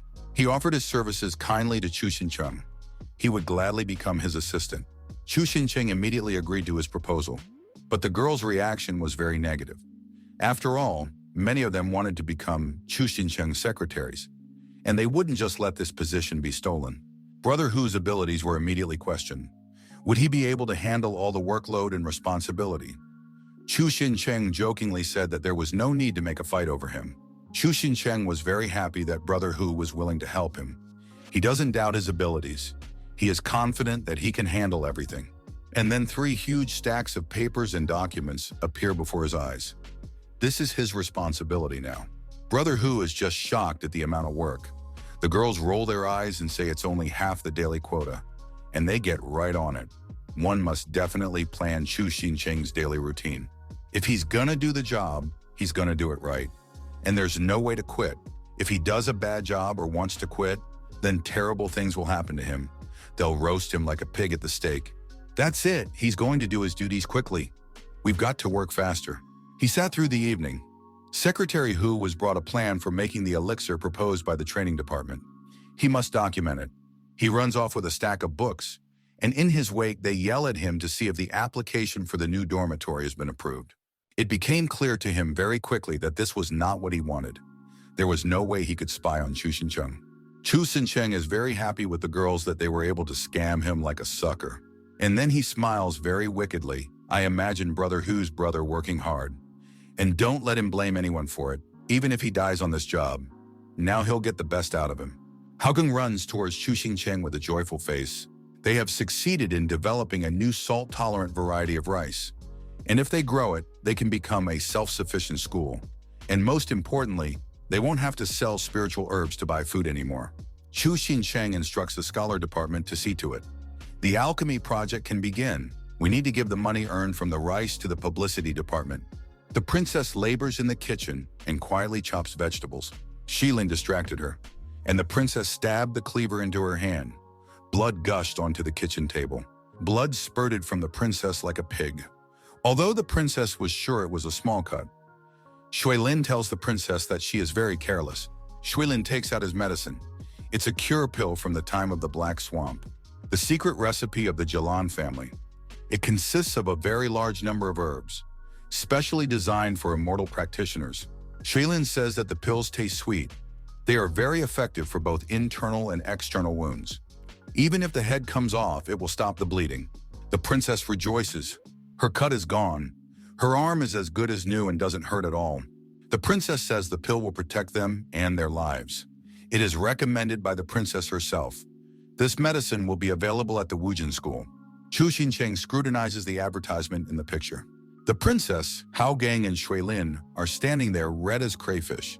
The others are just laughing like horses. Jia family house. Grandpa asked Mo Dai how she's doing at the academy. She's busy practicing and studying. Her grandfather reminds her that she is the heir of the Jia family. It's not enough to just train. You have to study people well and talk to Yishan more often. He's her fiancé. Grandpa is counting on Wujin school going bankrupt soon. And then the princess and 2 other children from famous families will also enter the Divine Moon Academy.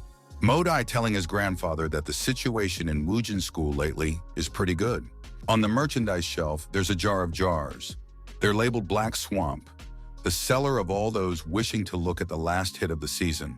Great pills at a great price. Princess recommendation, she praises them very much. And if you buy 1 jar of pills now, you can get a free pack of Wujin ointment. Flyers and advertisements are handed out. They show a princess advertising products. Pretty good idea to transfer the photostone to paper. It's really something new. There's a new shop with cool stuff from Wujin school. But everyone knows the school is poor. They can barely make ends meet, so they started selling stuff. This is a disgrace to the royal family. After all, a princess should be exercising properly, not doing this kind of filming and product advertising. Although these pills are very good, at least better than the others on the market. Some say it's a lie. There's no secret Zui family recipe. Those bastards probably stole the secret formula from somewhere. Counting the profits on the books, 150,000. Chu Xin-cheng is very happy. They were able to collect 158,000 with their joint efforts. Scholarships will be awarded first to students from low-income families and students with very good academic performance. Anything else regarding funding should be submitted to Secretary Hu, and this should be done immediately. Chu Xin-cheng says that they will then execute the plan of the new product they will be launching. They are toothpaste, soap, and rejuvenating cream. Yin really wants to know from his master where he gets all these ointment recipes from. Chu Xincheng replied that when he was on the mountain, he studied everything. We have to take advantage of this turmoil until no one knows the recipes. A neighboring school came to bully the students of Wujiang School. One student punched another student and broke his nose. His face is all swollen and his nose is bleeding. The rich sons have come to humiliate the children of the poor commoners. To them, everything here reeks of poverty.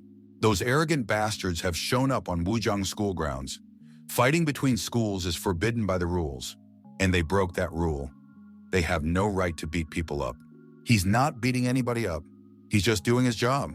Allegedly, his brother bought black swamp pills, and after taking them, he started bleeding. They have bad intentions. Turns out they're selling poison under the guise of a secret recipe from the Zui family. And this is something that needs to be very well sorted out. And they started beating all the students of Wujian School with anything and everything. And if it's not poison, they want proof. They want a prescription. He doesn't have to believe if they don't have proof. Everyone realized that they wanted to learn the technology to make these pills. And the hemorrhaging cases are just a pathetic excuse. Dirty bastards. The rich kid is completely confident of his impunity. He treats poor people like a piece of shit who are not worthy of respect. Dirt on the soles of his shoes.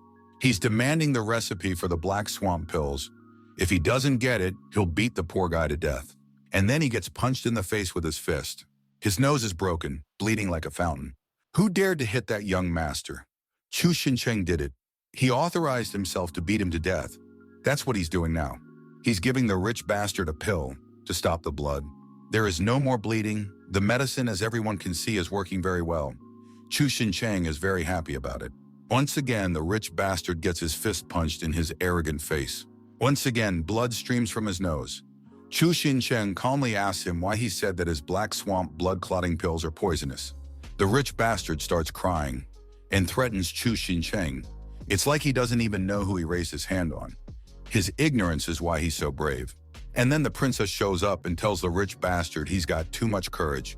Since he dared to insult her, the rich bastard starts apologizing to the princess.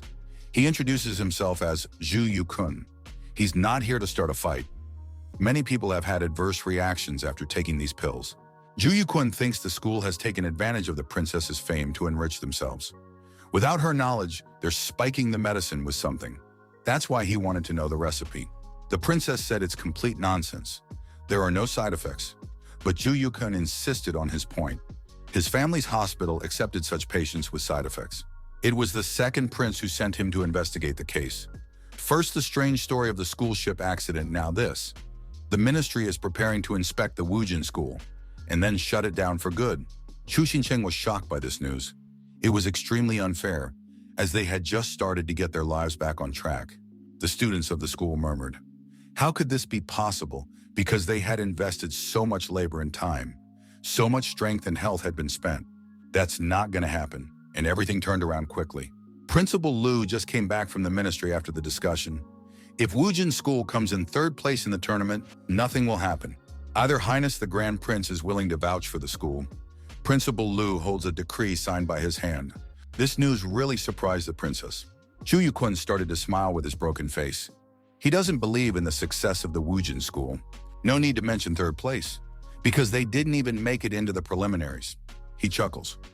Such simple, a few new students will help in school success are real tales. There are team competitions in the academy tournament, and with their average strength, it's just the laughter of the people. Zhu Yukun tries to explain to the princess that this stinking school is not worthy of her. He delivers a verbatim message to his sister from his brother. The princess is constantly hurting the family's interests. She won't live like this for long. She needs to be a good girl and go to the Star Academy. That's just the place for her. The princess wasn't confused and said she was sick of two types of people. The first type is the fucking second prince. The second type is Zhu Yukun himself, who reminds her of a pig-headed dog. The princess is very angry right now. Zhu Yukun now has a smashed face to the point where it looks like an old trampled shoe. He and his cronies are tied up, given a good beating, and hung from a rope near the gate of Wujian School. And they all look like bags of garbage. It's better not to make the princess angry. That idiot dares to threaten her, trying to use a member of her family to put pressure on her. He made a very big mistake and paid the price. The princess interrogates Master Chu Xincheng about whether she tied up the rogue well. Chu Xincheng approves. Hao Geng is simply shocked. This is not how a princess should behave. Chu Xinchen heard the conversation in the other students of Wujin School. They said that the freshmen were so bold, impulsive, curious. It's because they are supported by the princess, so they are not afraid of anyone. Although the rest of the students are wary and afraid of the Zhu family together, the princess has decided to shake things up. She can't understand what's wrong with her classmates. I mean, they're all helping them, but they're always complaining and grumbling. Maybe they want to give the recipe for the pills to the bastards who wipe their feet on them. They're asking the princess not to be angry. They just can't do anything. They are used to being beaten and live with it. It doesn't interfere with their training and studies. That's why they get their feet wiped on them all the time. The princess was simply furious. How could they disrespect themselves like that? How could they allow themselves to be so humiliated? Principal Lu asked the princess not to get angry and to follow him to discuss some very important matters. The princess interrogated Principal Lu. He really wants them to participate in the academy tournament. She remembered that rich asshole, his arrogant face. That's why they must win. Principal Lu likes this fuse. The students of the school are not very active in the tournament, so it will be much better with new students. He's going to do a special training course in a few days. There is also a training plan. He provides a list that you can familiarize yourself with. Classes start at 2 hot in the morning. That's too much. The main thing to remember is that the tournament is primarily a 30-person team competition. The winning 14 schools will qualify for the Elite 7-team tournament. Zhang is trying to wake up his master. Chu Xincheng is insanely sleepy. He has drool running down his chin. He understood that the master would be of no use to him, so it's up to him, and he starts writing everything down. 30 of all the students will be chosen to represent Wujin School and its destiny. Principal Lu expects them all not just to be in the top 3, but to be the first place. The first place team this year will earn the right to enter the Sword Tomb. The Grave of the Sword is located in the western part of the country. It was once the site of the sacred sword pavilion. Very many treasures were left by all the great masters to help future generations. All the students began to exclaim, if they go there, it means they are not living in vain. This has encouraged them. They want to fight and get the first place. Also, we should not forget about the cash reward. The first place team will be given a prize of 5 million yuan. Principal Lu really likes this attitude. Next, all the disciples need to increase their cultivation level as soon as possible. Last year's team were at least 2-star martial artists. The strongest opponents are at the peak of the great martial artists. 5 stars is a new level, and for each level, 1 technique appears.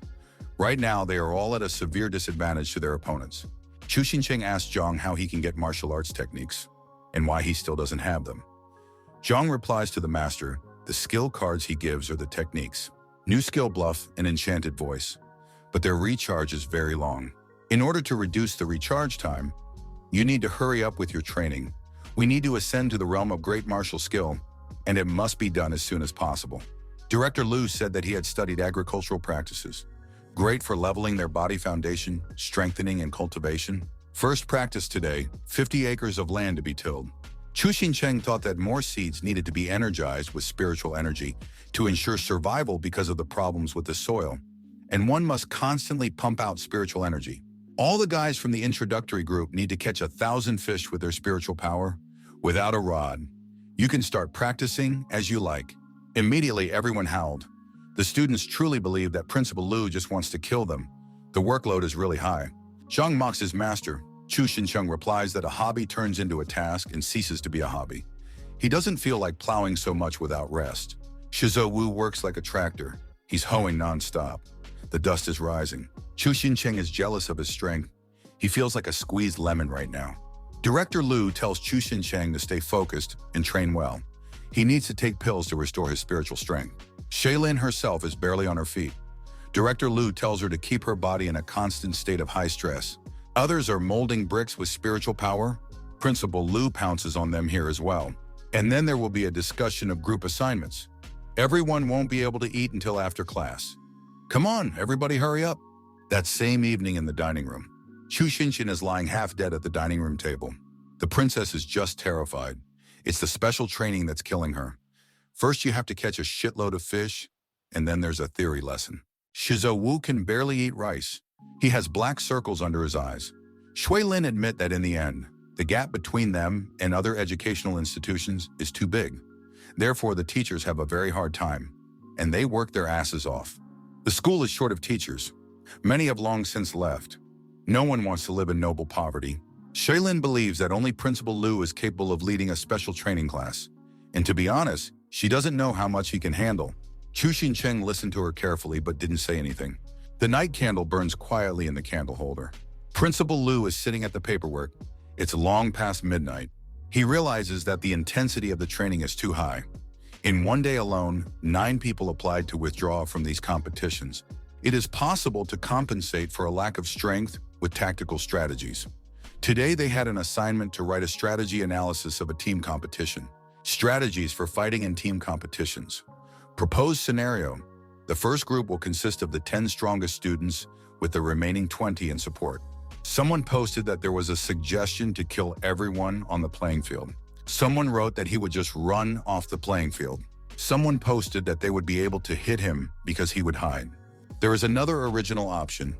You just need to make friends with the strong and be with them all the time. Principal Lu has read it all carefully. He asked the Lord God for help. He now realizes how messed up things are. Then he calmed himself down.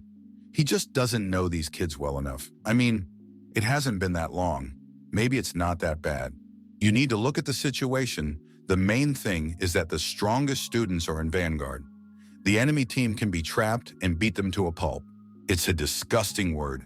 But this analysis is very good. Some of the ideas are new. He remembers Chu Xincheng sleeping in class. He's very secretive. Principal Lu continues to review student work. The next day outside the training room. This will be a simulation of real life. This year they have enough money and spiritual stones to activate the illusionary formation in the training hall. Inside, a simulation awaits all the students. The illusion room is now available. All the students were very excited.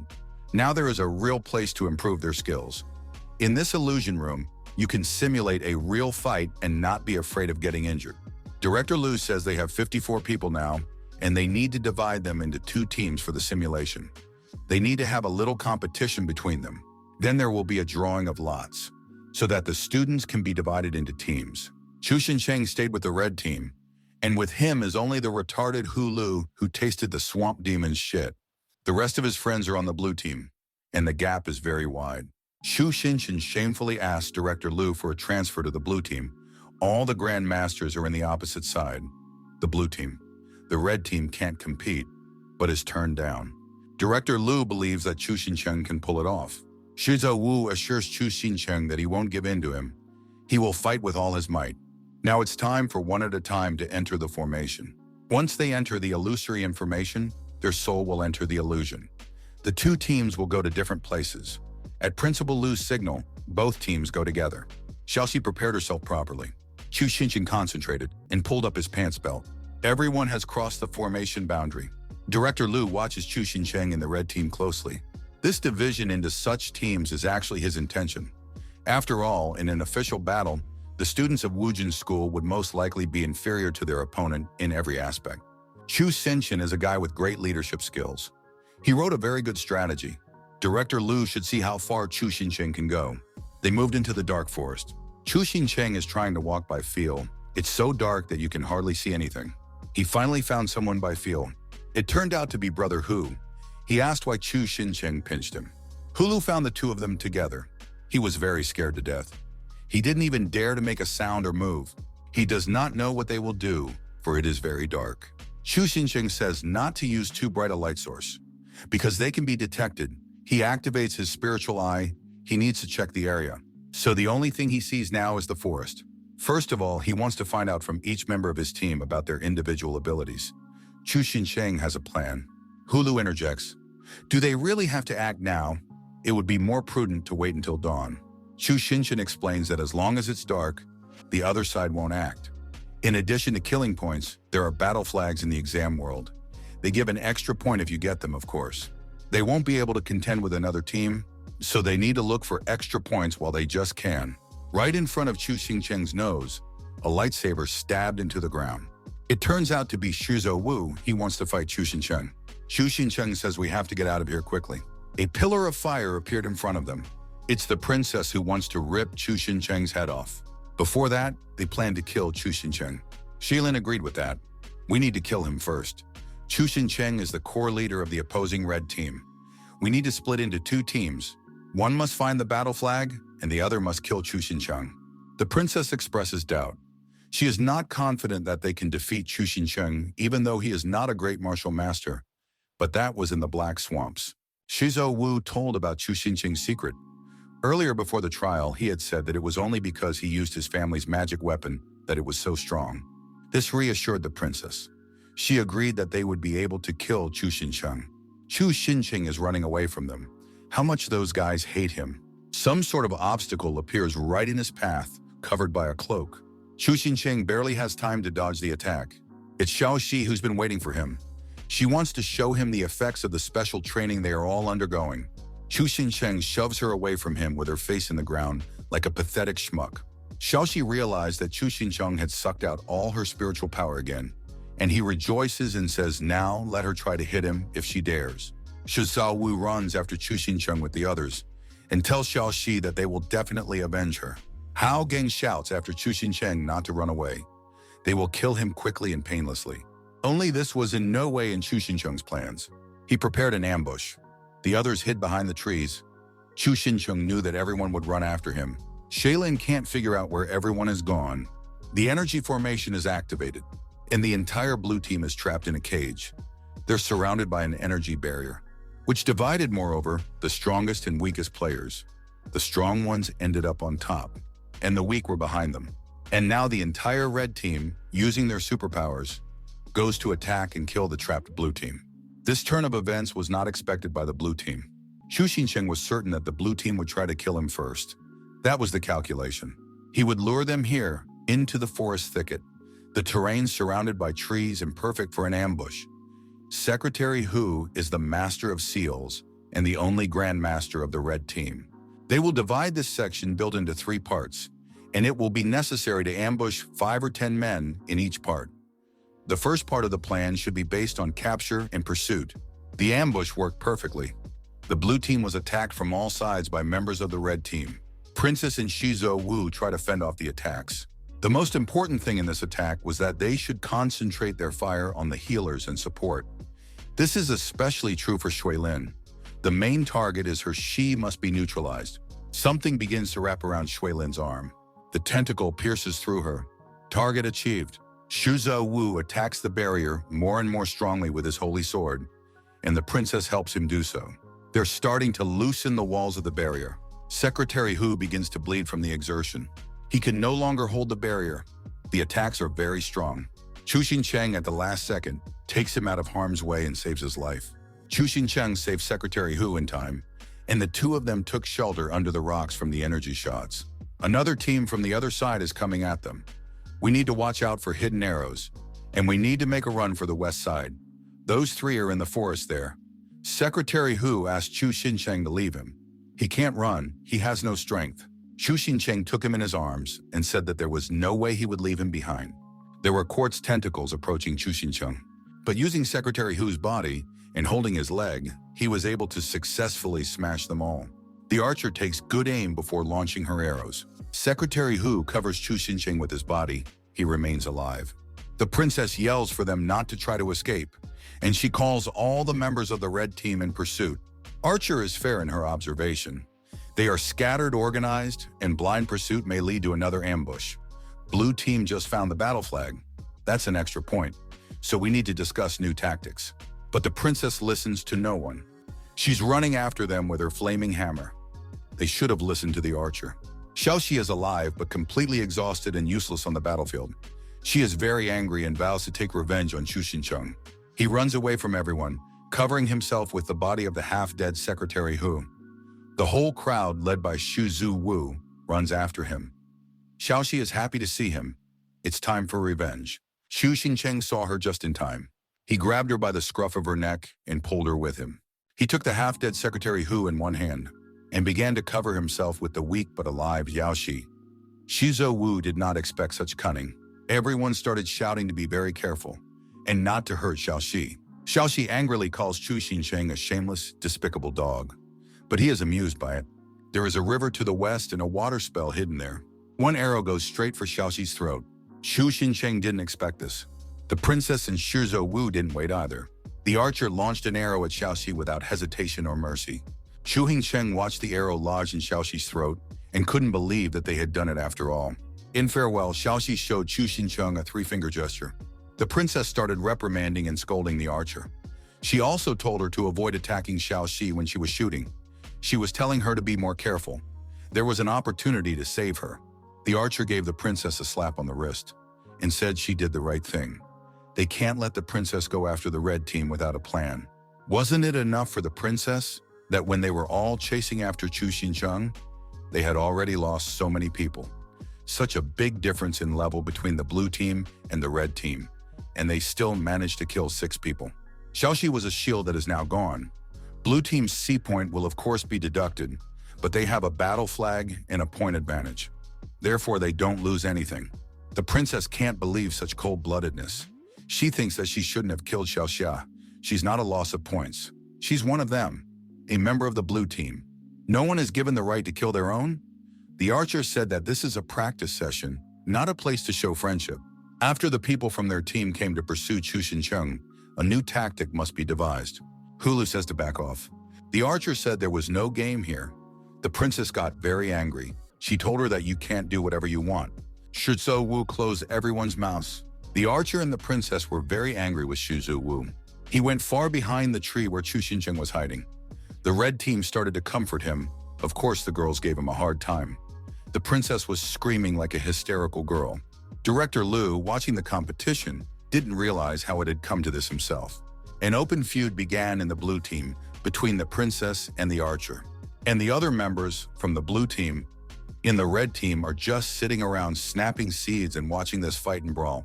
Principal Liu realized that this had to be stopped as soon as possible. With 1 month left, he must first teach the children to understand each other. Director Liu begins to lose his strength drastically. Everyone else in illusory formation begins to disappear and move into reality. Now all the students are in reality. Hulu wants to know why they came back so abruptly. Maybe the formation broke down. Chu Xincheng saw Principal Liu's body on the floor. He was lying unconscious.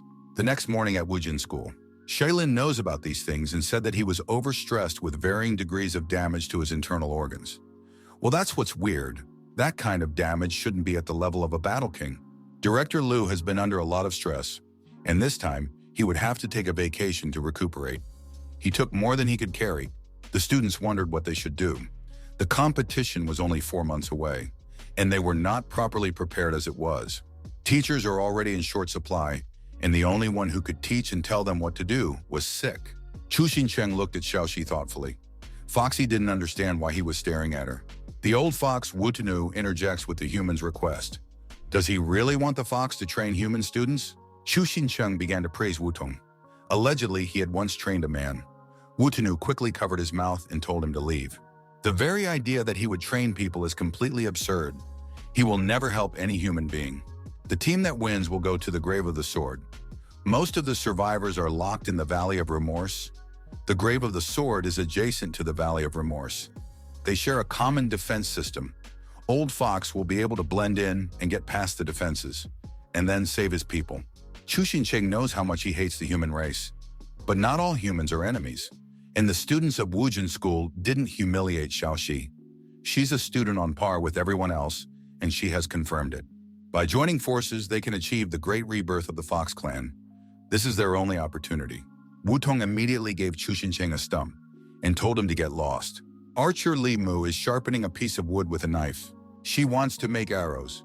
Her friend reprimands her. She was too cruel to the princess today. But honestly, she can't stand the contented aristocracy herself. Even if they make money, simulations for training are still a great luxury. Director Liu is trying really hard, and these spoiled kids think they're toys. Li Mu, in fairness, points out that they are very strong. If it weren't for these kids from rich families, Wujin High School would have closed long ago.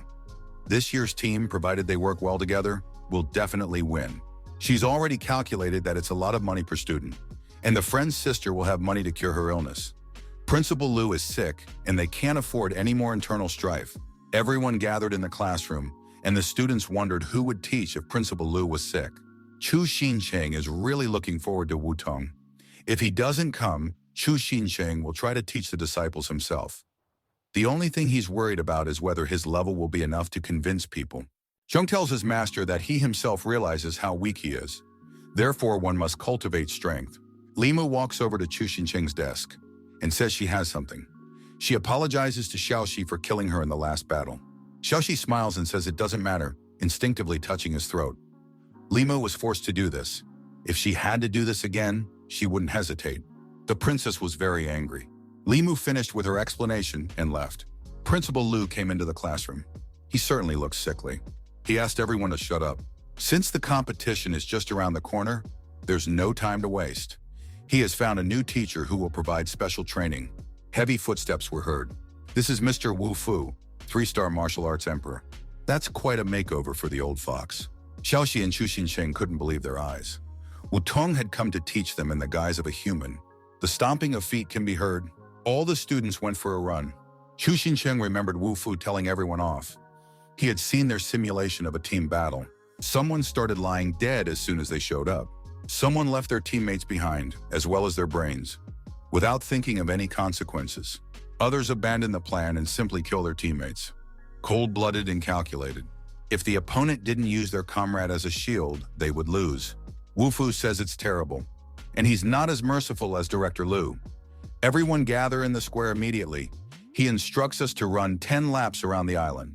No use of spiritual energy is allowed. Everyone is just in a slump. 10 laps is a lot. The princess wants to know from Chu Xincheng who that old man Wu Fu is. Shailin really wants to know how running will help them. The princess doubts old man Wu Fu's abilities. Chu Xincheng quickly shuts her mouth so the new teacher won't hear. It was a waste of effort. Wu Fu heard everything. Since the princess is so smart and gossips about the teachers, everyone will run 5 more laps. The princess is just furious. The princess says it's her fault and she should be punished. It's not the others' fault. Wu Fu made it clear to her. Since they are all a team from now on, all her mistakes will be shared by the team. It's like in a real battle, the princess recklessly pursued the enemy, and her comrades got into trouble. And so it is in this case. Because of the princess's mistake, all the team members will be punished. Therefore, they have to run together. Those who cannot run this distance are automatically eliminated. Shuilin says she is no longer able to run. Shuzo Wu offers to carry her in his arms. Shuzo Wu understood well what the teacher said. We should all run to the end, but he didn't say that you can't carry another team member. He couldn't protect Shui Lin back then during the training battle. Therefore, he would defend now. Secretary Lu is just coming out with snot and drool from exhaustion. He wants to be carried too. He's acting like a girl. He doesn't think it's fair. At night, he does schoolwork, and during the day, he's tormented. It's all that damn Chu Xincheng's fault. He's the cause of his misfortune. Chu Xincheng suddenly put his shoulder up to Secretary Hu. This was a big surprise to him. Chu Xincheng tells everyone to help each other. It is imperative that everyone must run. Principal Lu is overseeing the practice. Mr. Wu suddenly came to them last night. The conversation took place by candlelight. Wu Fu wants to teach at the Wujin school. He has been a recluse for many years, but he knows the old headmaster of this school very well. Wu Fu said he doesn't know him well. He heard that she disappeared more than 10 years ago. He is not sure if she is alive or dead. The school is in big trouble now, so he decided to help. The old man took the training tape and inquired of Director Lu that this was the training plan. The principal confirmed it. Wu Fu said that under no circumstances should it be used. There was only 1 month left before the competition. Cultivation can't be raised much. It's much better to improve their cohesion and willpower. Principal Lu's training is too soft. The students at the school started to carry a huge log. Only blood and sweat strengthens their will. And then they hold huge boulders on their backs, and under their asses are sharp metal pikes. To unite all the students, old Wu Fu will become their common worst enemy. This will be good for them. And don't forget about cunning. It helps to find solutions in the most hopeless situations. It's all enough to make them a real team and make it through the tournament. A paper crane flies to the home of the great messengers and sits on the arm of one of them. Husong sent word to the great messengers. He's asking for help. He couldn't find a way to test Chu Xincheng. The academy tournament will start soon, and there will be an opportunity to test it. In the meantime, we need to prepare everything we need. This year's tournament will be held just in the Western Islands, in the town of Cu. It's a great place for them. There's a lot of opportunity there. The Ho is very active in digging the ground. The poor disciples can't understand why the special training group isn't practicing today. It's too quiet, and you can't hear their practice cries. The tournament is in 2 days.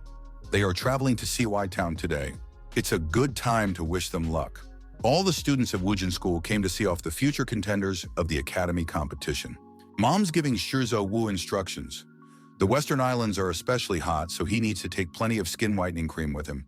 Also, there are a lot of scammers there.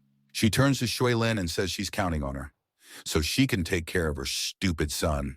And since he's enrolled in this school, he can't dishonor the Shi family. She and her father will come to see him. Limu was visited by her sick sister who decided to wish her good luck. She is only expected to win. Shu Xinshin announces that the time has come for everyone on the boat to gather. A very large number of people came, and they surrounded the flying ship. They hoped that their special group of students would be able to pass at least a team battle in the competition between the academies. Principal Lu reads the incantation. A teleportation conduit is opening. Everyone immediately thinks of the price of such magic. It's very expensive.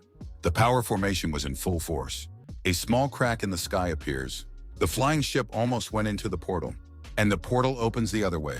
There are some absolutely incredible vehicles coming out of other portals. Right above Xiaoyu City, the students can't get enough of the beautiful sight and stand along the side of the ship. The beauty is indescribable. So many applicants. Qingshan Academy's team had also arrived. Qingshan, Shiyu, and Moon Academy. They are the strongest in the country. The students of these academies have sword mastery at the highest level, so they can fly in on their own swords. They don't need a ship. The Woojin disciples are starting to get jealous. It's a pity that their martial spirit isn't suitable for the sword flying technique, although they do have a flying ship. And then the ship starts to shake a little bit.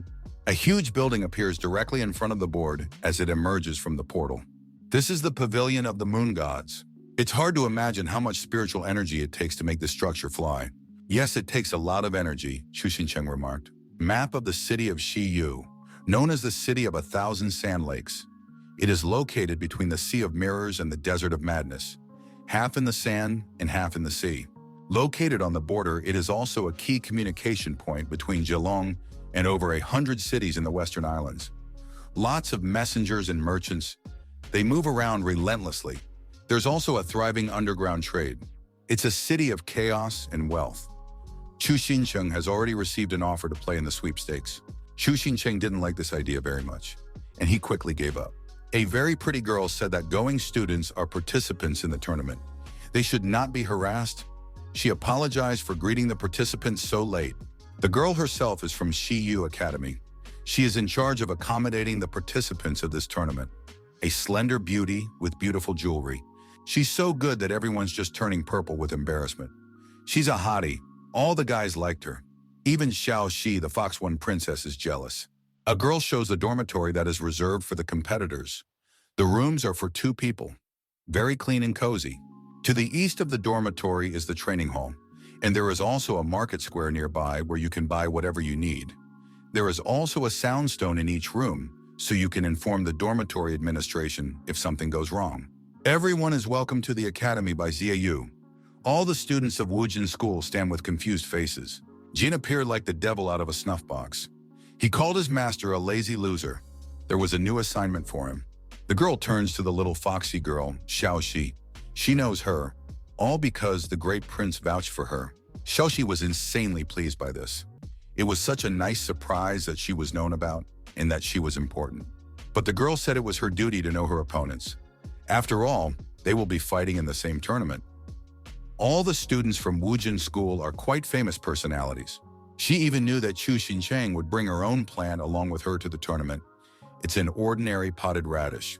Yes, the rumors were indeed true about Xu Xincheng. The princess abruptly blocked the girl's path to Xu Xincheng. You could see that she was jealous. She warns Xu Xincheng that he is being watched closely. She asked the princess not to glare at her. She doesn't want to do anything wrong. She has brought everything to them and told them so.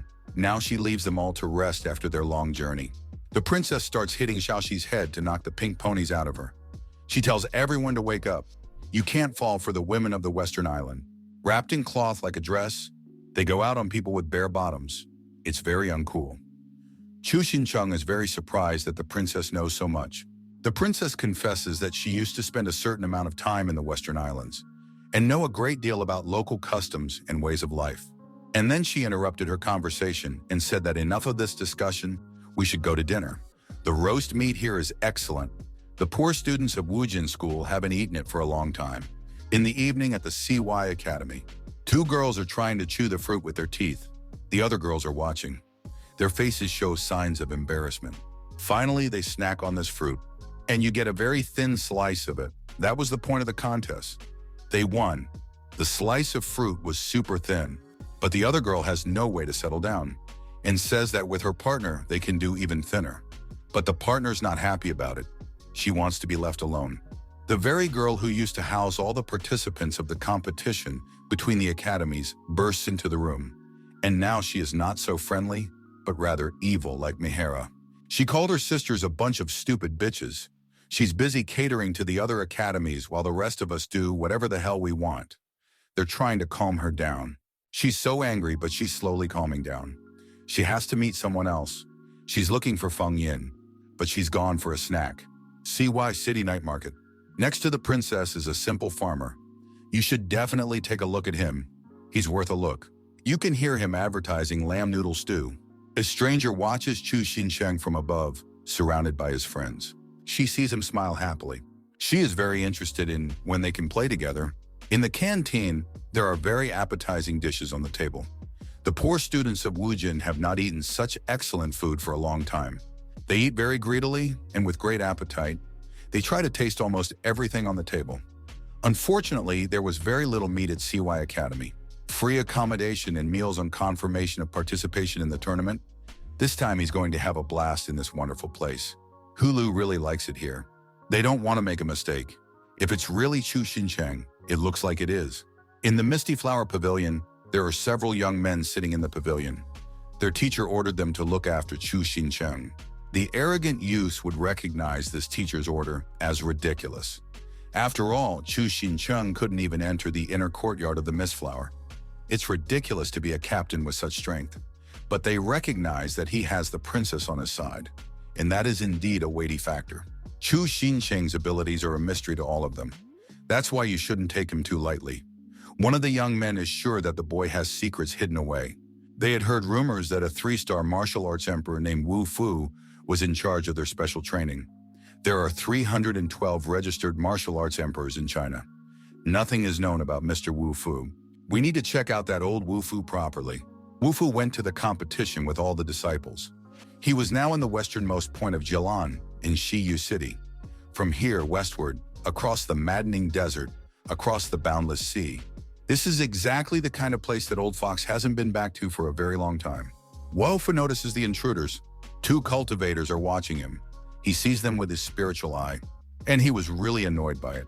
5 centuries ago, a martial arts emperor wasn't a rare level, but now he has attracted so much attention, and he doesn't like it. A lot of things have happened since then, and that's why there are very few people of the highest level of martial arts king. Old Fox is very curious as to why people are not cultivating new strong masters. Principal Lu said the draw has already been made. He's carrying an envelope of paper. There are 12 competition venues in the team competition, and each of these venues has a different theme and landscape. There are a total of 74 teams from all over the state. There is an average of 6 teams per venue. Principal Lu wasn't so lucky. He got a room with 7 teams. Chu Xincheng begins to read carefully. The sheet says Room 11, the Plane of Wandering Souls. But the other directors of the academy were not so calm. One started beating his hand on the table.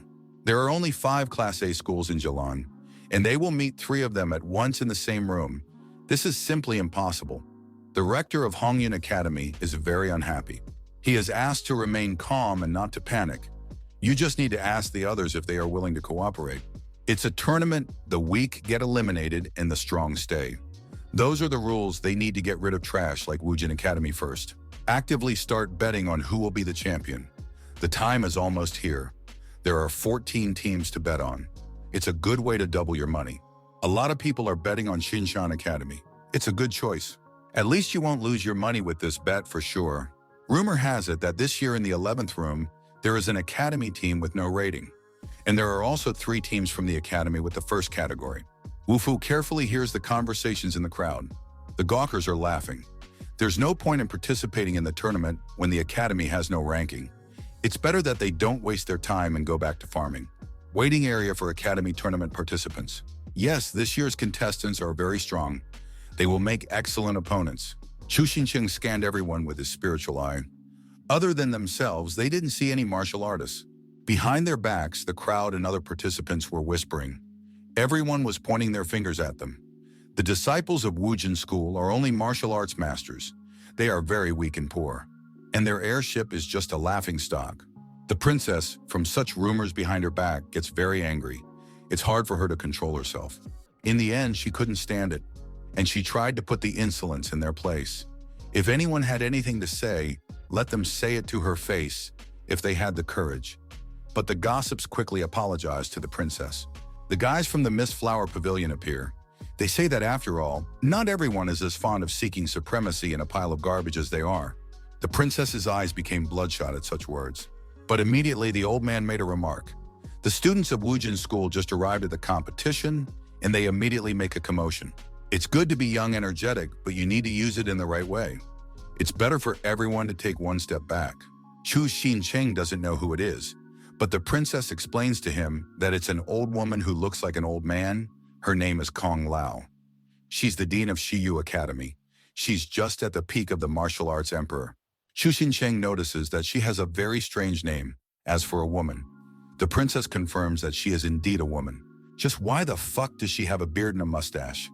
The princess says it's normal for women to have beards. Shizhou Wu confirms this to Chu Xinqing, no matter how surprised he is. Foxy Xiaoxi tells Chu Xinqing that it's like he's not from here. It's very difficult to convey Chu Xinqing's emotions right now.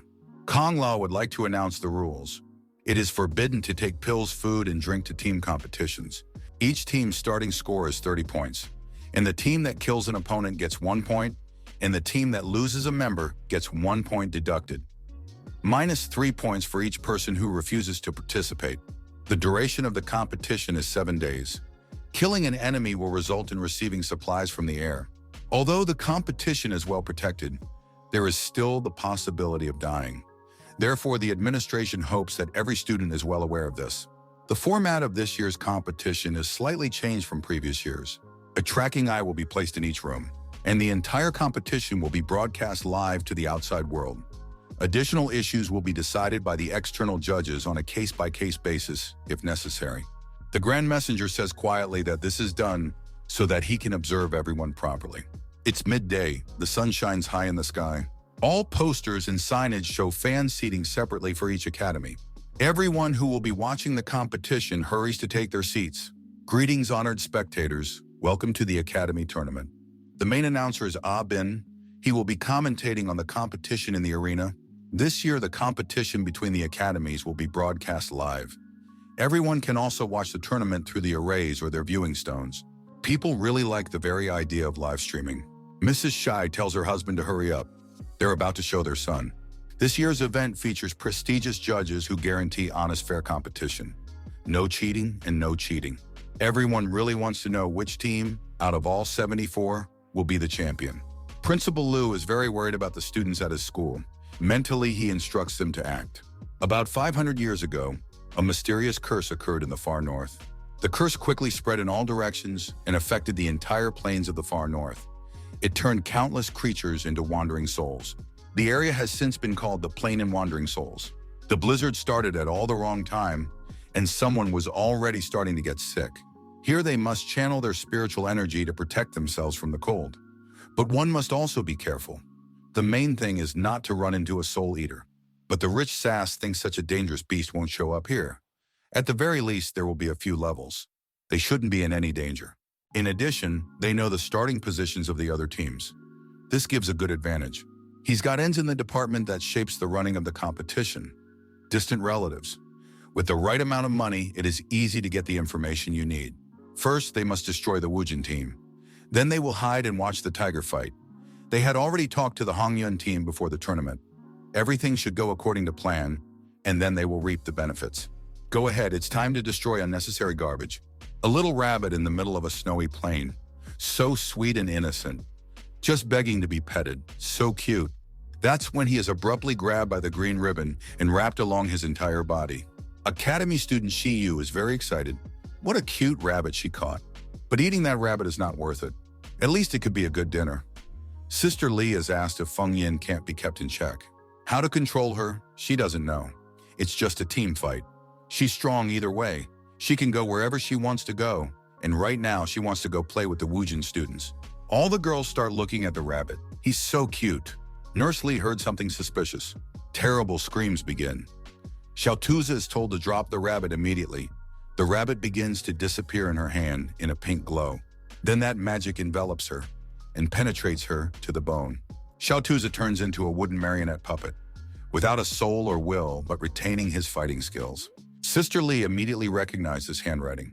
It's the transformation spell into a puppet from the Misty Flower Pavilion.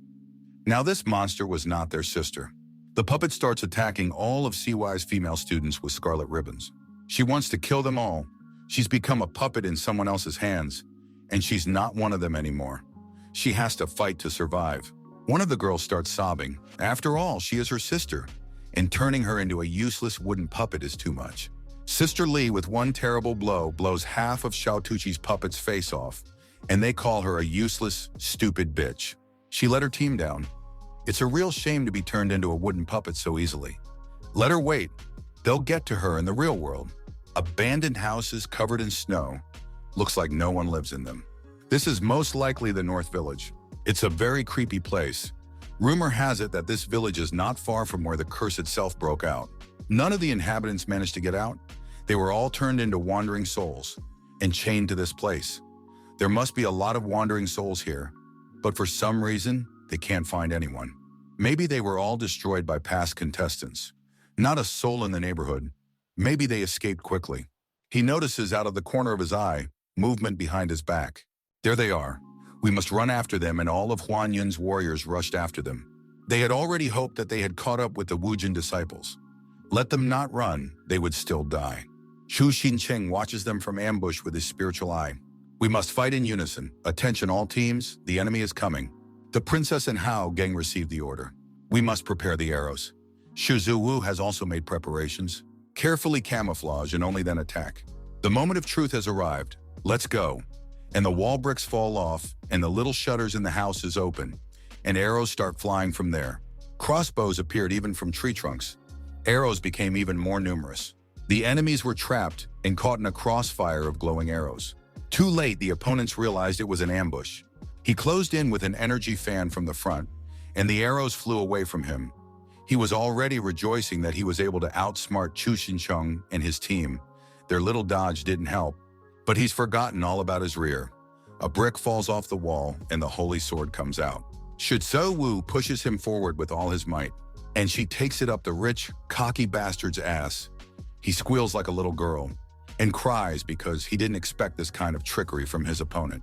An hour earlier, Chu Xincheng and the other students of Wujin School had met up with the unexpected inhabitants of the abandoned village. They were the same wandering souls, ghosts with hideous faces. You couldn't look at them without fear and horror. They scared the shit out of Chu Xincheng. He started to run away from them very quickly, along with his classmates. He rightly observed that they were as lucky as drowned men. They immediately encountered ghosts. Limu told him that they were wandering spirits. That means they went straight to the northern village. They are about level with them. We have to fight or retreat quickly. There's no other way. A huge ghost with 4 eyes in its skull attacks Limu from the side. Chu Xincheng is plugging his ears. The pain is unbearable. It's a sonic attack. It can make you lose your mind. Zheng shows up in time and tells the host that it's not a sonic attack, but a ghost scolding. They are really pissed off. No one in this world understands the ghost language yet, but he has learned it and can translate it for Chu Xincheng. In the end, it turned out to be a caring mom protecting her son, or the bastards who came to the village as uninvited guests. Ghosts look at the living, and they say they're so scary. They were scared. One of them just lost an eye because of the excitement. It's probably the start of the new tournament. That's why the living are here. Damn bastards, always coming and killing them. Can't they just live in peace? If not, we'll have to kill the living. Chu Xincheng asked Zhang to explain to the ghosts that they didn't come to kill them. It was a misunderstanding that happened, but Zhang suggests that his master talk to them himself. Chu Xincheng, in the language of the ghosts, said to make sure they understood him correctly. None of the living want to do anything bad to the ghosts. The ghosts themselves are shocked to find that a mortal can communicate with them and understand them. This has never happened before. Chu Xinqing is calling his name, and is justified because he was frightened by the appearance of the ghosts. So he attacked out of a sense of self-preservation. He asked not to be offended and to forgive him. They are not here to kill ghosts, but to help them. This is like nothing the ghosts have ever heard before. Unlike Chu Xincheng and his friends from Wujin, the other teams were destroying the wandering souls. Chu Xincheng asked for the help of ghosts to destroy the enemies. He can't get anything from killing the ghosts, so he offers to team up and deal with the other teams coming to the village. The ghosts like this offer, but are hesitant to believe it or not. Chu Xincheng said that he always keeps his word and never cheats anyone. He swears on the name of Shuzu Wu. He doesn't know what he's talking about and confirms Chu Xincheng's words. The ghosts think that Shuzo Wu looks very honest. Big eyebrows, big eyes. It gives the impression that mortals are telling the truth. The lost souls agree to cooperate with humans and welcome them, hoping for honesty and integrity. Chu Yingcheng was very happy for being able to negotiate, and no one died. The ghost said that after hundreds of years, it is finally possible to talk to someone human. It is very rare that any mortal understands ghosts. This year they have help no longer need to drill a hole in the ground, but Chu Xincheng doesn't understand what the ghosts mean. That pile of tunnels in their village, a specific place where ghosts hide. The more the race kill, the fewer they become. Now they try to avoid battles and hide when mortals come. Although hiding without fighting, it's like being beaten all the time. So the tunnels aren't used by old people. Chu Xincheng told the ghosts that the Wujin school students would help them. Chu Xinchen tells all his friends that months of experience lying and building a house have finally come in handy for them. Now they all need to do a good job as one. Someone with earth manipulation techniques would be just the right fit. With the power of his thoughts, one of the students makes a large stone boulder, and this boulder is rapidly digging and making new caves. An extension of the passageway is being created. Chu Xincheng makes a new map of the tunnels, expanding the cave into a battle tunnel where you can both fight and hide, and you can also hide and fight. Plant magic is also very useful here. Shilin is busy laying bricks. The whole village will be a battle fortress. There are arrows everywhere waiting to be fired. Secret passages are created to strike the enemy in the most unexpected places. Zhu Gongzi received a spiritual sword from Shizo Wu right in his ass. He can't move an inch in pain, crying like a little girl. The attack was too sneaky for him. He's being backed up by clan aides. Everyone is ordered to take cover. The most important thing is to protect the doctor. The girl tries to quickly take cover in the barn, but there are lost souls there, and the girl faints from fear and falls into the hands of the ghosts. One of Zhu Gongzi's clan tries to beat the doctor back and runs at the ghost with his sword. But then he realizes that the ground beneath his feet is moving apart. He gets trapped and begins to sink, as if he stepped in quicksand. The swordsman is stuck, and then the Wujin school students come out of hiding to kill him and tear him to pieces. No mercy. Chu Xincheng thanks the lost souls for their cooperation. And in the background, Hao Geng and another girl smash an enemy fighter like a toad. Blood and guts are flying in different directions. The houses are full of girls united by wandering spirits, and now it's unclear what to do. But it seems a loophole has been found. One of the warriors has found their secret tunnels. There's an entrance in the center of the village and you can use it. And then the princess crept up from behind. And with her flaming hammer, she split the head of this warrior who found the entrance to their tunnels. The strongest cultivators on the team must take initiative, and the princess is not lagging behind. When she unleashes her rage, she becomes truly terrifying. First, they should kill the doctor. Then when everyone panicked, they would kill each clan member one by one. Chu Xincheng had a clear plan. Their actions must be methodical. But don't get carried away, because they're in a bad position. The other fighters noticed the princess and wanted to kill her. A hail of arrows sprinkled from the tower, preventing them from pursuing the princess. The archers had done very well. The archer on the tower needs to be removed immediately. He is a great hindrance to counterattack. Behind Li Mu, a clawed assassin appears from the shadows. But Xiaoxi's fox was even more agile.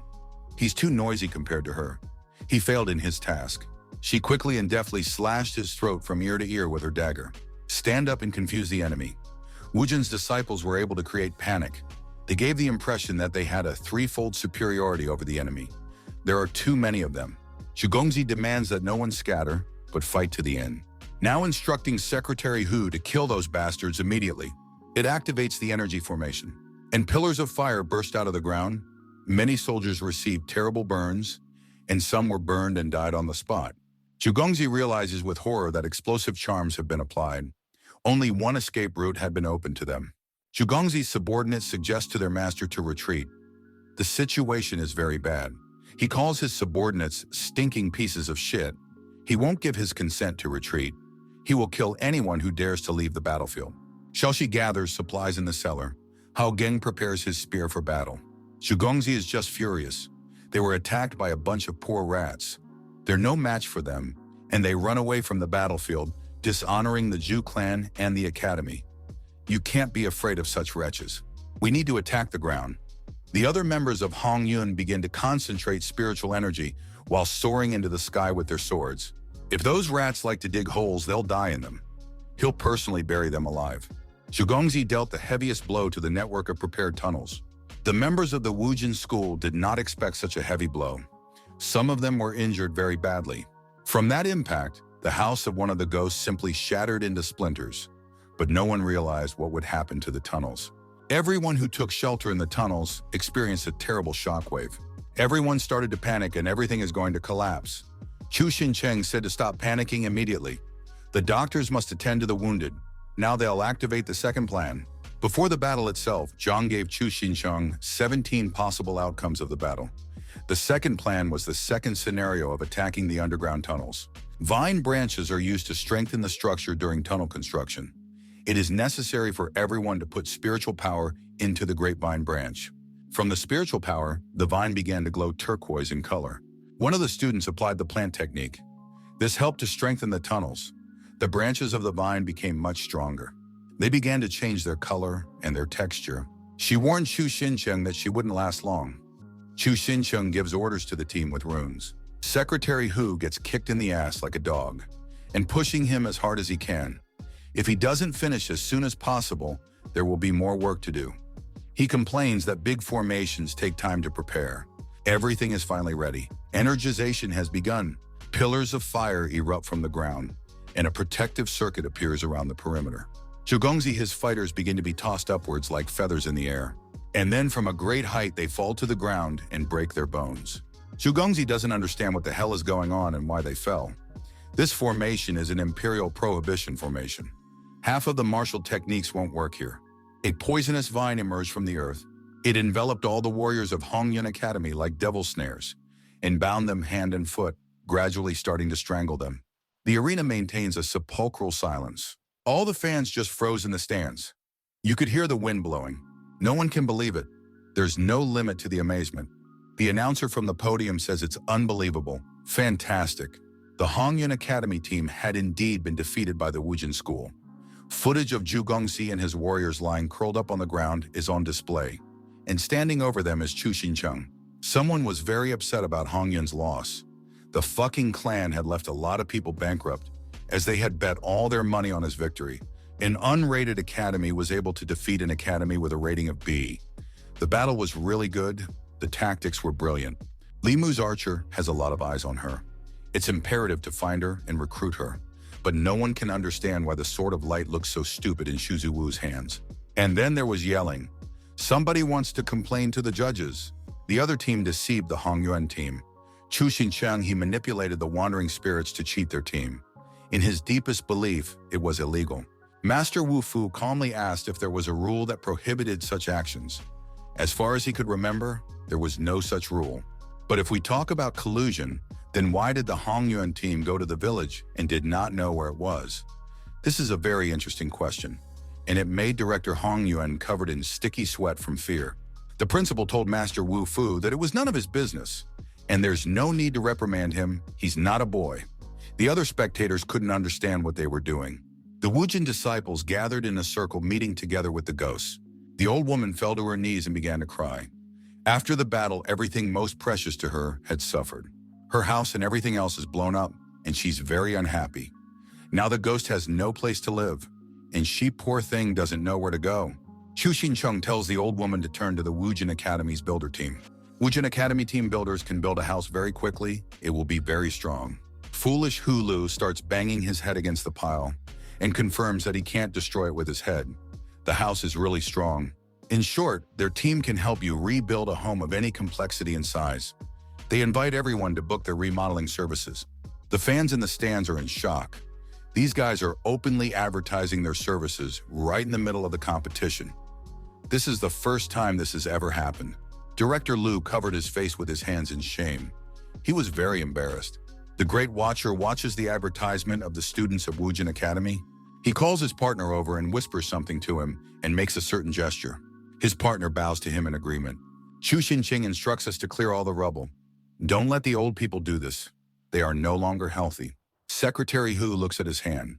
For some reason, his palm has started to glow. Ghosts are very grateful to mortals. They thank them for their hard work.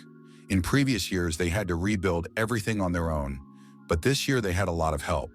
What wonderful babies mortals have. Chu Xinqing starts to clear the rubble, and a scroll of some sort caught his eye. Parchment paper. He unfolds it and sees a portrait of a lovely young girl who is dressed in winter clothes. The ghost approaches Chu Xinqing, smiles, and says that his old portrait has been found. Chu Xinqing took the pimp by the collar and started shaking her properly. He needs to know what the owner's private collection is. Mother Chen laughed out loud. Foxy Xiaoxi had become the sex slave of the owner of the Jade Tower. She said that Chu Xinqiang was a real idiot if he thought he could bring her back. Everyone present in the Jade Tower cannot use spiritual power. It is impossible for Chu Xinqiang to fight the owner alone. Mother Chen said that this building was the embodiment of the owner. But just as she was trying to finish her sentence, Chu Xinqiang smacked her in the face with such force that she smashed her head through the wall. She finally got her mouth shut. Chu Xinqiang calls Shizuo Wu with him. But Shizuo Wu wants to know what will happen to the captured girls who worked in the Jade Tower and sold their body. Jade Tower. Red floor. The table is just piled with beautiful and delicious dishes. The princess is invited to try something delicious. But she waves it off. No one dares flirt with her. She doesn't like women and screams to be left alone. Kong Feng warns the princess not to behave like this. Otherwise, everyone around her will think she's up to something. The princess asks her if she is here to have fun or to save a life. The only thing the princess is worried about is how Chu Xinqiang is feeling right now. What they are expecting is that Chu Xinqiang will contact them after he finds himself in the Jade Tower. Somewhere in the meat cave, Chu Xinqiang, Shizuo Wu, and the others are crawling on their bellies. They all need to stick together. Zhang doesn't understand why they brought the girls with them. Chu Xinqing explains to him he can't leave things as they are. This white puppet won't attack him and his older brother.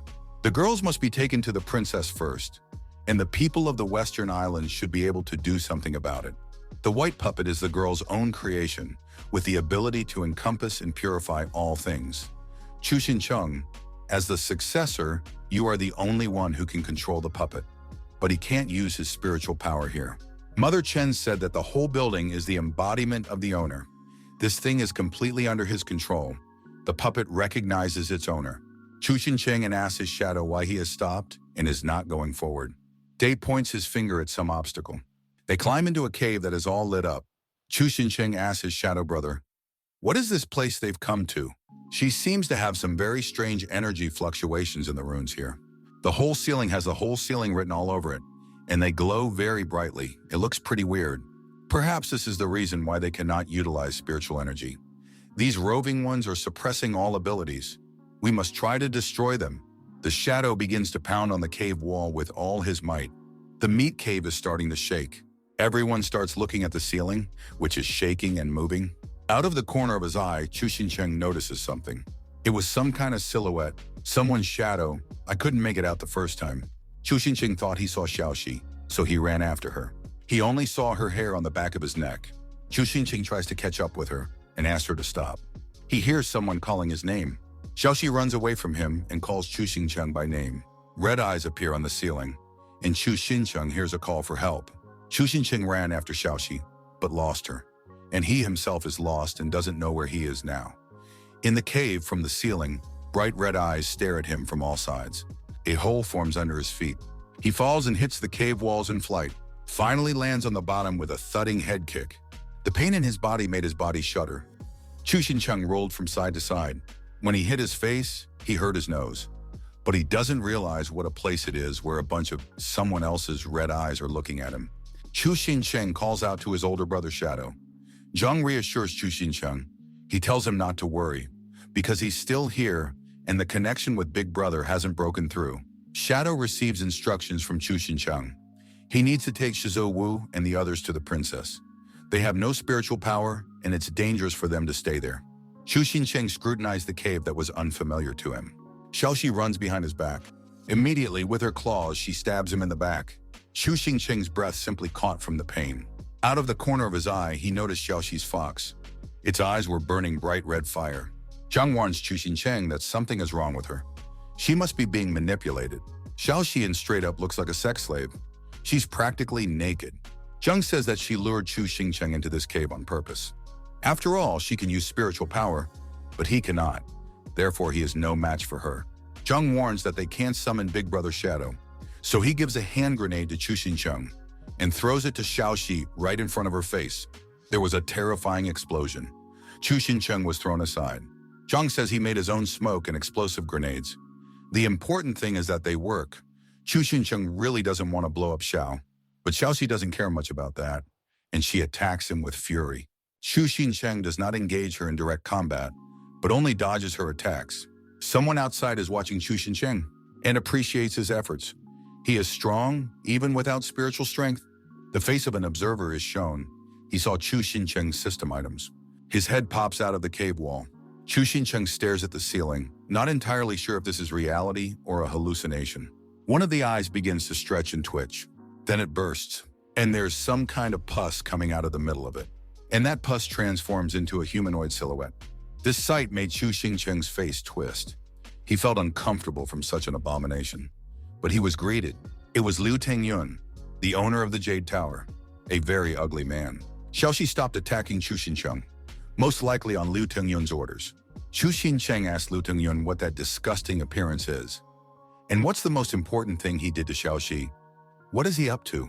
And what does Liu Tengyun want with all of them? Liu Tengyun reprimanded Chu Xincheng. He dared to come to the Jade Palace without knowing anything. Then he will answer directly. He wants Chu Xincheng to give him his system. Does he really only want Chu Xincheng's system? What does Liu Tengyun mean by that? Liu Tengyun warns Chu Xincheng not to play dumb. He knows all about the systems. It's no coincidence that 2 systems disappeared in a row. Zheng realized that Liu Tengyun also possessed a fake system, but for some reason he didn't feel anything right away. Chu Xincheng was attracted to the stone in his chest. It's his grandmother Fox's rock that fuels him. There's no doubt about it. It's definitely the grandfather smoker's stone. But how did Liu Tengyun get the seal-breaking stone? Liu Tengyun decided to explain to Chu Xincheng what was in his chest. It certainly looks very creepy and scary, but it's what keeps him alive. With the exception of the Chosen One, all artifacts must be exchanged for life. Chu Xincheng couldn't understand the feeling of his body collapsing when exchanging items. In order to survive, he had to dissolve into a puppet, but he had driven himself into a trap. That's why Liu Tengyun must get Chu Xincheng's system and make it work for him. Xiaoxi from the side started attacking Chu Xincheng, but at the last moment, he barely dodges her clawed paw. Liu Tengyun offers a trade to Chu Xincheng. If he handed over his system, he would allow Xiaoxi to recover and leave the Jade Palace unharmed. He doesn't want anything to happen to her, does he? Chu Xincheng really doesn't like being threatened. Chu Xincheng firmly grabbed Xiaoxi by the throat. She was already just annoying him. And then a blue glow appears on his hand. Chu Xincheng and Xiaoxi are related to each other. He can absorb her spiritual power. Even if he can't use his strength, he can absorb her strength and leave her unarmed that way. Xiaoxi is rapidly shrinking. She looks like a mummy now. She doesn't attack Chu Xincheng anymore. She has completely lost consciousness.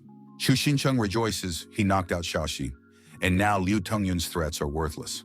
Liu Tengyun said that even if Xiaoxi was exhausted, she would still be under his control when she woke up and came to her senses. He can control absolutely everything in this cave. Liu Tengyun knows that Chu Xincheng has other companion friends in this building, other than that magnificent fox, and Chu Xincheng has to cooperate or all his friends will die in this building. Liu Tengyun pointed his tentacle at Chu Xincheng, but it quickly deflected and didn't want to attack him. Just then, Liu Tengyun sensed something wrong. Normally, no matter how he controlled this tentacle, the puppet would avoid attacking Chu Xincheng.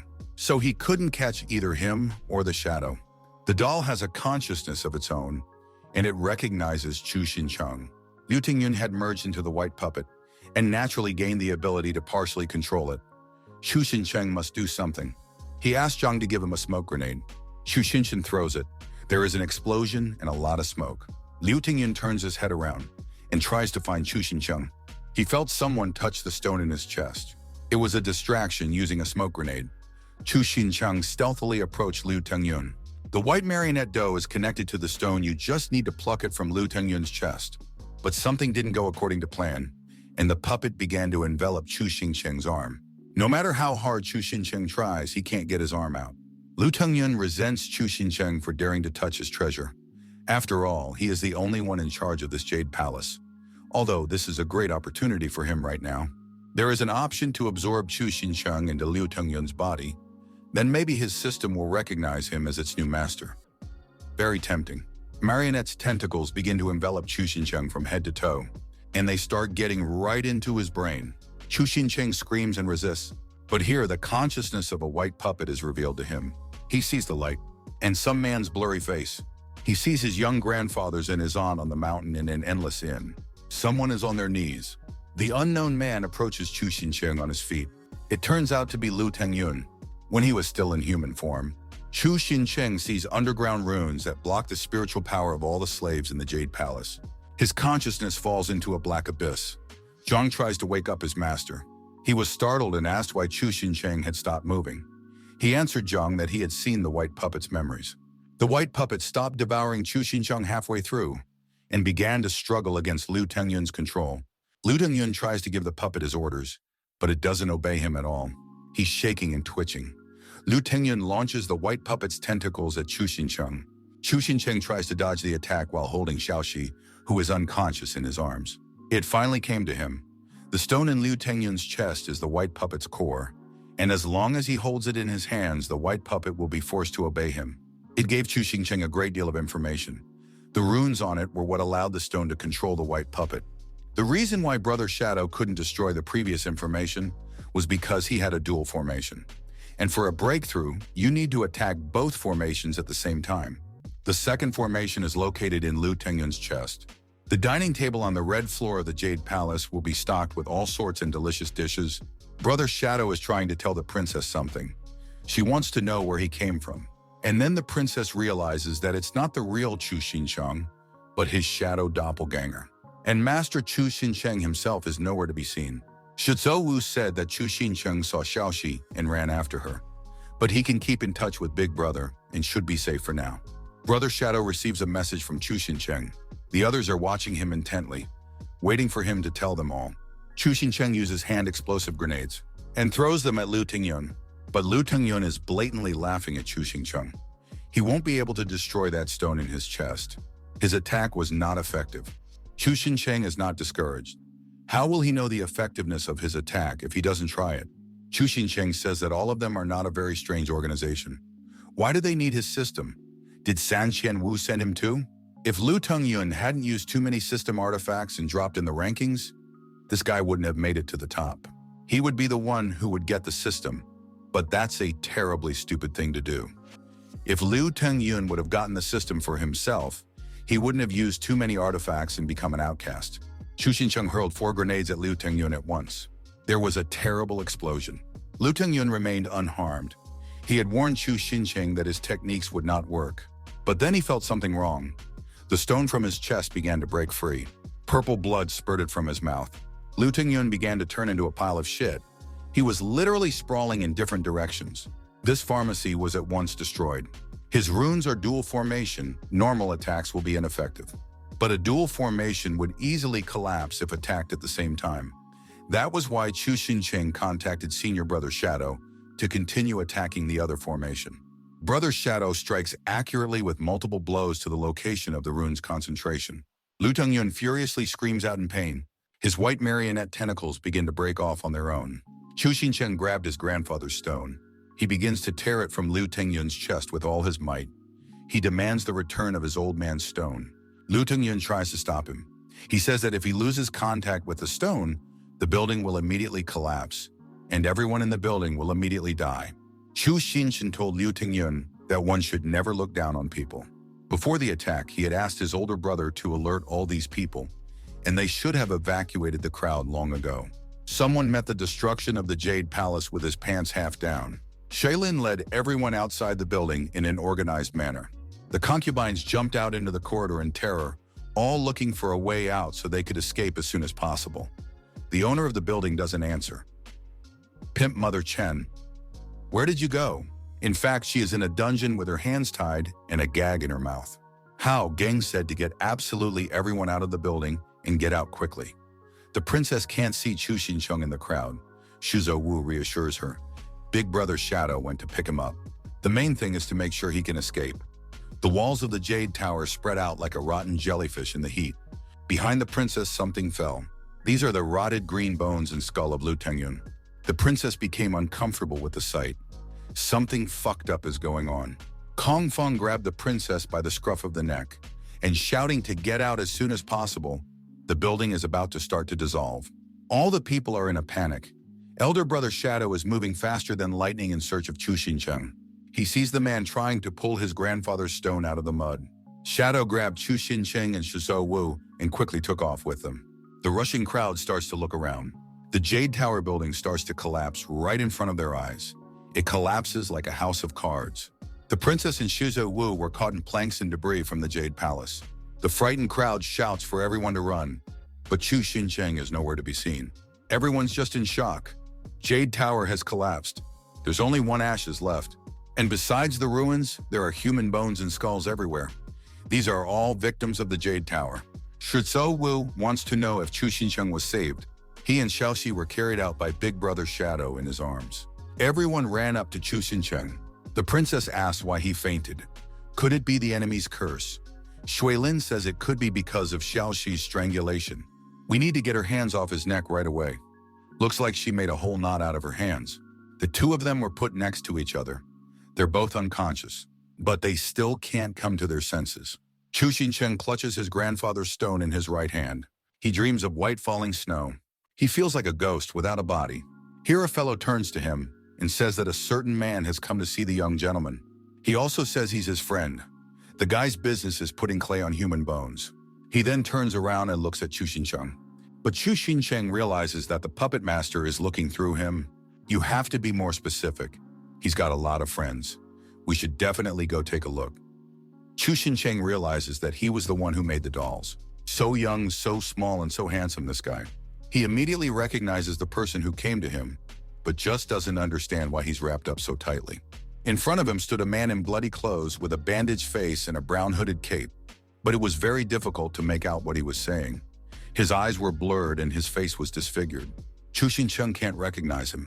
He is asked what happened to him and why does he look so bad? A small hut in the middle of a snowy valley. The stranger was separated by a lot of serious bumps and bruises. The hut master immediately guessed that the curse of the demon race, it corroded the body and mind. It's a vicious curse that corrodes his guest's body so quickly, even with its great power. But he reassures him and tells him not to worry. He has a puppet that will help break the curse in the world. In the meantime, let him rest. Tomorrow the curse will be lifted from him. Chu Xincheng looked up. He saw red waves above him. You can't save him under any circumstances. He asked the lodge owner not to save this man, but no one hears him. He feels a red cloud begin to encompass him. It's a demonic curse, and he sees a master puppeteer assembling him into a special puppet. And in the process, the master puppeteer himself begins to suffer. He becomes infected with this curse, underestimated its power, didn't realize it could be so powerful. He realized that his friend, whom he had tried to heal, had lied to him. Spell marionettes are created from humans. The higher its level, the more curse it can hold after turning into a puppet. This particular puppet carrying the curse was made by his mother. At her level, she can withstand the curse of a battle emperor. But this curse is 1,000 times stronger than she can bear. This is a heaven-level curse. The puppet master realized that his friend had deceived him. He is cursed by himself in the heavens. No one can bear such a thing, so he asked me to cure him. After that, the master starts spitting up his own blood, and he realized that this curse had passed to him, but not even Emperor Wu could do it. Arms burst out of the ground and begin to grab the puppet master. Then humanoid disfigured monsters crawl out of there. Actually, they're leprosy-ridden humans. They want to know why their body's corroding. They come to the aid of the young master, and then shouting to him for the young gentleman to run away as soon as possible. At least he'll be alive. He realized that the curse had consumed him. In fact, he genuinely wanted to help his friend. He didn't want to hurt anyone. That's when he saw the feet of the man who appeared in front of him. It turned out to be the puppet master's father. He started apologizing to his father. It was all his fault. And the doll is broken because of him, because he volunteered for the job. He frantically tries to piece together the broken doll with his hands. The puppet master is crying very hard. He realizes how stupid he's been. His father tells him that a new puppet is urgently needed. It must absorb all the spells, otherwise they'll all die here. His father says his level is much higher than his son, the puppet master, so he can withstand more curses when he turns into a puppet. He asks his son if he remembers how to make a magic puppet. The boy is just horrified by his father's words. He told his son that he was very stupid. Somebody's gotta take responsibility. Chu Xingcheng was struck to the core by what he saw. He heard his name being called, asking him to wake up. Chu Xingcheng finally opened his eyes, but he also puffed up his cheeks. Then he quickly jumped up and shouted. The princess was glad that he had really come back. Xiaoxi is bragging. She said a slap would help. She learned it from Chu Xingcheng. She slapped him hard. At the last moment when the white puppet collapsed, he used the golden eye. Spiritual power was limited at that moment, and he was able to see something possessed in the stone. Honk expressed his hunch. Maybe it was because of the two stones, he could see much clearer and saw the old man. An earring in his ear in the shape of a snake caught his eye. He was very close to Grandpa Smoker, and as a martial arts emperor, he tricked his grandfather into helping him break the heavenly curse. Zhang was very surprised. Wasn't this the Heaven's Path curse? What had he done, this bastard, to be cursed by the sky? He tricked his friend and turned the entire far north plain into hell. It seems to Chu Xingcheng that Auntie Fox has fallen in love with this bastard who framed Smoker's grandfather. It's all very complicated. The heavenly curse, at least 500 years ago, the heavenly curse would still exist in this world. Zhang became very curious. What happened to the man with the snake earring in this? After all, there were still martial arts emperors back then. Information about him has been intentionally erased, and his words have been hidden too. On the mountain, the old men tried to avoid talking about their past. Or rather, they didn't talk about it at all. Not at all. Maybe because their enemies had managed to erase their memories. There's a lot to find out. Who the man with the strange snake earring is, and what happened to him. The princess interrupted Chu Xingcheng's train of thought abruptly. She turned to Chu Xingcheng.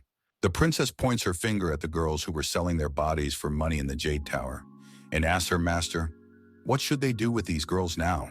One of them said she was sold into the Jade Tower when she was only 9 years old. She doesn't know what to do now that the whole building has collapsed. One of them asked if she needed to move to another building. Since they were young, they were forced to prostitute themselves and please the guests of the Jade Tower. They don't know how to do anything else but that. Chu Xingcheng asked what was going on here. Zheng just wanted to tell his master that he was screwed, and probably needed to fulfill another love task for his harem, but Chu Xingcheng lively shut his mouth. The concubines asked the princess not to leave them. They asked to take them with them. The princess doesn't understand why the concubines are all over her and harassing her. The princess was born rich, for her wealth is a matter of course, but these girls are poor, so they beg her for help. Chu Xingcheng realized that there was no light in this hole, and there was no way he could get so many people to work the fields. Zhang slapped Chu Xingcheng on the back. He is angry because his master is just thinking about farming again. Well, he had a good idea. He'd like to put it out there for everyone to hear. An eagle flies high in the clear sky. Somewhere in the world, the doors are swinging open, and a great counselor enters them. He walks leisurely into the dark room. His master stands before him. The grand counselor addresses his master. But master knows that Liu Tengyun's system has already disappeared. This is the third one that has gone nowhere. The grand counselor says this is no accident. They were finally able to find a system that can evolve on its own. He won't be able to trap him. Heaven's Path, it's been 500 years, and he had finally found the key to break the deadlock. It's the man from the visions with the snake earring. He says to keep a close eye on Chu Xingcheng. We can't let him get more information about them. The main thing is to speed up the intervention in the heavenly way, and a map of the universe appears before him. He points his finger at the kingdom of Kanglan. This time he managed to surprise him. Somewhere in the ghost market, the crowd can be heard cheering ad-libbing. Ladies and gentlemen, don't miss it. The House of Jade Pills has recently opened. Buy one pill and you can get another pill for free.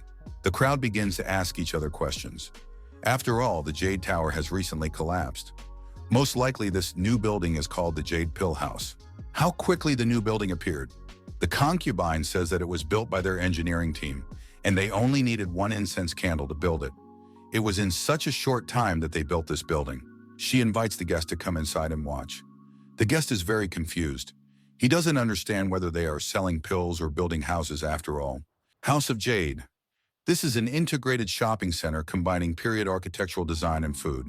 The rest of the services will be added later. All the staff are very courteous and friendly. Welcome. Shi Zhao Wu says that there is a night pill in his hand. Take it and you can feel very good. It's only 198 for one vial.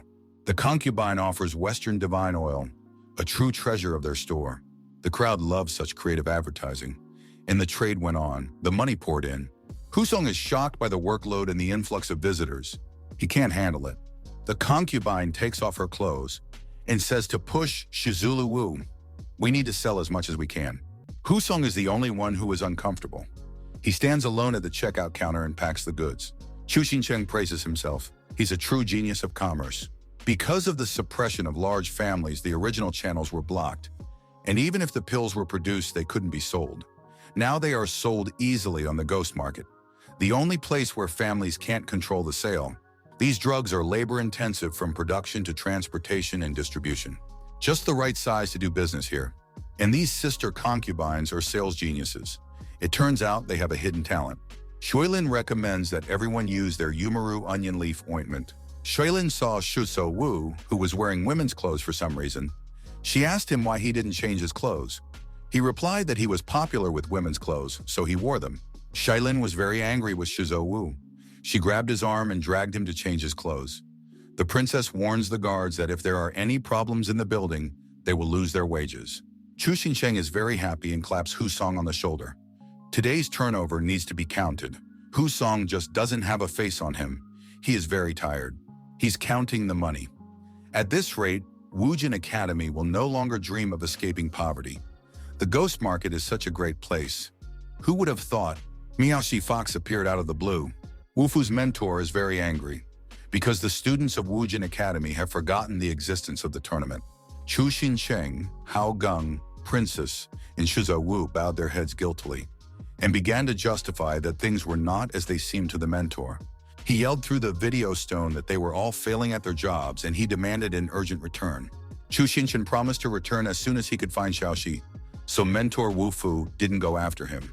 He shouldn't forget the promise he made to his mentor. In order to enter the Valley of the Buried Sword, he needs to qualify. So they all made a collective decision. Hulu will remain in charge of the ghost market. The House of Jade Pills is now on him. In Chu Xincheng's opinion, Hulu is the best entrepreneur among all the others in the market, and they need to go on to participate in the competition.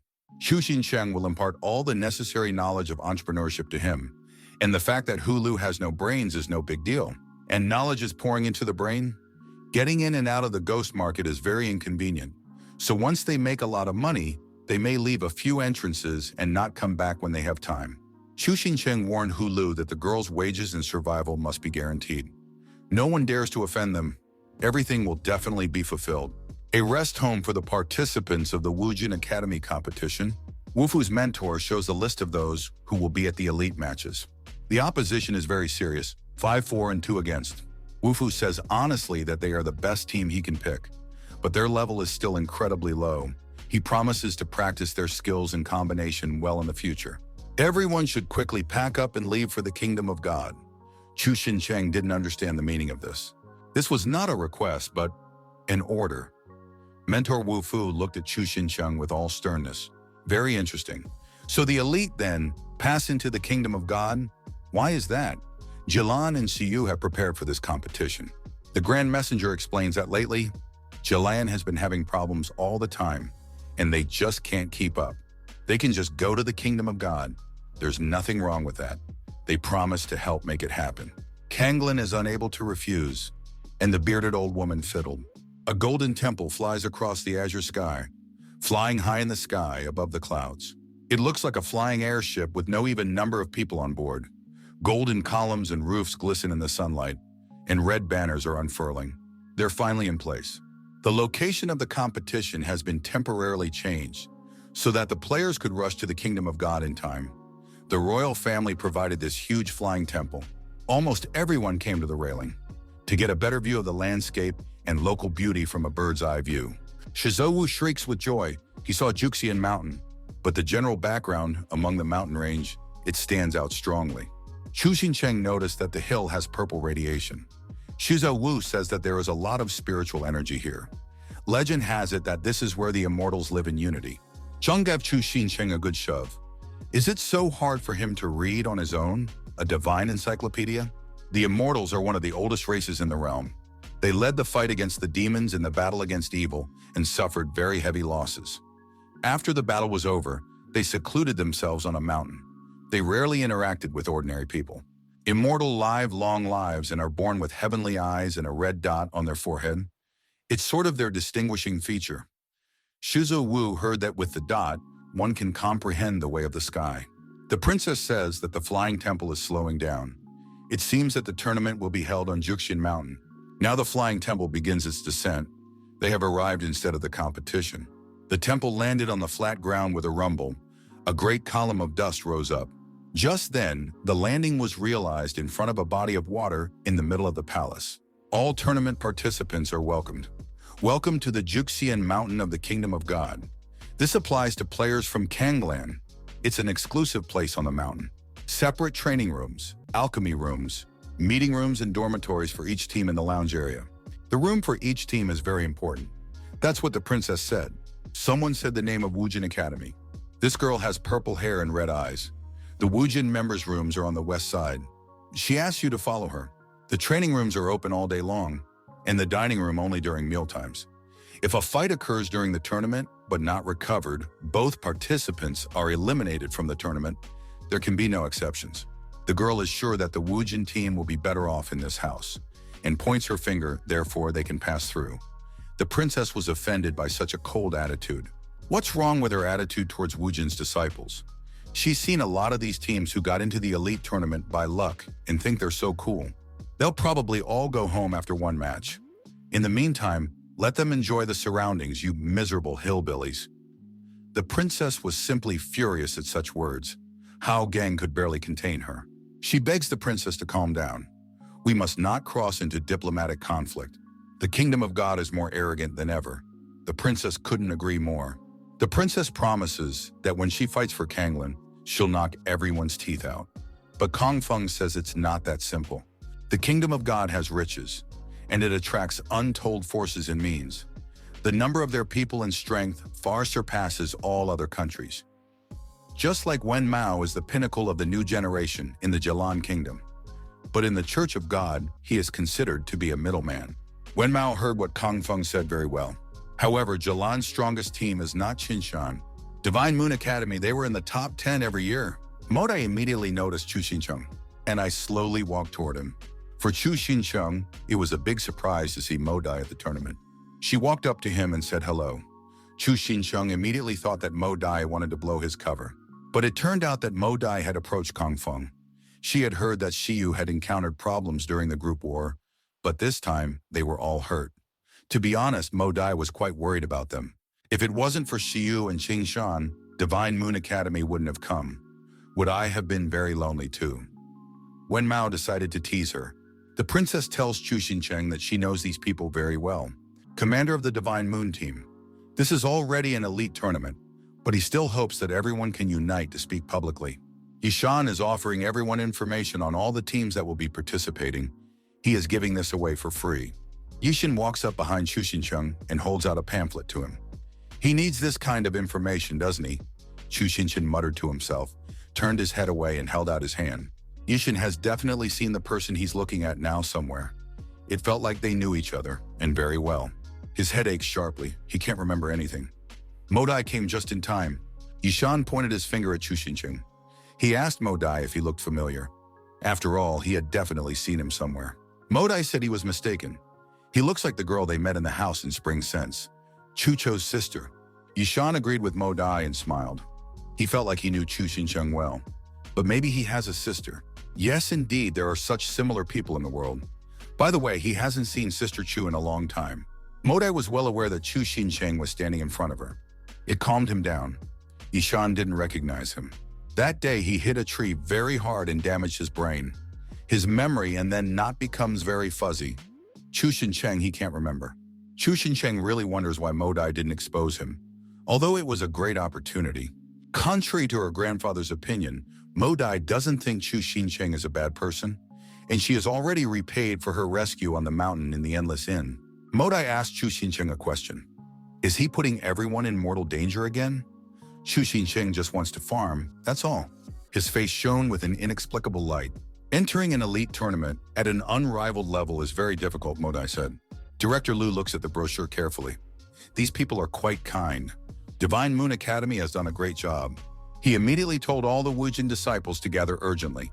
They were in a meeting, God's Kingdom Team House.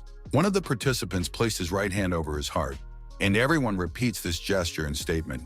His holiness is boundless. It is such a symbol of greeting. So, did everyone do their homework? The leader asked to familiarize themselves with other teams, and they did. As better students of the Kingdom of God, they did not take it lightly. Of course he believes them, but there is one command that is not well described. It's the Wujin Academy. They don't have any information about their strength, but there's no need to. This team is too low level to be a cause for concern. Their coordination and tactics are very good and often defeat the strong, especially that Chu Xincheng. He's their commander. They want the students of God's kingdom to take care of them properly. Chu Xincheng reads the brochure carefully. The princess is simply shocked. These are the average levels of God's kingdom team. There are both 1- and 2-star ancestor martial arts. How can the Wujin team fight and battle with them? Shizuo Wu rightly pointed out that the weakest of them all was a great martial arts master. It is a level above all the disciples of the Wujin team. Xiaoxi added that the circumstances and rules of this tournament are not in their favor. The rules of the competition themselves. The summer tournament consists of 3 stages. The first stage of the tournament will be held in Tianxian Cave in Banzhou.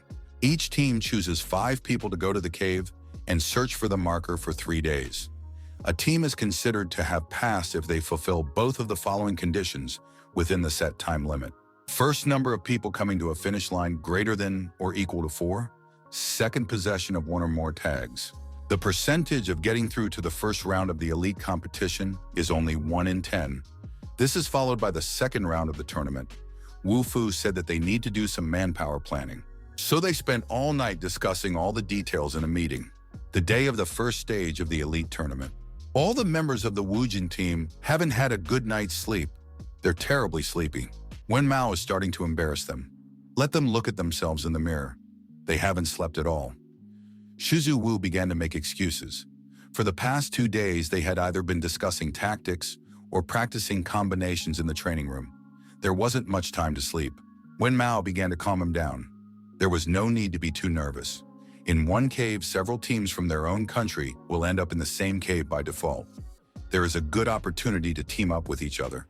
For Shizuo Wu, such a suggestion is very suspicious. Does she really have time to take care of other people? The students of God's kingdom began to bully Wen Mao. Looks like Kanglin has prepared well this year. It's no use anyway. They're going to lose anyway. One of the academy students, Luo Yan, begins to react very violently.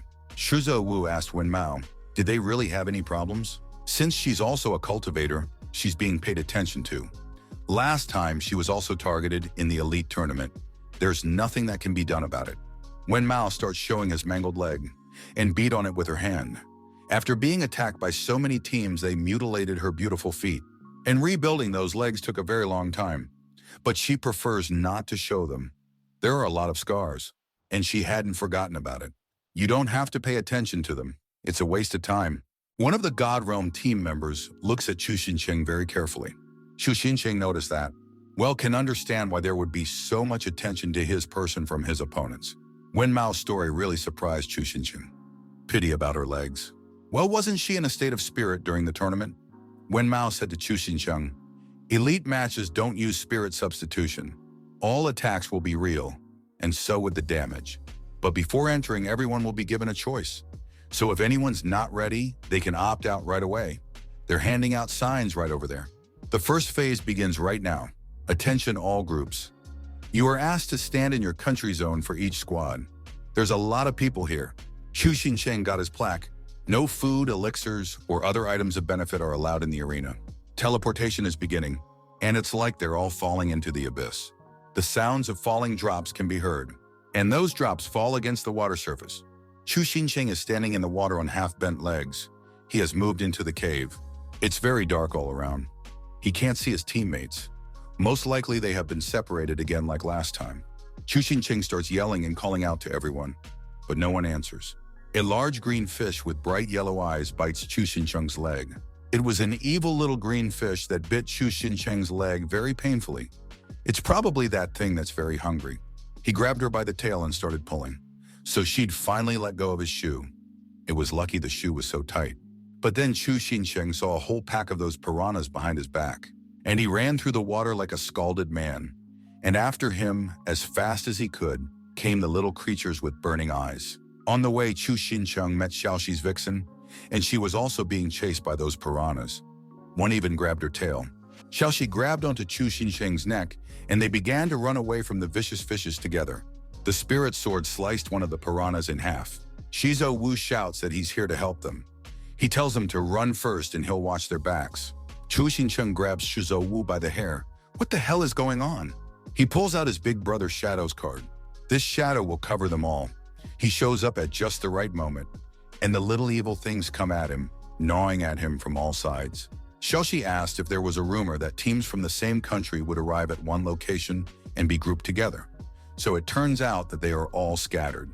Chu Xincheng replied that they all teleported to the same area, but there is just some distance between them.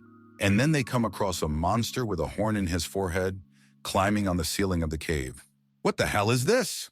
Xiaoxi had already prepared her claws to fight off the monster. But then a silver spear flew into the monster's mouth. Wen Mao's timely strike saved the two of them. She gestures for them not to speak, and keep their mouths shut and keep quiet. The monster stood up quickly. His red eyes glowed in the darkness. He began to shake his head vigorously left and right, but he couldn't see anyone. Wen Mao gestures that he can't see, but he can hear better than anyone else. So if they want to stay alive and in one piece, there's no need to make noise. And everyone walked far away from the monster, literally on tiptoe. And then they meet the other students of the academy. They're munching bananas and warming themselves by the fire. In the cave of the Immortals, their eyesight is very dark, but their hearing is very good, and they can't make too much noise. Chu Xincheng can't understand where the food in the cave comes from. It's forbidden to take it. So how come there are bananas in the cave? One of the disgruntled students said it was his fighting spirit. It's his superpower. If Chu Xincheng doesn't want to eat, no one makes him eat. But he kindly offers more bananas to Xiaoxi the foxy girl. Chu Xincheng is very angry and called the other students stinking bastards. When Mao realizes that there is so much noise in the cave, she can just feel people nearby. But unfortunately, she can't recognize them. Also, in such an environment, it is very difficult to find the markers themselves in the cave. There must be certain clues. The best solution, for now, gather people first and only then go and look for the markers. Next closest to them, Shaylin covered her mouth with her palms and trembled in fear. She sees gut-eating monsters right in front of her. They're like nothing she's ever seen before. They tear the meat greedily with their teeth, but she doesn't realize it's flesh yet. In the darkness, it's hard for her to see what they're eating. Shaylin realizes that hiding here is not an option at all. One of the monsters notices something moving in the darkness. Shaylin's movement caught his attention and he followed her. She realized with horror that she had been spotted. The monster approached her at arm's length. Immediately, a bright light cut him apart. Shaylin, covered in green blood, stared dumbfounded at whoever had killed this monster. How could such a gentle healer be bullied? They had dealt with that monster. They were the members of the God Realm team. They asked Shaylin if she was all right. One of the disciples of the Kingdom of God approached Shaylin. He recognized her. She's from Wujin Academy. He asked her not to be afraid. Don't worry, he's a real gentleman, and he's not going to beat up the healer. The rest of the monsters swooped down on him from the back. They all surrounded the three of them in an attempt to tear them to pieces. After all, they had killed their tribesmen. There really turned out to be a lot of them. But there were only 2 students of God's kingdom. Limu heard some noise and began to look toward the distant caves. It looked like there was a battle going on, and she needed to check who was there. She quickly ran in that direction without thinking. A hand with a short blade appeared behind the back of her head. Limu ducked just in time. Xiaoxi didn't recognize her and missed in her punch. They were both already preparing to strike again, but they stopped in time. Chu Xincheng apologizes to Limu. After all, they made a mistake and didn't recognize her in time. And the reason you don't recognize it is because there's no light. It's too dark. So they sent Xiaoxi forward. Limu has realized everything and wants to know what's going on, where the sounds of battle can be heard. Chu Xincheng is worried about it himself. He wants to see what's going on. The nearby caves make strange noises. When they got there, they saw a very scary picture. The floor of the cave was drenched in green blood, and everywhere lay the mutilated bodies of small demons. There was no doubt a battle had been fought here. Chu Xincheng starts to take a closer look, but he can't tell what kind of demon it is from its appearance. A familiar voice sounded behind me. A voice asked in surprise, "Is it really them?" Shailin took cover with the rest of the demons during the battle. They were demon cubs. Shui Lin assured everyone that they were not dangerous at all. Ujin's disciples asked their healer what really happened here. Shui Lin replied that it was people from the God realm. This is a player matter. During the battle, they were ruthless, and they destroyed everyone. Their strength and power is truly colossal. It took only a small effort from one of them to tear all the demons to pieces. The people from God realm were angered by the very fact that they dared to be attacked by petty demons. The entire cave was drenched in green blood. Shui Lin took advantage of the commotion and ran into the small cave. There she found a trembling mother and her cubs. They posed no danger. These little monsters seemed to be afraid of her themselves, despite the fact that they look like non-humans. They have no animosity towards the human race. They were just trying to determine the source of the sound rather than attacking Shui Lin. That was why there was so much commotion on her part. The people from God's realm had wiped out absolutely all the adult demons. Zhong became very curious. These monsters didn't have the same body structure as normal demons. They are most likely very similar to people who have lived in a cave for a long time. Chu Xinqing turned to Zhang. Maybe he was wrong in his calculations. Humans can't live in caves.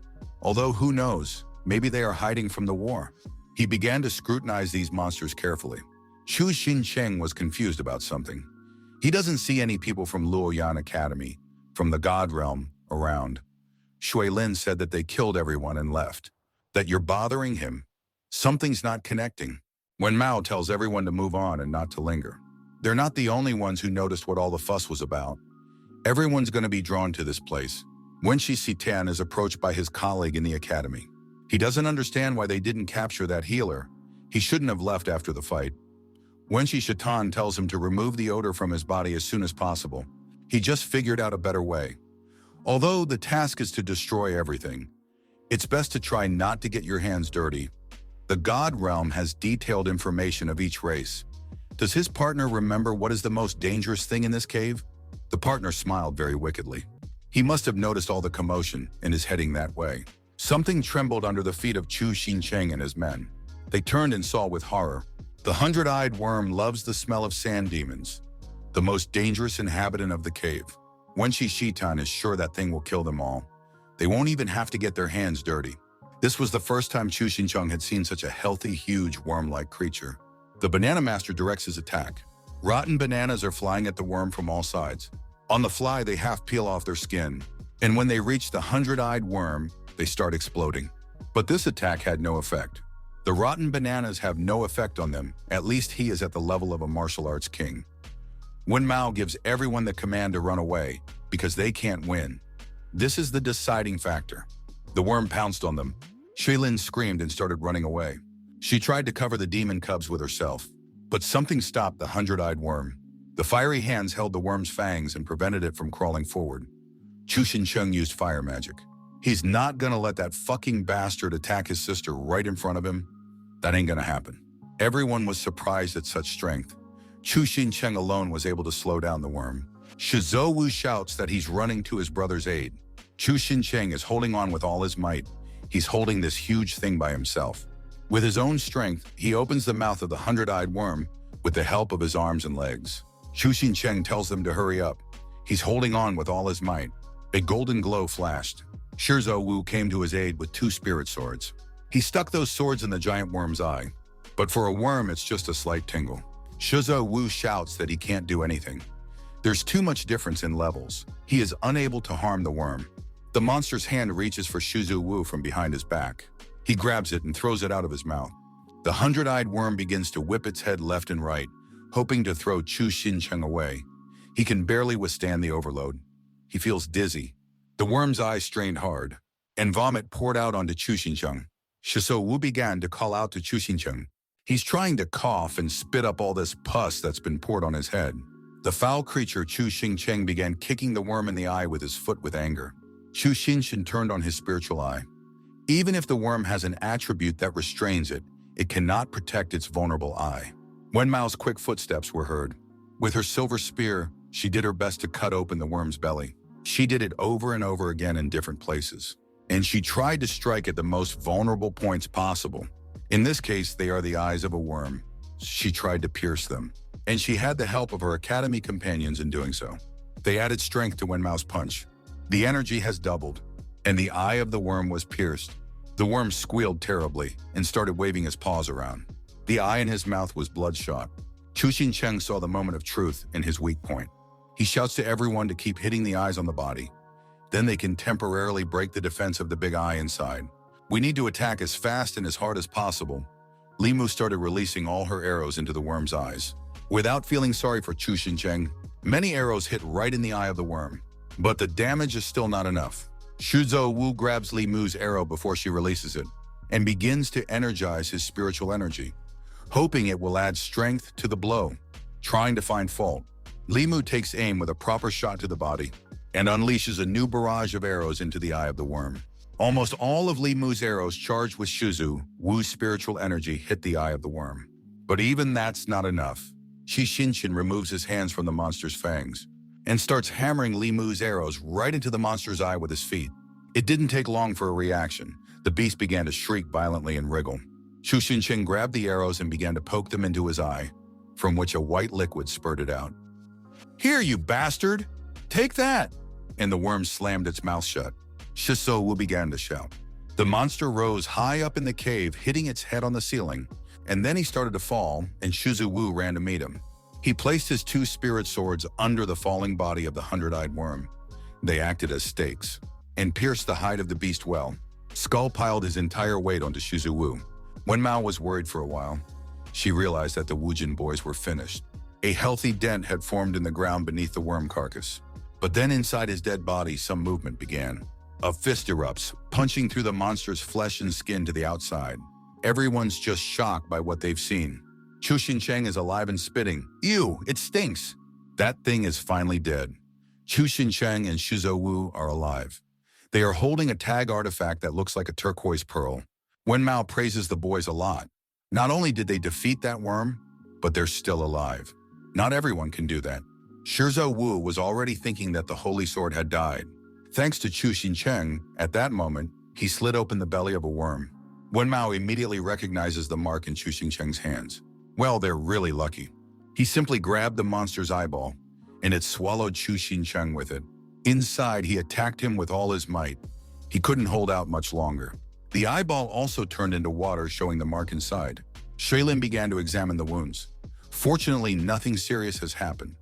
But still, she starts to treat them so that there is no infection. Xu Hingcheng confesses to Shuilin that he hasn't used much spiritual energy and doesn't need any help. Shuilin smiled. Of course, he didn't consume much. If she hadn't given Xiaoxi spiritual power, she would have already died. The vixen's face simply turned black. Chu Xincheng approached Xiaoxi, but she started spitting at him. Wen Mao said that they were very lucky to get the tag so quickly. She's reassuring Chu Xincheng. They won't rob him. Well, the others won't be as honorable as they are. Chu Xincheng understood everything Wen Mao said correctly. There was a girl hiding behind a rock. She overheard the Wujin team members talking, and then she was out of sight and started calling for her commander Wenxi. She's from the God's Kingdom team. Her name is Yuan. Wenxi is very unhappy about why it took her so long to gather information. She told him to tell him to stop talking nonsense. She saw with her own eyes how Wujin defeated that scary worm and got the mark. Wenxi and his subordinate opened their mouths in surprise. It's just mind-boggling how they could kill him. A hundred-eyed worm on a martial arts king. Maybe they had help from the members of Qinshan Academy? Wenxi sharply sniped. Qinshan were pathetic losers. There was nothing they could do to help. There's no use for them. Chu Xingcheng most likely has some sort of magic artifact that they don't know about. But this artifact must be very powerful. If he can defeat a martial arts king, Yuan called her leader and his subordinate hopeless. She wanted to use the knife to kill someone. But as a result, the other party noticed her. Getting the tag doesn't mean anything. It can always be taken back. Wujin and Qingshan were divided. Since Qingshan also had to find the mark, they each went their separate ways. These cave demons, well familiar with the cave terrain, offered to show the way to Wujin. The tag began to glow. The brightness of this light kept increasing and increasing. Limu asked her, "What's going on?" Xiaoxi also can't understand why the tag is making such a sound and light. The mark is getting brighter and brighter. We have to stop the glow. Chu Xincheng said it was out of his power. Yuang remarks that this year's tag is very tricky. It buzzes and lights up periodically. Tags can't be stored in some kind of spatial bag, and the buzzing and the light can't be suspended, and those who are the first to receive such a tag, they'll have the battle started before anyone else. Other team members were able to find Wujin, and just as when Mao had warned that others would try to take away the mark by force, they are the real luck. Wujin from the kingdom of Kanglan, the weakest team in the tournament. They think they will take the tag very quickly now. But Chu Xinqing doesn't think so. He's using his spiritual eye, and with a single blow of his fist in the stomach of his opponent, blows the spirit out of him. From the force of such a blow, the enemy broke through several columns in the cave with his head and flew into the wall. The other attackers were simply terrified. With a single strike, Chu Xincheng destroyed their counterpart. They can't believe their eyes. After all, everyone said that Wujin was very weak. Chu Xincheng shouts for everyone else to get as fast as possible to the exit. There is no way to stop. Immediately, other enemy teams came running to the noise. They realized that the mark was in Wujin's hands. Chu Xincheng summons his older brother Shadow and orders him to stop everyone. But the enemies are eager to get the tag, no matter what the cost. Chu Xincheng prepares a secret compulsion card and tells his enemy that he must defend him at the cost of his life because he likes him so much. The suggestion was successful. Others began to shout while he was standing like a statue. "We must fight!" But a brainwashed former adversary begins to defend Chu Xincheng. The distraught goon starts screaming to protect his love. He starts swinging his sword left and right, trying to mash his teammates. Even Chu Xincheng didn't expect such an effect. He screams that Chu Xincheng is his only love. He stops his whole team, and Chu Xincheng needs to save himself and run away. The whole Wujin team is just shocked by what they see, but quickly seizes the moment and gets the hell out of the battlefield. Chu Xincheng is very happy. What happiness! This goon has directly sacrificed himself. Zhang shames his master. That was very mean. Chu Xincheng notices that she has aptly stopped making sound and glowing. They don't forget to pull the underground demon with them. They're not leaving him behind. Now we need to get to the exit as soon as possible. He tells everyone to get on him, just like a horse, and instructs the foxy Xiaoxi to take Shuilin in her arms. Chu Xincheng snaps his fingers. Purple lightning starts flashing everywhere. They speed up and run. They need to get to the exit as quickly as possible. There are so many portals, the question is which one is the way out. The subterranean demon shows Chu Xincheng's finger that the third one on the left is the one to run to. Here they come to the spot. Chu Xincheng grabs Li Mu and Shuzo Wu's hands and swings them with all his might, and then throws it right into the portal like two big boulders. They've successfully flown into the portal. Chu Xincheng thanks the underground demon for helping them. He yells to the fox to run faster. He doesn't want to worry about her yet. Xiaoxi complains that she will die now from such a strain. "We need to bring a tag with us." Just then, Chu Xincheng gets a big fist on his head. He literally smears him on the ground. Xiaoxi and Shuilin are just shocked by what they see. A voice was heard that said it was to be expected. Chu Xincheng is lying unconscious on the ground like a corpse covered in blood. Yuan had acted very deviously. She was right and should wait at the portal entrance instead of chasing Wujin all over the cave. The God Realm warriors had ambushed him. Xiaoxi screams in fear, and energy arrows immediately fly at her. Shuilin barely had time to put up a barrier and protect herself and the fox. When she recognizes that a healer with a shield is a great support, she's a 4-star martial artist after all. Why would such a talent go to waste in Wujin's insignificant team? Honestly, he didn't want to hurt Shuilin. She does an excellent job of holding back Wenxi's attacks, but he was able to get around her from the side. She's in his way. Xiaoxi defends Shuilin and delivers a strong kick to Wenxi's side with his foot. Let him get his filthy paws off his sister. It really hurt, he grimaced. Now the fox will bitterly regret daring to interfere with Wenxi. Let him prepare to die. Wenxi at the last minute felt someone stop him. Chu Xincheng came to his senses and grabbed his leg. The Vanshis interfered at a crucial moment. What the fuck? Chu Xincheng's hand tightly gripped his leg. They wrote him off too soon. Chu Xincheng is alive and can fight. Chu Xincheng pulls Wenxi down with all his might. He falls down and hits his face on the ground with all his might.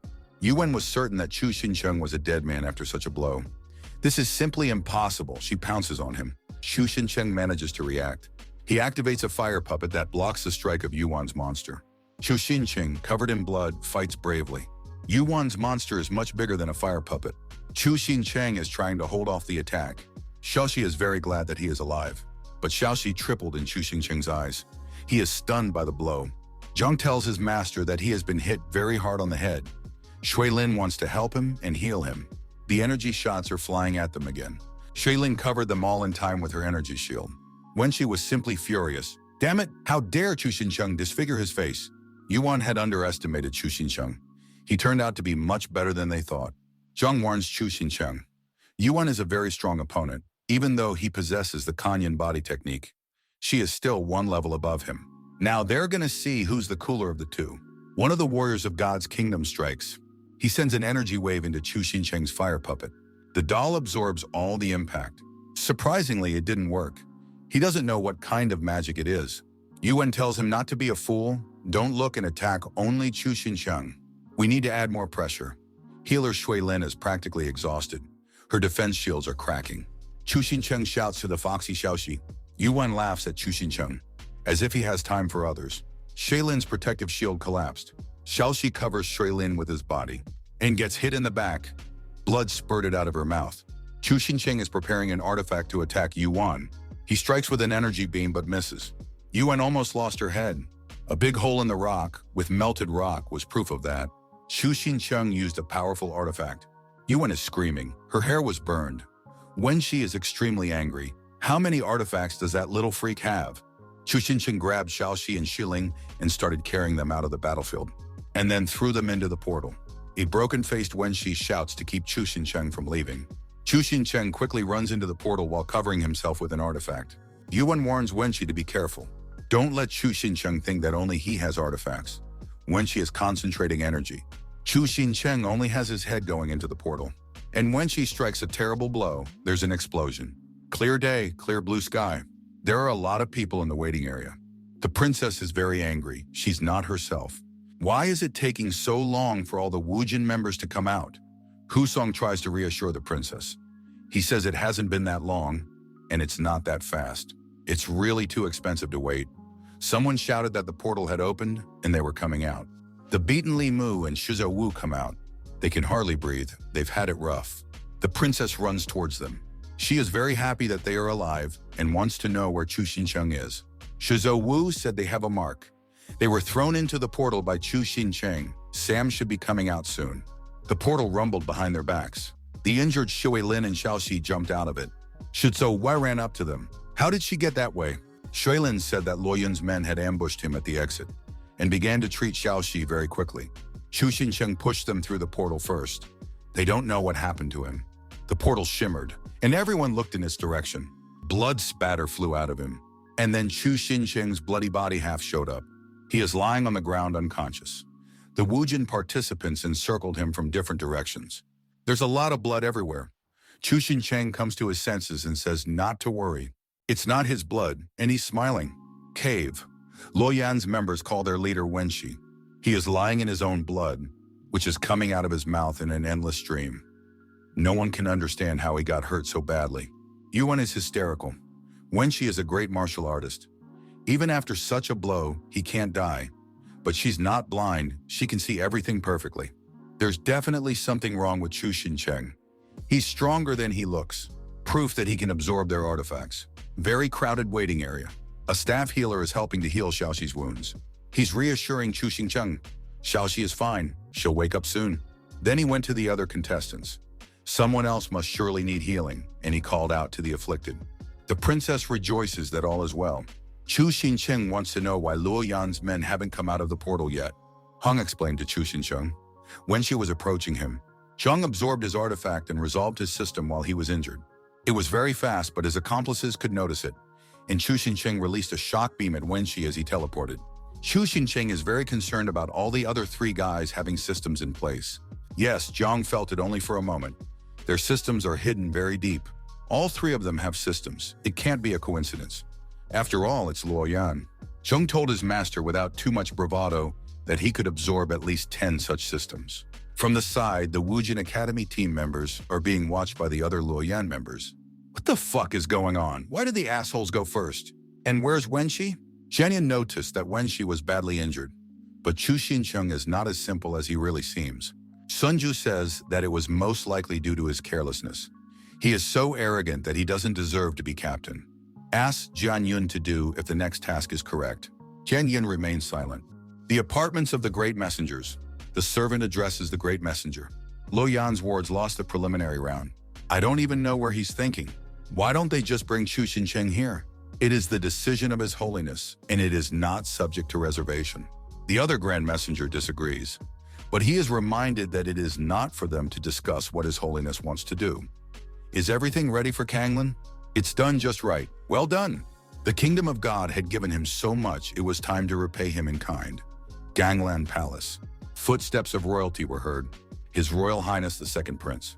He came to his father, the Emperor of the Kingdom. The second principal bows low to his father, the Emperor. He does this as a sign of reverence. But the father says there is no need to be so formal. He asks why his son has come to him. He missed his father very much. The Emperor sighs and says that he is a very attentive child. His little sister hasn't come to see him since she came to Wujin Academy. She has forgotten about her father. The third sister and her fox, it's best not to talk about her. The prince brought a cake for his father, the Emperor. It's specially made for the head of state, for him to try it. Can they just go to the third level? Yes, absolutely. The first team to go first has a chance to advance directly. Shizao became very excited. They are going straight to the Buried Sword Valley. Wufu showed up right away. Chu Xinchen looked at him and said that he knew everything and remembered his promise. He would find the entrance to the Valley of Remorse. A portal opens and now they can pass through. Chu Xincheng wants to know why they'll enter so early. After all, other teams are still competing in the second level. It's okay. They'll soon catch up with the Wujin Academy participants. These words reassured Chu Xincheng, and he enters the portal quietly. The Valley of Buried Swords was once home to the Sacred Sword Pavilion. The untold treasures of the great state have been left for the future generation. The whole ground is covered with stuck swords. It's like they're growing out of it. A sight worth seeing, especially for a man. Chu Xincheng is warning everyone. For the guys to be careful if an enemy academy group appears from behind, there's no guarantee that they won't be ambushed. Shuzu Wu is on a roll. He's admiring the swords because there are so many good treasures around. The princess notices that this was once the Valley of the Sword. The sword from the Sacred Sword Valley was closing the passage to the demon world, but many years ago, someone pulled out the sword and released the demons. The Sacred Sword Valley was unprepared, and over 10,000 disciples died. It's also elementary. Battles with the destroyer of evil. The princess has heard that the treasures here can choose their own masters. It's like the sword can sense the warrior, his soul. A sword flies at Chu Xinchen from the side. The princess shouts for Master to be careful. And then the sword flips over right in front of Chu Xinchen and starts circling back and forth around him. The princess smiles.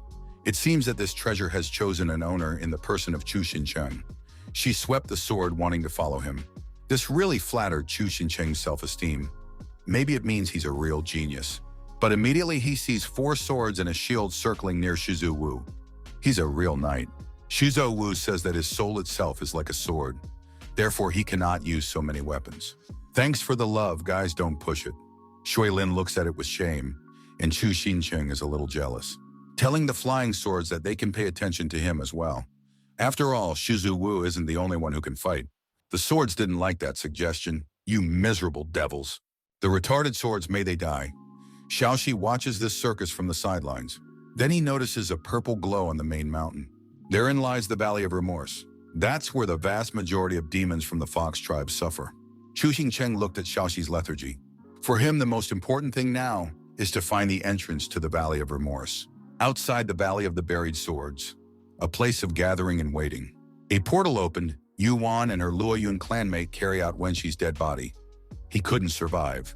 For Sun Jiu and Zhen Yun, the news came as a shock. Their leader was killed after all. They believe that Chu Xincheng is a very unusual person because he was able to manipulate their artifacts. Yuang tells Zhen Yun that they won't be able to kill him. It's too early to tell. She needs information, so she is waiting for Yuan to tell her in detail. They will definitely pay back Chu Xincheng's debt to remove the buried swords. The Valley of Buried Swords. One by one, they met the right magical weapons for them and got their chance. Li Mu got a magic bow, and the princess got the magic pot, and the one annoying sword Chu Xincheng, who glared at him and kept up with him. These swords are completely blind.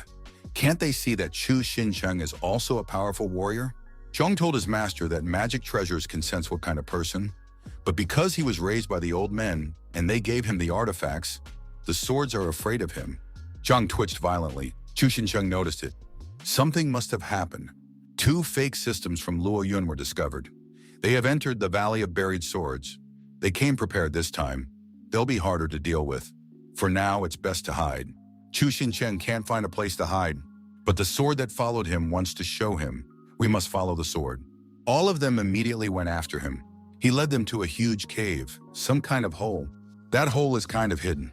Chu Xincheng turned his attention to the fragment of a brightly bloody sword. He looked very peculiar, like he was waiting for someone. Chu Xincheng was bothered by something. Zheng noticed that there was something wrong with the master. Chu Xincheng said that this sword made him feel uncomfortable at all. Shizhou Wu reached out his hand towards it. He wondered why this broken sword was sticking around in this cave. Chu Xincheng yelled at Shizhou Wu and told him not to touch it under any circumstances. There's definitely something wrong with this sword. Chu Xincheng practiced his spiritual eye. What the hell is going on here? He looked incredulously at the sword that was circling near him. He'd probably lured them here on purpose. Shizhou Wu also felt that something was really wrong with that broken sword. Chu Xincheng repeated, in any case, one should not approach it. Chu Xincheng motioned for the others to move on. The cave is quite deep. We can take shelter here. He cast one last glance at the splintered sword. Indeed, he had a kind of menacing look about him. That made me uneasy. The princess lit the way for everyone with her hammer. It is a cave. From the first view, it seems to be natural. But if you look closely, it looks like it was created artificially, dug up by hand. Shizhou Wu gave his guess. Maybe it's something left over from the Sacred Sword Valley. What could this cave lead them all to? This was the kind of question that interested Xiaoxi. The aura of this broken sword is full of malice and hatred. There is an inexplicable familiar feeling. Where did it come from? Chu Xinchen asked Zhang why he kept hiccuping. Somehow it sounds very strange. A system that can't handle it. Zhang started to make excuses. It had a bug. He was looking at the location of the 2 fake systems. He was being bugged. And then Zhang lost them. Several bubbles popped out from Chu Xincheng's mouth. What the hell is this? Everyone started exhaling bubbles. Shilin immediately thought that this was a water imprisonment formation. Chu Xincheng realized that he had to first find the core of the formation and break it. Someone was secretly scanning all of Wu Jin's participants. Chu Xincheng sensed this because he himself possessed a spiritual eye. He turned quickly, and he struck hard. Song Zhou blocked Chu Xincheng's punch. Immediately, he noticed that it was very good, with Chu Xincheng's low level, to land such a punch. For a moment, Chu Xincheng hesitated, and this was taken advantage of by Yuan, who walked into Chu Xincheng's back. Yuan grabbed the back of Chu Xincheng's head and slammed it onto the ground. Jian Yun applied her telekinesis skills and dropped an entire rock from the ceiling of the cave onto Chu Xincheng. Yuan is very excited. She called Wu Jin's disciples idiots. After all, they have hidden artifacts for almost 100 years, not like them beggars. And they think they can compete with them? The princess saw how badly Chu Xincheng had been hurt. But another Luoyan clan fighter sneaked up on the princess secretly, and before attacking, he told her, "Let her worry about herself first." The princess reacted in time and repelled the lunge. Shizhou Wu suffered a deep wound in his side. Xiaoxi and Shailin ran to his rescue. From behind his back, Songju stunned Xiaoxi with a strong punch, and then began to strangle Shailin, and completely immobilized Li Mu, preventing her from letting her arrows enter. His water magic is quite effective.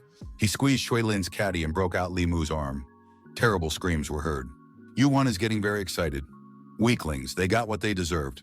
She thanked Zhenyun for the advice and started attacking as she was told. And all the opponents from Wu Jin were immediately defeated. They were truly nothing. Zhenyun rightly pointed out that the only real threat here was Chu Xincheng. The most important thing is to kill him, and the rest won't matter. The princess was seriously wounded in the abdomen and fell to her knees. Her mouth is slowly starting to bleed. Her internal organs were hit. Zheng struggles to wake up Chu Xincheng. He can't use the prop if his master is unconscious. Chu Xincheng's face is covered in blood and dust. It's so dark all around, he can't see the light at all. And in the midst of the darkness, that terrible broken sword appeared to him. Jen Yun offers to deal with him once and for all, but Sungju doesn't listen to her. Something important has caught his attention. The broken sword fragment just happened to be near Chu Xincheng's hands. Sungju wants to know where he got that sword. Chu Xincheng's hand moved, and he finally grasped the hilt of that dreaded sword. Sunjo and Jen Yun froze in horror. The sword blade in Chu Xincheng's hand began to glow. Chu Xincheng himself came to life and slowly began to rise. The rock that had crushed his head shattered in different directions. The sword begins to draw Chu Xincheng's blood. It feeds on her and begins to repair itself. Chu Xincheng stands motionless with a renewed bloody sword in his hand. Jen Yun wants to know what happened to this guy. Why is he still alive after suffering such damage?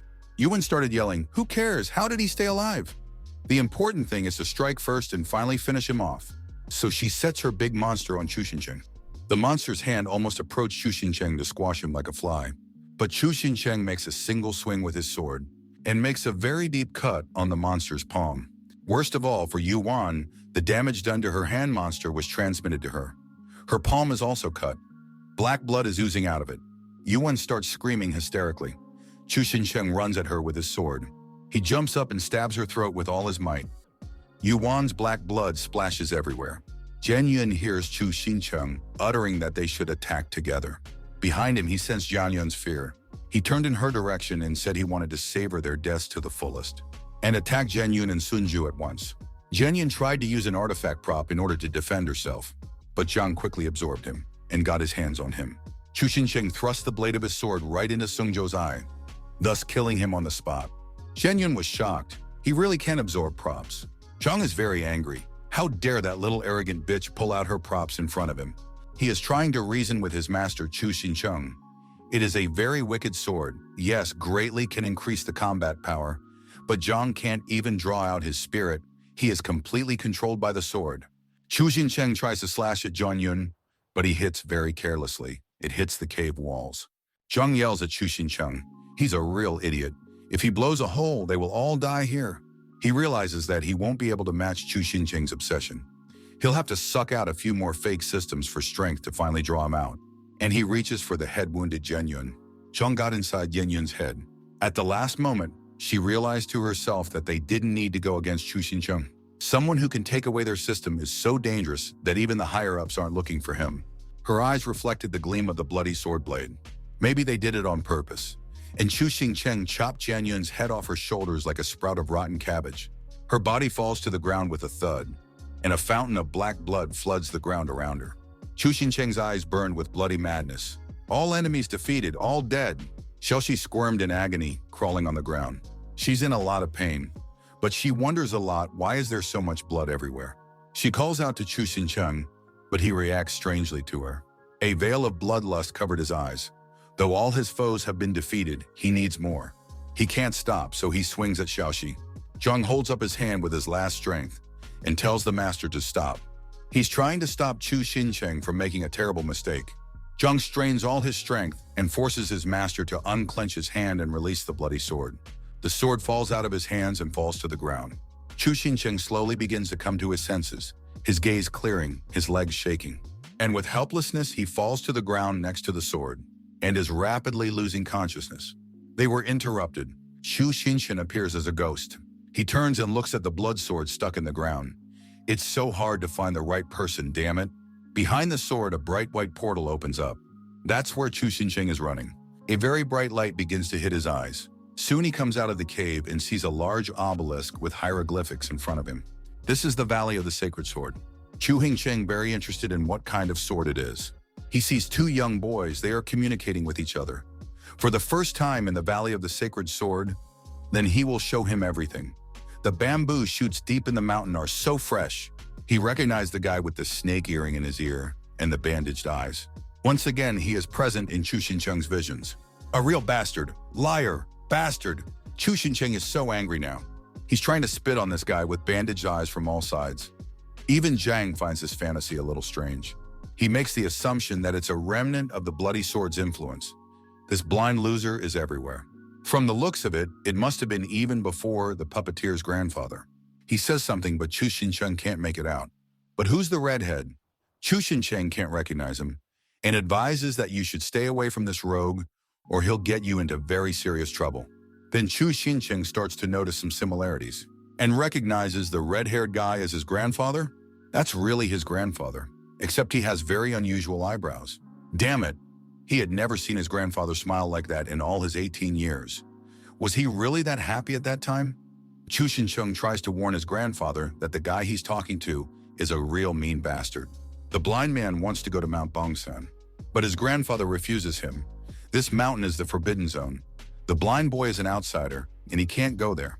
The blind man tries to say something again, but this time too, Chu Xincheng can't make out or understand anything. Chu Xincheng shows his middle finger to the blind bastard in desperate helplessness. The blind man starts to get tricky. Grandpa didn't know there was such a test on Bongsan Mountain. He's still scheming since he's not allowed on this mountain. He's trying to mess with the young grandfather's head with nonsense. And Grandpa took his word for it. Strange if there's such a thing on this mountain. According to his grandfather, the master never told him about it. But the blind asshole knew what to push. Recognizing his talent, his grandfather's pride and arrogance came out in full force. Grandfather immediately declared that in terms of genius, he was the second in the entire Sacred Sword Valley and could be the first. A small trial won't be able to match him. He would definitely become a genius recognized by all sect masters. Even Chu Xincheng realized that this was a cunning ploy. Chu Xincheng tries to stop his grandfather. He yells at him to wake up. You can't believe everything they say. There's an ancient sword here. Sooner or later, he's bound to get it. Chu Xincheng looks up at the sky and sees everything and changes. Time carries him forward. He hears his grandfather's voice. This place is too well guarded, he almost got caught. All dirty and battered, he climbs out to the top of the mountain. But he's very stubborn. He set his sights on a goal. He can't be defeated. He finally got his hands on that ancient sword. Chu Xincheng turned his head, and he saw a sword that was stuck in the ground, which was covered on all sides by sacred restraining seals. Chu Xincheng immediately realized that it could not be touched. He started telling his grandfather not to touch him, but it was too late. Grandfather grasped the hilt of his sword tightly. The student is kneeling in the mud. He holds a heavy wooden board above him. His whole body trembles with tension. He's not happy. He kneels down again. The teacher asks him, what is he still not convinced? The student began to justify himself to his teacher. He said he just wanted to fight, but he didn't know that the outer disciples were so weak that they vomit blood after a few blows. The master slapped his apprentice's hand on his head. A fucking duelist. Is he so proud of his talent that he provokes others to fight? Every day he makes trouble for his master. The disciple told the master that if he thought he was too troublesome for him, he asked to be let go. Now all the disciples can go down the mountain. Too much pride in his apprentice. The master recognizes that his apprentice is good at fighting with a sword, but fails to realize its true meaning. He had such high expectations. The teacher said that once his student calmed down, he would consider allowing him to leave. The apprentice said nothing, just remained silent. Finally, he gets to that sword. Its glow illuminates his face. He will finally prove himself to his teacher. He will be the best student he has ever had. To do that, you just have to get that sword. And then the master will finally pay his respects and recognize his great talent. He grabbed the hilt of his sword, and he started pulling hard and pulling on it. The ground beneath his feet shook and trembled. There was an explosion of energy. He managed to pull his sword out of the ground despite the locking seals. He held it in his hands and rejoiced. This sword must be worthy of his great talent. He finally did it. And then the young grandfather saw a thick purple mist begin to rise from the crevice from which he had pulled the sword. A thick purple mist began to rise from the crevice from which he had pulled the sword, which transformed into the face of a demon. But he really didn't realize what it was right away, and what he'd really done. The demon took the form of a dragon head and passed through Chu Xincheng's grandfather. And then he flew on, flying high above the mountain peaks, leaving behind a purple glow. The disciple was lying motionless on the ground with a lot of gelled blood around him. He was badly wounded and sighed heavily. And then he came to his senses in great pain, and he started looking around. He didn't understand what had happened to him. And who was that monster of the fog? Looking a little to his left, he saw that he had lost his left arm. It was completely torn off. That's why there was so much blood around him. He can barely move his legs because of the injury. And breathing very hard, blood gushes from the wound where his left arm used to be. He calls out for his teacher. Chu Xinchen watches her young grandfather from the sidelines. The student sees a lot of dead bodies. The demon destroyed all of them. He realizes with horror that it was a brazen lie from his blind comrade. He probably passed out, so he didn't hear all of them being killed. But he had to wake up. And in the meantime, he gets hit in the back of the head. But the lightsaber has his back. His teacher comes to his rescue and shouts to his disciple to run. He doesn't need to stand and watch. He needs to save his life. That's what the teacher says. The student is happy to see his teacher alive. Even though he's wounded, two demons appear ahead of them. And they notice that this old Taoist teacher is very fast. It's hard to keep up with him. They suggest to him, why not just keep fighting them instead of fleeing? The teacher tells us that the demon seal has been broken. Someone pulled out Mr. Bongshin's ancient sword. It was blocking demons from entering this world. The student is just shocked. Now he realizes who is to blame for all this carnage. The teacher keeps talking. Not many people know about the existence of the demon sword, but he never thought that someone would want to take it out. They're all dead, even the elders. The demons that broke free killed everyone. The Valley of the Sacred Sword was destroyed because of him. He feels it's a shame he can't be head of the valley. He is sure that God is good to his disciple. If he could resist the demonic explosion, he should not die here. The teacher wraps him in a protective field and tells him that he hasn't always wanted to come down. Now it's time. Tell the world that the Valley of Swords has been destroyed and demons have invaded. Well, the apprentice doesn't want to leave. One of the demons sees the apprentice escape and wants to stop it. Stop him from escaping, and attacks the defense field. But it's too strong for a single blow, and the teacher gave all his strength to create it. He tells the demons that their opponent is him and his apprentice has nothing to do with it. But Chu Xincheng's young grandfather knows the truth. He knows full well that he's the reason the demons got loose. His pride, his stupidity, his arrogance. He took what was too powerful and too big for him. Chu Xincheng knows that now too. Now he knows why the Valley of Swords fell. His young grandfather is to blame. He's watching from the sidelines, and he sees his bloody sword next to his grandfather. The sword senses the student's anger and rage. He has his own dark consciousness. He knows what to push and what to say. He needs his master to use his power. After all, his master is only in this situation because of this blind liar. He asks his disciple to use him, and he will help him in his righteous vengeance. The sword glowed bright red, and Grandpa's hand reached for it. That sweet word, revenge. Now he could kill the dastardly liar who used him. Chu Xincheng recognizes this sword. Zhong explains to his master that perhaps this sword has been sealed for so long that it has been corrupted by demonic energy. It absorbed it and gained a dark consciousness of its own. At that time, there was a sword in the Valley of the Sacred Sword that opens the gates to demons that few people know about. But here's the question. How did the man with the snake earring know this? Zhong shouts to Chu Xincheng to be careful. He dodged the blow just in time. Chu Xincheng shakes his head and looks around. Where did that punch come from? What's going on? Downstairs, he sees a blind man fighting with his young grandfather. Filthy bastard. He intends to kill him for his dastardly deception. He used him as a cheapskate in his plans. But the blind man replies something inaudible to him. Chu Xincheng can't make it out again. Then he concentrates the bright solar energy in his hand. Grandpa saw at the last moment. A terrifying strike occurred. Even Chu Xincheng covered his face, so great was his strength. Then he gazed into the aftermath. His grandfather was on his knees covered in blood, with a broken sword in his hand. Not even a sword could expect such power. Who the hell is he? With his help, the Battle Emperor. How could one be crushed in an instant? Even a martial arts god would have a hard time doing that. The blind man told Chu Xincheng's grandfather that he was still alive. It's unpleasant. He tells him to forget everything. He'll let him live, but don't ever let him get caught again.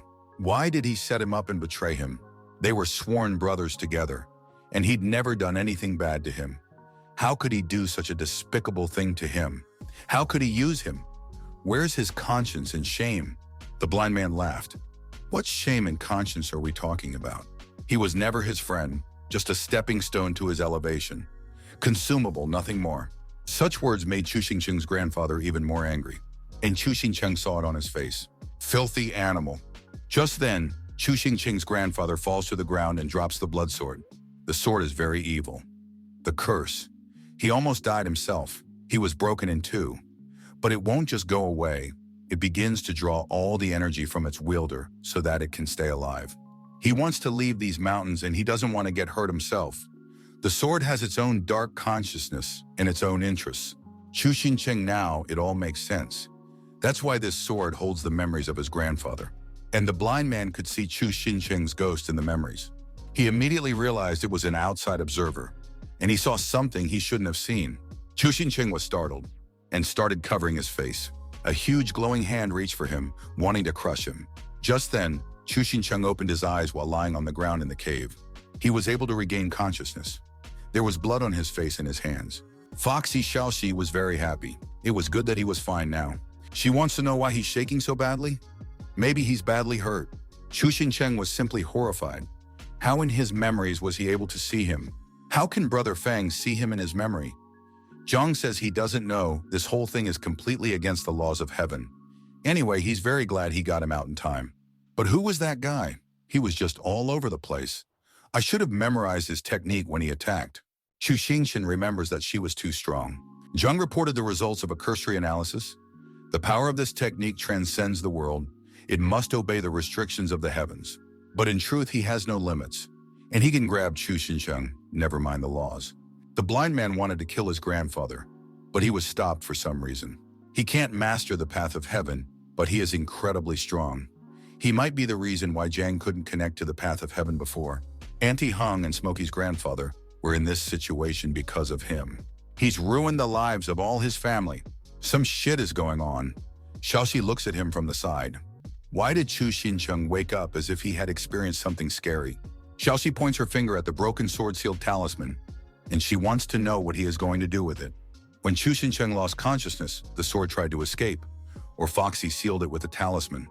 She realizes it's a magic sword. Shouldn't we destroy it? They can't let that sword get away. Chu Xincheng wants to hug and kiss the vixen in gratitude. She's very good for doing that. He is sure that the sword has spent a lot of time and effort manipulating Chu Xincheng. That's why he can't resist. This sword carries the memories of his grandfather. There's a reason he wants to escape. Chu Xincheng forces him into the ring. Chu Xincheng looks at the unconscious Shizuo Wu and Shuilin lying there. Xiaoxi wants to know what they will do next. The Valley of the Buried Swords, a clear, bright day. Luo Yuan arrived a long time ago. We should definitely contact them. Kundong of the God Realm team said that if they are on the same side, why don't they help each other? The Understanding Stone says they're still in the southwest corner. This is a sure sign that something may have happened to them. This can't be true. This is some kind of stupid joke. This is Luo Yuan, the strongest team of the God Realm. Eventually, they found the cave where the battle took place. They didn't go into shock and horror at what they saw. All of Luo Yuan's team members were lying on the ground dead, with various injuries and wounds. They had no idea who did this. Who would do such a thing? They began to examine the dead bodies closely. They saw the sword wounds, a level much higher than theirs. Apparently, those who killed the Luo Yuan members are long gone. It's very important one of them goes to talk to Master. I'd like to see him who has the guts and strength to kill students from God's kingdom. Xiaoxi dragged Limu and Shuilin on top of her. She tied them to her tightly with belts. Chu Xincheng took the princess in his arms and hung Shizuo Wu on his back. Xiaoxi asks Chu Xincheng where they are going. Chu Xinchen answers her that they need to get to the Valley of Repentance. It's a magic sword that knows the terrain. It says that the valley is in this direction. Xiaoxi timidly asked Chu Xincheng if he was afraid that the sword would deceive him. Chu Xincheng smiles slyly. He will beat him if he gives him a wrong statement. He won't dare lie after all. The consequences for him will be dire. And the most important thing is to get there as soon as possible. The rest of the team would follow, and the Wujin members would be in trouble if they made a wrong move. Chu Xinchen looks around, and he finds a crevice. They need to get through here. Xiaoxi says it's a very narrow gap. They won't all be able to pass through. Chu Xincheng says one person can get through. Foxy needs to hide nearby and keep an eye on everyone. And Chu Xincheng will go on a scouting mission and see what's going on. Chu Xincheng calmly and cautiously walks into a crevice in the rock. Cold wind blowing, fresh air, Repentance Valley ahead. Xiaoxi sits in the cave and watches over his injured friends who lie unconscious.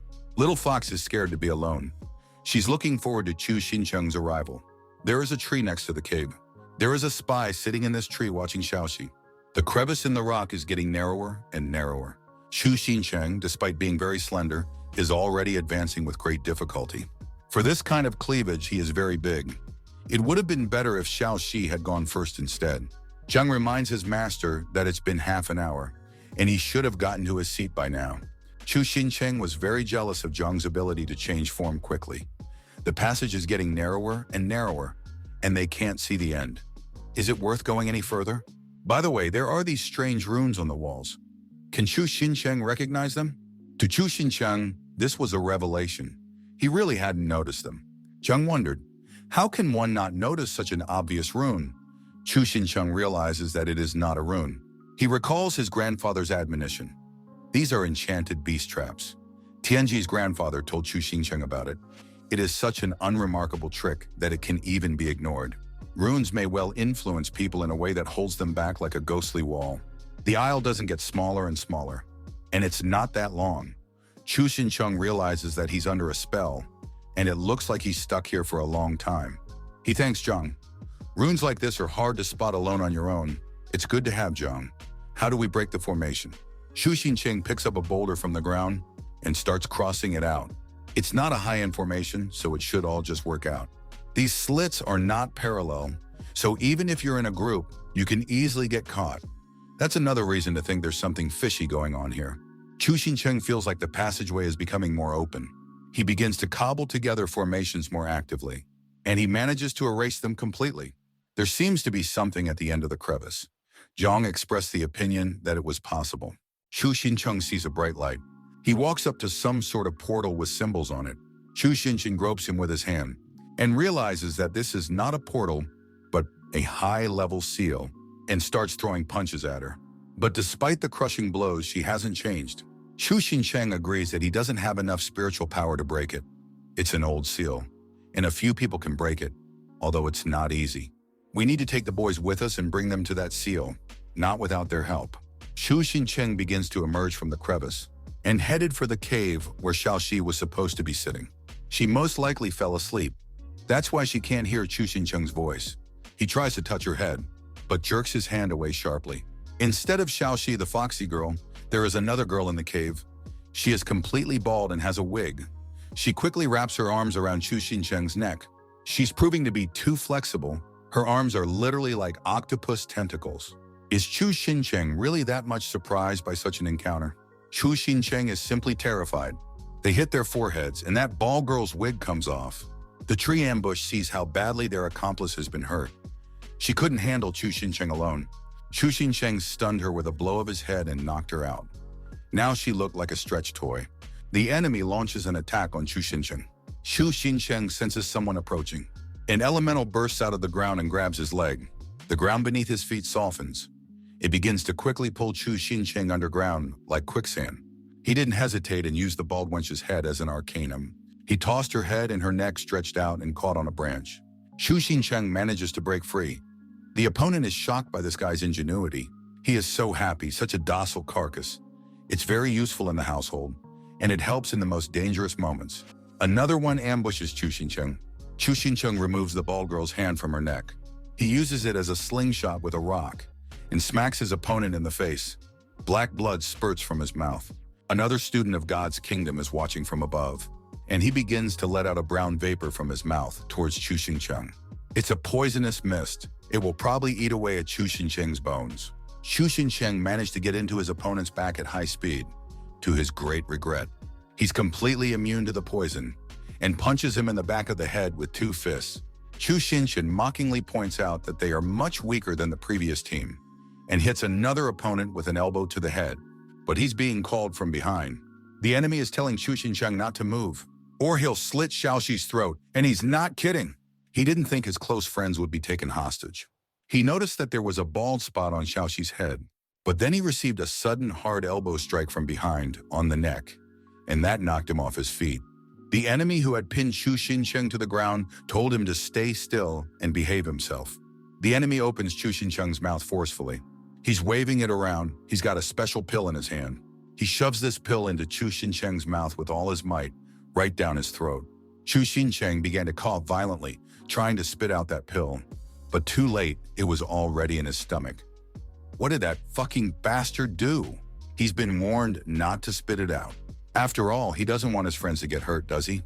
He sees Xiaoxi, the princess, Shuzo Wu, Li Mu, and Shui Lin is at their feet, completely defenseless. Chu Xincheng is not feeling well. He begins to wheeze. His eyes are blurry. He falls to the ground and passes out. The opponents from the God Realm chuckled. That was really easy. We should definitely tie him up. Just make sure he doesn't wake up again. He took the soul pill. His soul won't be able to reunite with his body, and he won't be able to wake up. So there's no need to worry about it. Even if he starts, where will he run to? He'll be enough even if he gets out. They probably won't let him go. They did a really great job this time. Now they can go home. One of them, with a battered face, begins to examine the distended body of his teammate. The chief was asked the question, did the others need to be brought along? He looked at Shuzu Wu and the princess. These people could certainly be accomplices, especially that magnificent fox. She's always been a pain in the ass, and if she's seen tied up, they'll try to free her. There's no doubt about it. Better to kill her right here, less hassle. The princess opened her eyes just in time, and was able to break her ropes and fend off her opponent's lunge with her hammer. The princess became protective of Xiaoxi. Let that asshole go. It turns out she's been pretending to be asleep all this time, but she can't wait for Chu Xincheng to give her the signal. So the princess took matters into her own hands. It's absolutely up to her now. She's one against all. The members of God's kingdom must think she's easy prey. She blocked the sword attack, but the arrows pierced her stomach. Pathetic fool, wounded and still advancing. She certainly has no brains. It's not courage, it's dementia. Well, the princess doesn't give up, and she fights with fury and strength, even though she's wounded. The princess's body convulses from the terrible pain. It's hard for her to fight 3 opponents at the same time. They're coming at her from different directions. Another one comes in from the left and spits corrosive cobwebs at her. The third jumps on top of her with a sword to stab her through the head. And she didn't notice it. There are literally centimeters between her head and the enemy sword. And then his opponent gets a leg kick to the side of the head, just in time to save the princess. The princess turns her head. Chu Xincheng came to his senses. He fought to help the princess fight off her enemies. The princess is overjoyed. But there's something wrong with Chu Xincheng's gaze. It's like he's being controlled by a computer. The enemies could not see it. They were very frightened. The soul pill couldn't help. How could he even wake up? Chu Xincheng took out an artifact and attacked the 2 of them. He threw a smoke grenade and enveloped the smog from head to toe. Chu Xincheng took advantage of the moment and tried to leave the battlefield, taking Xiaoxi and Shuzo Wu with him. But the enemy quickly discerned his intent and tried to capture him to prevent him from escaping. Chu Xincheng reacted in time, pulled out a powerful artifact. Right in front of the enemy's face, this artifact flashed with a bright red light. He did it on purpose to blind the enemy. Now he can't see anything. The princess sees Chu Xincheng pulling on everyone he can. He doesn't want to leave anyone behind. The enemy is screaming hysterically. He's completely blind. Black blood is pouring out of his eye sockets. Shuzo Wu came to his senses. The princess saw it. Good thing he's awake, but he doesn't know what's going on yet. And why is he being carried in his arms? Princess has made a good point. At least you don't have to carry one anymore. It's on its own. She wants to know where they're going. So they asked Chu Xincheng. Some miracles have happened. Didn't that man say that Chu Xincheng can't wake up? Because the soul is separated from the body. It's better not to ask about it. It turns out that Chu Xincheng's body is currently being controlled by Zhang. This guy's soul wasn't responding to his calls, so he had to keep his body busy. His body is difficult to use. Zhang isn't used to this. He uses up a lot of props and artifacts. And to be honest, he doesn't even know if he's doing the right thing. The princess keeps pestering Zhang with her questions. Zhang doesn't know what to say. The best thing he can think of is to say that they should go ahead. They finally made it to print. The ancient seal glows with a very bright light. It's the first time the princess has ever seen such a thing. Zhang notices that this place is much more spacious than before. It was probably because all the runes had been scratched out by Chu Xincheng. That's why the illusion that was created has disappeared. Cheng tells the princess to destroy the seal. The princess agrees with this, but she suspected something. Princess and Shuzo Wu are going to share their spiritual energy with Jian. Surely their powers should be enough to break the seal. To use the spiritual energy in Chu Xincheng's body, you can use this program. The moment has come. Now they must transfer spiritual energy to him to break the seal. The old seal is starting to give in and cracking under the hands of Chu Xincheng's body. And then it breaks and shatters into small pieces. All 3 of them peek in cautiously. The seal was there for a reason. Chu Xincheng quietly walks out of the crevice. It's a passageway into a large mountain canyon. This is the beginning of a very special valley. The princess asks Chu Xincheng where they are now. It's the Valley of Repentance. There's no doubt about it. The princess doesn't understand why they came here. They've broken the seal, but what do they do now? And Zhang doesn't understand what to answer to the princess. In that case, what would Chu Xincheng say? The princess says that the first thing to do is to help Xiaoxi wake up. Zhang nods his head and says that, of course, it should definitely be done. Zhang begins to apply his spiritual energy to wake up Xiaoxi. The princess pushes Shu Su Wu with her elbow. She thinks that Master Chu is strange. Somehow he's not acting like he usually does. Shu Su Wu didn't notice anything, but the princess feels that his temperament is not the same. Usually he's the one who proposes and gives orders. But this is the opposite. He's always been very peculiar, but now he's so quiet and soft. It's not like him at all. Shu Su Wu recognizes this. He had never been so gentle with Xiaoxi. The princess remembered that Chu Xincheng usually woke up the fox with a slap on its face. The princess remembers that the enemies gave Chu Xincheng the soul separation pill. It separates the soul from the body. Why did Master Chu come to his senses so quickly? They looked at each other. They realized that it wasn't Chu Xincheng, but an imposter. They began to scrutinize him very closely from the back. And then the princess called out to Chu Xincheng. Shu Su Wu and the princess do not trust Chu Xincheng. They find his behavior very suspicious. Zhang timidly asked, "Something's wrong, I guess." The princess has a very unkind look. The princess is indeed looking at him with an unkind gaze. She knew at once that he was an imposter. Then she smiled affectionately, so as not to arouse suspicion. Nothing bad has happened. She'll help Chu Xincheng wake them up. They are in the Valley of Repentance. The princess casually asked, "Didn't Xiaoxi say that she wanted to come here?" Zhang didn't remember her saying that. He got a little nervous. Did she say that? And then a noose slips around Zhang's neck. Shu Su Wu starts choking him. The princess pounces on Chu Xincheng and yells, "Well, Dan, you're alive, healthy. You need to block acupuncture points." Zhang is just shocked. He didn't think friends could treat Chu Xincheng like that. The princess recognized that Zhang was indeed not Chu Xincheng. She knew it. She heard teacher and Xiaoxi plotting to go to the Penitence Valley. That was their plan. But Zhang doesn't know anything about it. It didn't even occur to him that the princess could overhear such conversations. Princess starts kicking Zhang's legs like a fucking dog. Who the hell is he? And why did he take over Chu Xincheng's body? Zhang taps on Chu Xincheng's head and asks him to wake up. He is very quickly exposed. He doesn't know what to answer. Xiaoxi slowly comes to his senses and hears the princess clubbing Chu Xincheng. The princess saw this as Xiaoxi opened her eyes. The vixen was just shocked. This is some kind of S&M game. Chu Xincheng was tied up with a rope and beaten like Sidor's goat. But the princess started making excuses. It wasn't her preference. Xiaoxi misunderstood. The wind is blowing over Penance Valley. Everyone came to their senses. Limu, Shuilin, Xiaoxi, Shu Su Wu, and the princess all wanted to hear an explanation of who was currently in Chu Xincheng's body.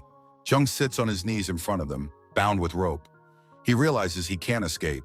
He's trying to make something up. He's a terrible liar, and now he doesn't know what to do. The best thing he came up with was that Chu Xincheng has a split personality.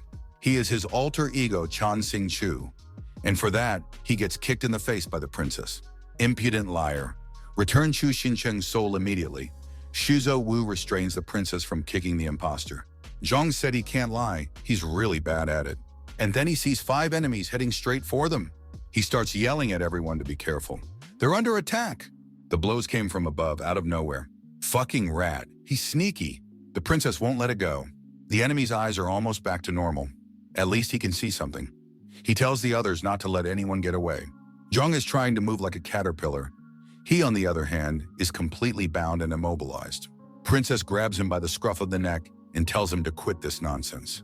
She takes him in her arms and yells at him to split up and run away. At least that way, there will be a chance to stay alive. But they've already set their target.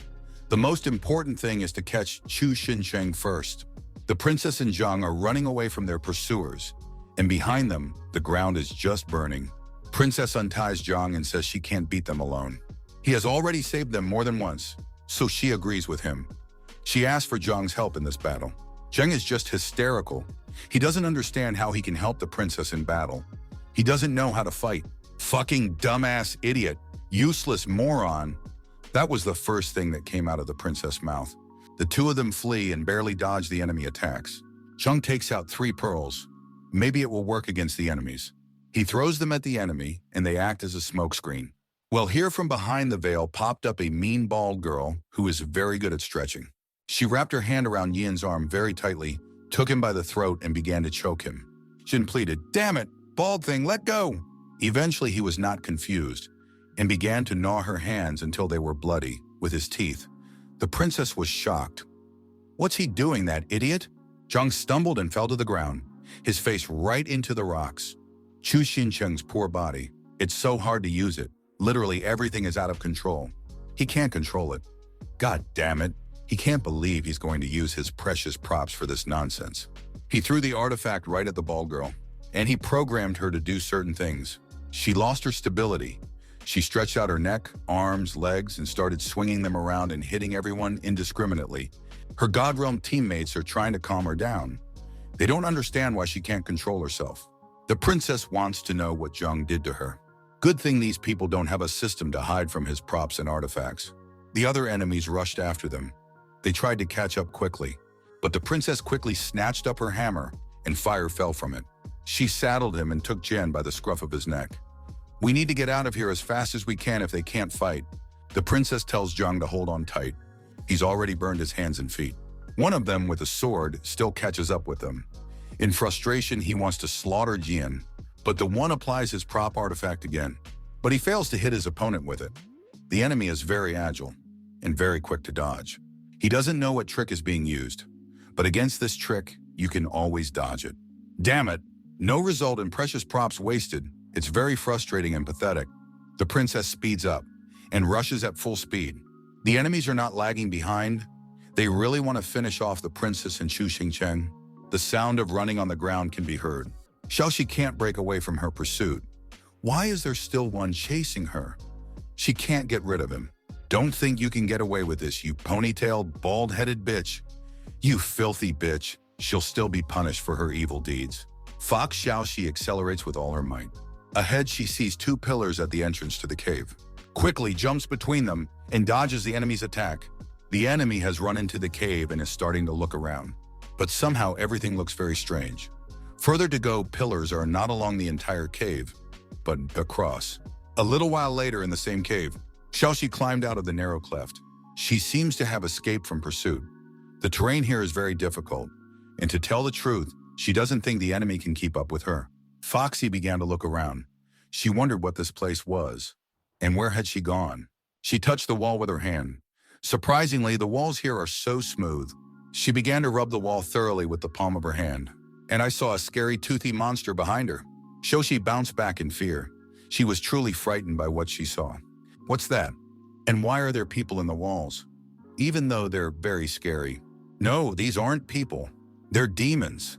The Valley of Repentance. So this is where the Valley of Repentance holds its sinners and prisoners, somewhere high in the sky, above the Valley of Repentance. The princess flies her magic hammer along with Jian. She's accelerating as fast as she can, but the attacks of the opponents follow them on their heels. One of these attacks hurts Jian's arm, and he squeals like a girl. The princess scolds Jian. She tells him not to spoil Chu Xinqing's body. When Master Chu returns, he will really need that body. Jian cries and says that he is trying his best to dodge. She's telling him to use all kinds of tricks. We need to shake them off their tails, but Jian complains that he can't do it. Useless piece of shit. The princess realizes she can't hold out much longer, and these guys are going to kill her. One of them is already preparing daggers to attack, and sends in a princess, and they fly very fast. They catch up to her and explode right in front of her. But the last one hit her right in the back. Blood came out of her mouth, and they began to fall from a great height to the ground. Chen is holding onto her leg and prepares a prop artifact. Just a little more and they'll break. But Chen applies it in time and softens their fall. They didn't crash.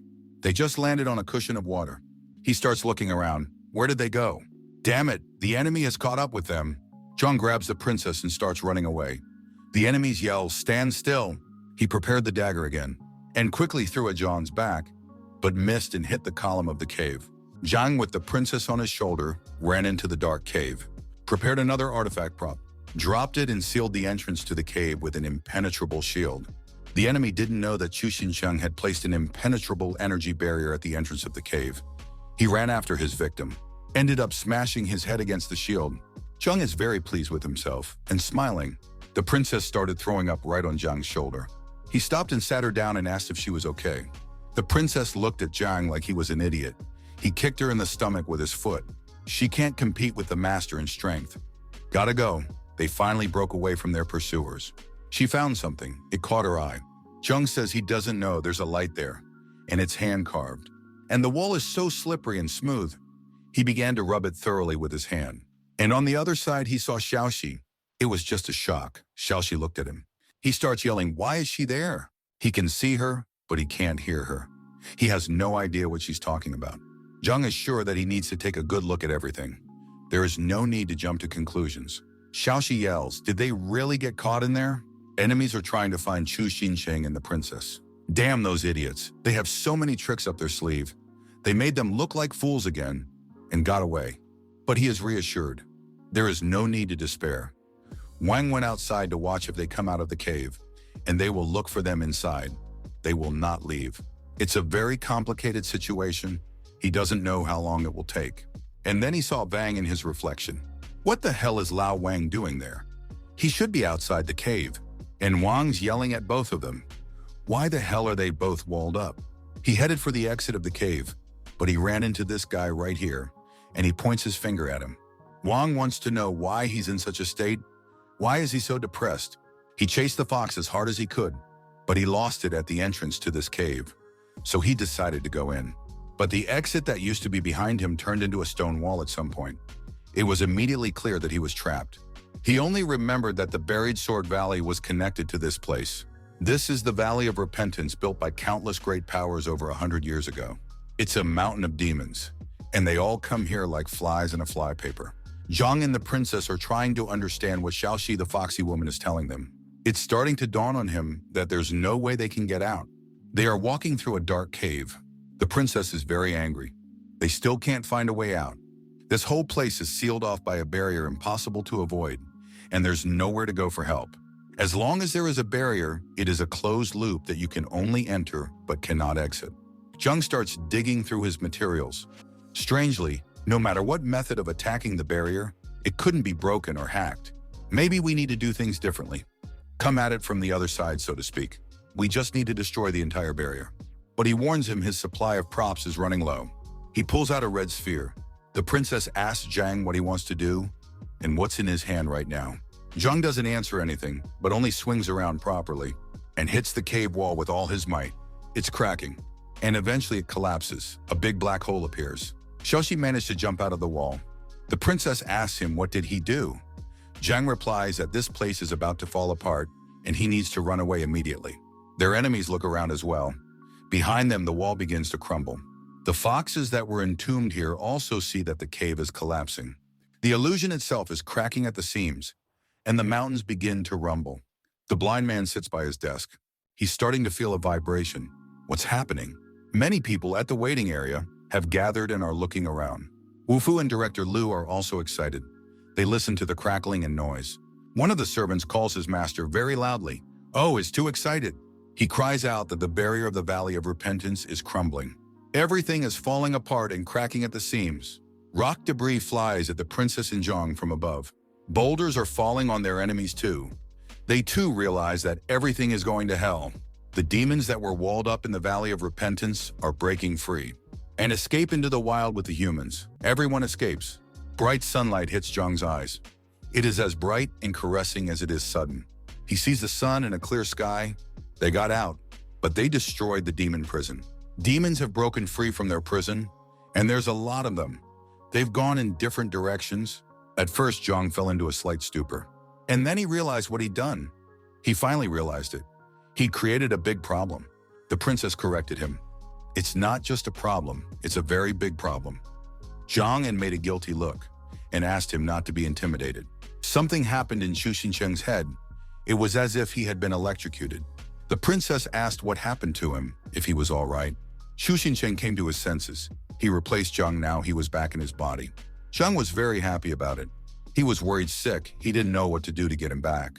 Finally, Chu Xincheng is back. But Zhang warns that he's in very big trouble.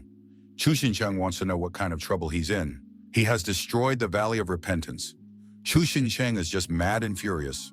How could Zhang have caused such trouble? The princess is looking at Chu Xincheng like he's a jerk, and he's talking to himself. Then he stopped it and turned his head back. Chu Xincheng saw the opponents from the God Realm. They too had survived the collapse. All battered and scarred. They too do not understand why the Valley of Repentance has been destroyed. They try to save everyone from their clan. He asked them to take all the wounded away, and the leader will gather the others under the rubble. Galena couldn't collapse on her own yet. There's a suspicion that Chu Xincheng did something to make it happen. The important thing is to tell everyone at the council, as soon as they get to it. Wufu and Principal Lu are waiting for their students. Director Lu can't calm down. How did the Repentance Valley get destroyed? There were tens of thousands of captured demon beasts there. He can't understand why Wufu is laughing so hard. Wufu says he's very happy. He didn't tell anyone. But along with everyone else, the foxes from his tribe were freed. Dire Lu saw the people from the administration of God Realm approaching him. They clarify, he's a leading teacher at Wujin Academy, right? According to the team's reports, the Penance Valley's rights are related to their Wujin team, and it's necessary for Director Lu to cooperate with the investigation. That kind of tone and innuendo, Director Lu really didn't like it. He wants to know what this has to do with Wujin. There's no evidence. He was calmed down and told not to panic. All teams that reach the third stage will be scrutinized. Once all teams are out, they will all be verified and confirmed. Then they'll see if it's relevant or not. Wufu said that something was wrong. You can't trust these people. We need to tell Chu Xincheng to stay put for now, but his connection is broken. The administration is talking amongst themselves. Maybe it's some kind of coincidence, but no one knows for sure. What a coincidence. The administration of God's kingdom is very pleased. The disciples of Wujin Academy went to the gathering place. All of them are in full formation. Chu Xincheng immediately realized that something bad had happened. A lot of people were looking at him from the outside. That's not good. Members of the administration of God's kingdom began to surround him. He wanted to know what they were doing. According to the team accounts, the Wujin disciples had entered the Penance Valley. Is that correct? Penance Valley can't just collapse. There are serious reasons to believe that Wujin is involved. The kingdom of God must investigate this. In the meantime, everyone will go to prison, the princess wailed. She's a member of the Kanglin imperial family. Who are they to imprison her? But the princess has forgotten that she is in God's realm. And it's very funny to trump up your status here. God's kingdom is friendly to its neighbors, and she asks you to bring something for the princess. The princess has carried a small box, in which is a cup of true water. And if she drinks it and tells them what happened to them in the Valley of Repentance and can prove her innocence, she will be spared from judgment. Or they could just send her home without any vetting to avoid a diplomatic conflict. The princess became worried and started looking at Chu Xincheng. Such an offer is very tempting to the princess, but it's not good for the other members of Wujin's team. It's everyone's mess to clean up. Now they're deciding what to do. Everyone else is not a member of the imperial family. Then we'll send them all in for questioning. Chu Xincheng was overcome with fever. After just the word interrogation, and a column of flame bursts out of it. From this fire, someone's silhouette begins to form. It had been 500 years since she had last seen the sun. Sons of bitches, they dare touch her savior and benefactor? The demon lord won't allow it. She's like a fiery snake. They really need to come out of the Valley of Repentance. Chu Xinchen explains to everyone on his team that they have no way out. God's kingdom team is on the loose, and they will surely spread the word about what happened here. If they don't come back and run away, then they will all be dragged into this. It's all Chu Xincheng's fault. Everyone else has to say they didn't know about it. The princess is very worried. Then what will happen to Chu Xincheng? About him, he'll think of something. He is confident that he will be helped to resolve the issue. Maidenfire, red hair and shark teeth, completely agrees with Chu Xincheng. She calls him her benefactor. He let her out into the wild. Now she's ready to pay him back. The members of the administration of God's kingdom were scared out of their wits.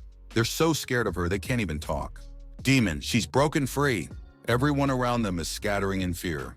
The demon queen gave everyone a good scare. We need to activate the formation now. We can't let her escape. But she sweeps them away in a firestorm. Even the martial arts kings want to trap her. Die. So it's true after all. Chu Xinchen destroyed Darina Penance. First, he's going to take the shit out of that annoying bastard with the purple hair. Shizuo Wu doesn't understand why Chu Xincheng released all the demons. It's not about denying it. It's about who's gonna fight them later. Shizuo Wu takes a nice-looking kick to the face. It was all swollen from the impact. Shuilin didn't think Chu Xincheng was capable of such a thing. What is he doing? Chu Xincheng warns them not to come any closer. Golden chains burst out from under Chu Xincheng's feet. The Demon Queen is quick to notice this and breaks those chains with a single blow. She wraps her tail around him. Xiaoxi runs to him to save him. Chu Xincheng grabs the fox by the hair, and they go up together. Director Lu flies to Chu Xincheng's aid, and along with the others. He stabs the Demon Queen in the tail, so that she will release his apprentice immediately, but immediately realizes that there is zero effect from his attack, and everything he put into her came back to him. That was a pretty hard hit. Wufu grabbed Director Lu just in time, and stopped him from falling to the ground. Director Lu thanked him for that, and asked him to save Chu Xincheng. Wufu took the form of a wudong fox. This surprised Director Lu very much. Principal Lu couldn't believe his eyes. He didn't recognize Teacher Wufu. It was not a man, but a fox in front of his eyes. Wu Tanu let go of Director Lu, and then he began to fall. Director Lu couldn't believe that he had been ditched, so his teacher Wu Fu is not human. Wu Tanu calmly looked at the falling Director Lu. The people at the gathering place are all shocked. It turns out the teacher of Wujin Academy is Fox. He's been hiding under a human face for so long. That's it, the masks are off. No need to hide. Principal Lu looks at him with surprised and hurt eyes. The Demon Queen notices that there is another little vixen present. Wu Tunu shouts to the Demon Queen to retreat immediately, and then an explosive beam flies between them. No one will let them escape. A portal opened in the sky, and 3 old men came out. The guardian elders would not sit idly by. No way! The people rejoiced very much. The elders, the kingdom of God is here. So everything is going to be all right. They will surely be able to protect everyone. They prepare a formation that will capture the fox and the Demon Queen. Wu Tunu said that these people are all 5-star martial arts emperors. They are insanely strong. They can't match them. The Demon Queen doesn't like it very much. She grinned like a predatory poisonous snake and began to open her mouth very wide in order to swallow Wudong and Chu Xincheng. It was actually her way of escape. She started eating herself, starting with her tail. The elder has figured out her plan. Damn it, they're getting away. Everyone quickly rushed towards the Demon Queen. Don't let her escape! At the last moment, the elder's hand almost reached her, but he only had time to grip the air in his fist. The others began to ask if he had succeeded. Was he able to capture them? But there was one small piece of paper left in the hands of the elder guardian. It's written on a slip of paper. A wish from the Demon Queen. May the old chump kiss her snake-scaly ass with his lips. Damn bitch, how dare she mock the Grand Elder? He's very angry because he was left a fool. People are whispering amongst themselves. Everyone is well aware that the Repentance Valley has collapsed, and the Demon Queen has been released. Thanks to Chu Xincheng, she was able to break out of her prison. Shizuo Wu and Shui Li looked guiltily at the ground. They realized that it was the students of Wujin School who did this. It doesn't matter that Chu Xincheng did it. All of them are considered guilty. There was also no shortage of embarrassment for Director Lu. He couldn't recognize Wu Fu's teacher as a fox demon. He was a spy from the Fox clan. Now there's a portrait of Chu Xincheng and Xiaoxi's vixen on the search wall. They are wanted for a bounty and accused tentatively of committing a crime. He had heard that they had been lurking around for a long time and had harmed his master. Such rumors are common among the people. You can't put a handkerchief on every mouth. Ordinary, heartless pieces of shit. They don't know what they're talking about. Shizuo Wu began to justify Chu Xincheng in Director Lu's eyes. He did it in order to save all of them. Director Lu interrupted Shizuo Wu and told him not to say such things. They don't know what to do next, so you have to be careful about what comes out of your mouth. The Repentance Valley is destroyed, and the Demon Clan will surely make the next move. He instructs Shui Len and Shizuo Wu to return to the Kanglin Kingdom as soon as they can. Yeah, that's right, Kanglin. Wei Mao and Princess Xiao Kui arrived in the Kanglin Kingdom. The older brother is standing by the Emperor's coffin. He's glad to see his little sister back. She is so sorry that her papa died, and she couldn't be there for her own father at the last minute. Her older brother explains to her that the old Kanglin Emperor died a cruel death. He was in great pain. He heard that the second prince intentionally poisoned his father to take the throne for himself, but the second principal is an influential person in the court. Therefore, it's all very strange. So he's still waiting to be interrogated at the temple. It's gonna be a mess. The Grand Counselor smiles quietly and drinks his drink. He likes the result. She's done a very good job. Another Grand Messenger reprimands him. He shouldn't be so relaxed. It's all premature. Repentance Valley has collapsed and Chu Xincheng has escaped.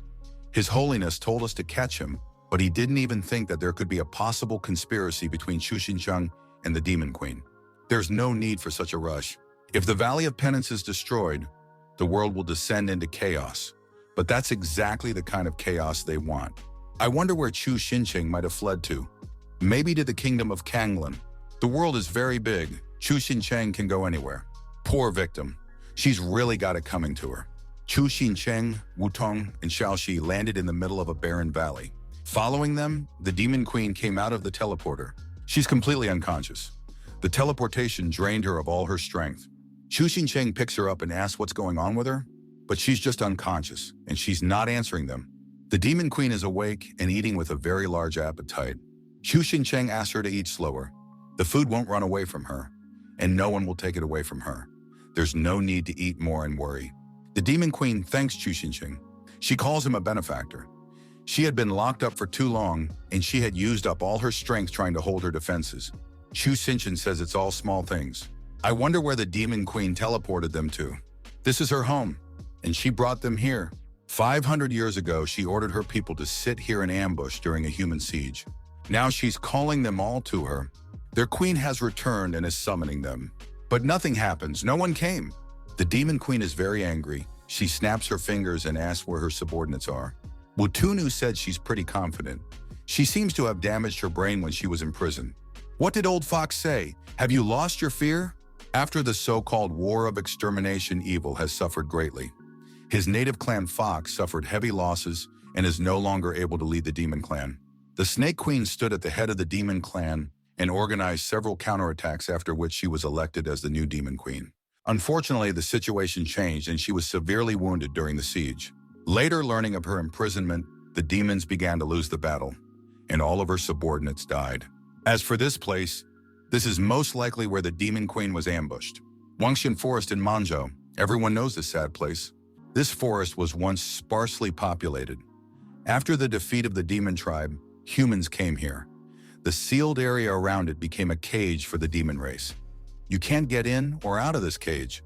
The question is, how did she get to this place? It is very unsafe here. God's kingdom can detect all of them through the seals. Chu Xincheng suggests that Wutong act as quickly as possible, and all four of us leave. Turns out they were being watched by unauthorized spies. Implicitly, they glanced amongst themselves. The wizard writes a protection spell on the planks. He is in the celestial observatory and observes the process of balance in the universe. Footsteps were heard. The spies came to their elder at the observatory. The elder noticed that his subordinates were in trouble. Don't they know not to distract him while he is working? He is busy taking notes right now. He was informed that someone had come from Cape Wangxian, and there are two magnificent foxes. The forest is completely devastated. There are no trees, animals, or birds. Wutunu flies through the air and keeps the others in a force field. Finally, he lands on the ground. It can be seen that Xiaoxi and Chu Xincheng are very scared from such a flight. Wutunu says, it's about the same here. It's a forest, so it's best to hide here. First, we need to get things in order. The martial arts emperor's flight was a real thrill. Fox asks how the Demon Queen is doing. She turned into a small snake and is sleeping behind Chu Xincheng's back. On the way, she fainted and scared him. But he is fine now. It used to take a lot of energy to move them all. A demon seal appeared on her body. She needs to rest very well. Wutunu realizes that everything depends only on him. He doesn't know the level of a seal keeper. The custodian is the one who keeps the seal in working order. Wutunu explains that this is a very big place. Therefore, someone must maintain the seal. The honorable lords of God's kingdom founded the keepers of the seal, and they accepted monks from all countries into their ranks. After the war, his fox tribe was sealed in the western part of Wuzhou, while the demon tribe was banished to Manzhou. The seals of the two states only allow demons to enter and exit. They are not allowed to have any contact with the outside world. The keeper of the seal is responsible not only for the seal, but because of the stability of the state itself. When the keeper learns that a tribe is rebelling, he takes action and turns the tribe of demons into corpses. This is the reason how people support the government. Chu Xincheng started to make excuses. Don't let them look at him like that. It's not like he didn't do it. In short, the Manchu closure has been delayed, and no one can understand the situation here. They need to hide as long as possible and conserve their strength. The two of them and Xiaoxi are just grandmasters. If they send more people, Wutong is afraid that he won't be able to stop them. Zhang has swallowed so many systems and his rank is still not a grandmaster. Chu Xincheng demands an immediate promotion. Zhang, did he fall asleep? He had absorbed too much of the system-used props lately. Zhang wasn't feeling well right now. As for Chu Xincheng's level, he had already raised it. He now stands at the level of a 4-star great martial arts master. Chu Xincheng was not happy with this news. He's still weak anyway. You could combine that with his skills and the few props he had left, and he could defeat the martial arts emperor. There's no need to panic. Wutong and Chu Xincheng noticed the intruders. There was someone lurking in the trees, probably a spy. The two of them quickly rushed over there. They demanded he stop. Wutunu accelerated very hard, and the shadows continued past the trees. Wutunu hears Chu Xincheng asking him to wait. He can't keep up with him.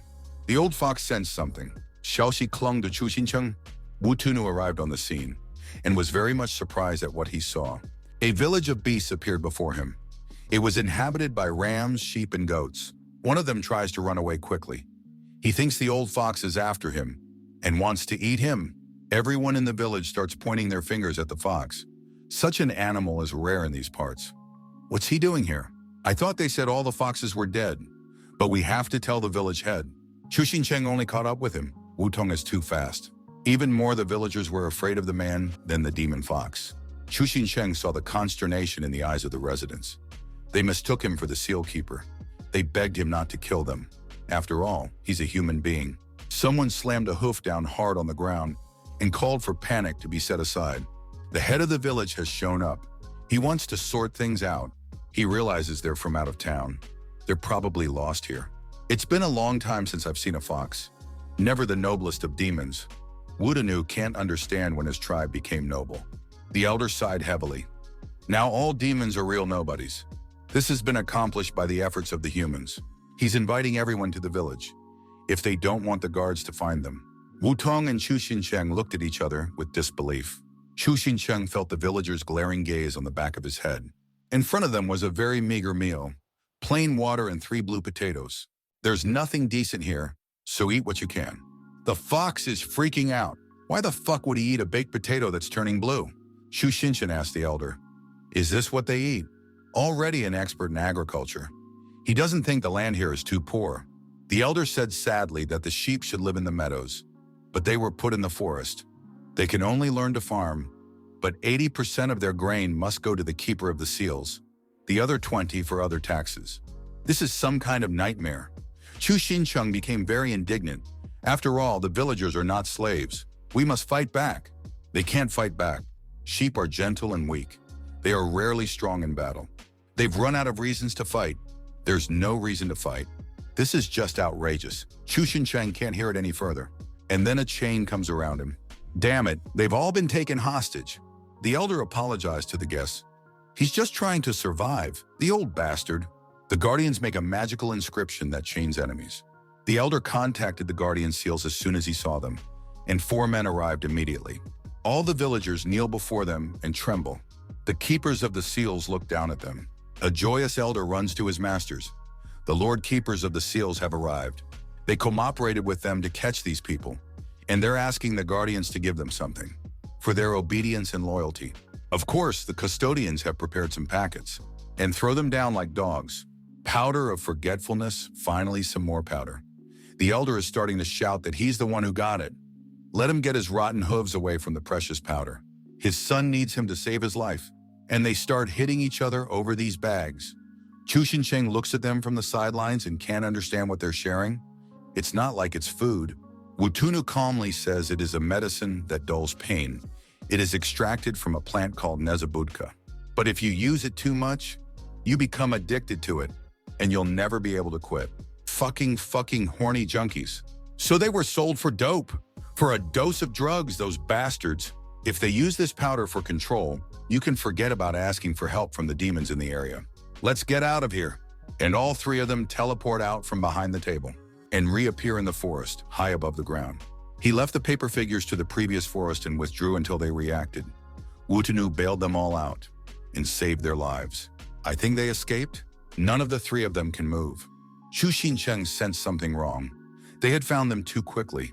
Wutanu seems to have it all figured out. He prepared his claws, and with one blow shattered the illusion, tore it to pieces. The seal keeper is impressed. Fox was able to break the illusion. That's something. He's never seen anything like this before. Oh well, it'll be even more fun. The seal keeper had rightly pointed out that old Fox Wutanu was a 3-star martial arts emperor. Wutong stood up for them. He wants to protect Xiaoxi and Chu Xincheng. The keeper of the seal rejoices that they are already here. All three are swept up in the air by the energy, and walls of earth grow up around them, and then they slam shut like a walnut shell. They want to be buried alive, but the earth is beginning to shake and warm. Wutanu pulled everyone to the surface. They got out of the trap, but now there's a big energy block coming at them. That's the end of them. Now they will be squashed like cockroaches. The other seal keeper is overjoyed. He's trying to crush Chu Xincheng, Wutong, and Xiaoxi so that they won't be alive anymore. But Wutanu was able to hold on to that clump. He took the hit and then split it apart. Reinforcements have arrived at the seal keepers. There are more of them. Wutanu began to count. 2 martial arts emperors and 4 martial arts kings. Looks like they've got nowhere to go. We'll have to take the fight to them. If this trio is smart, they can surrender to start confessing right away. Except Wutanu's not going to give up just yet. He's been through more than his fair share of trash. Don't underestimate the last of the Royal Fox Demon Guards. Wudong put a protective screen on Chu Xincheng and Xiaoxi and keeps them out of the battle. He wants to keep them safe even against their will. Chu Xincheng doesn't like this idea very much. If he doesn't die, the circle won't break. We have to stay hidden. The first keeper of the seal struck Wutong, but he was able to twist his arm and sidestep the blow. In the process, breaking that arm like a match. Fucking garbage who thinks too much of himself. The other keeper tried to get in the old fox's back and attack. But Wutanu outplayed him, he's very fast, and went behind his back himself. But at the last moment, the old fox was immobilized by someone. Chu Xincheng and Xiaoxi were anxiously watching Wutong's battle. They were very worried that they couldn't help him. The third seal keeper immobilized the old fox, literally froze him. All right, now we can take this bastard down. The second seal keeper begins to draw hieroglyphics in the air with a magic pen. Wutanu felt like he could move and immediately kicked the second keeper in the face. The third guardian didn't understand how he was able to jump out of his hands. He had immobilized him. Xiaoxi and Chu Xincheng are therefore very happy. Beat those bastards. Beat them mercilessly. Wutanu noticed the third keeper and quickly flew up to him. And the biggest problem with this asshole, he can't fight in close quarters. Wutanu is wrapped in energy ropes. The fourth and fifth keepers prevent him from attacking further, but it seems the little assholes had overestimated their strength. The fourth guardian felt himself being pulled forward by his own ropes. Wutanu pulled them on with his hand properly. And then, with a swing, he slammed his knee right into the fourth guardian's face, breaking his jaw and nose in the process. The third guardian seemed to have come to his senses and began to attack Wutong. Wutanu unfurled his claws and repelled his magic. The third seal keeper is himself immobilized.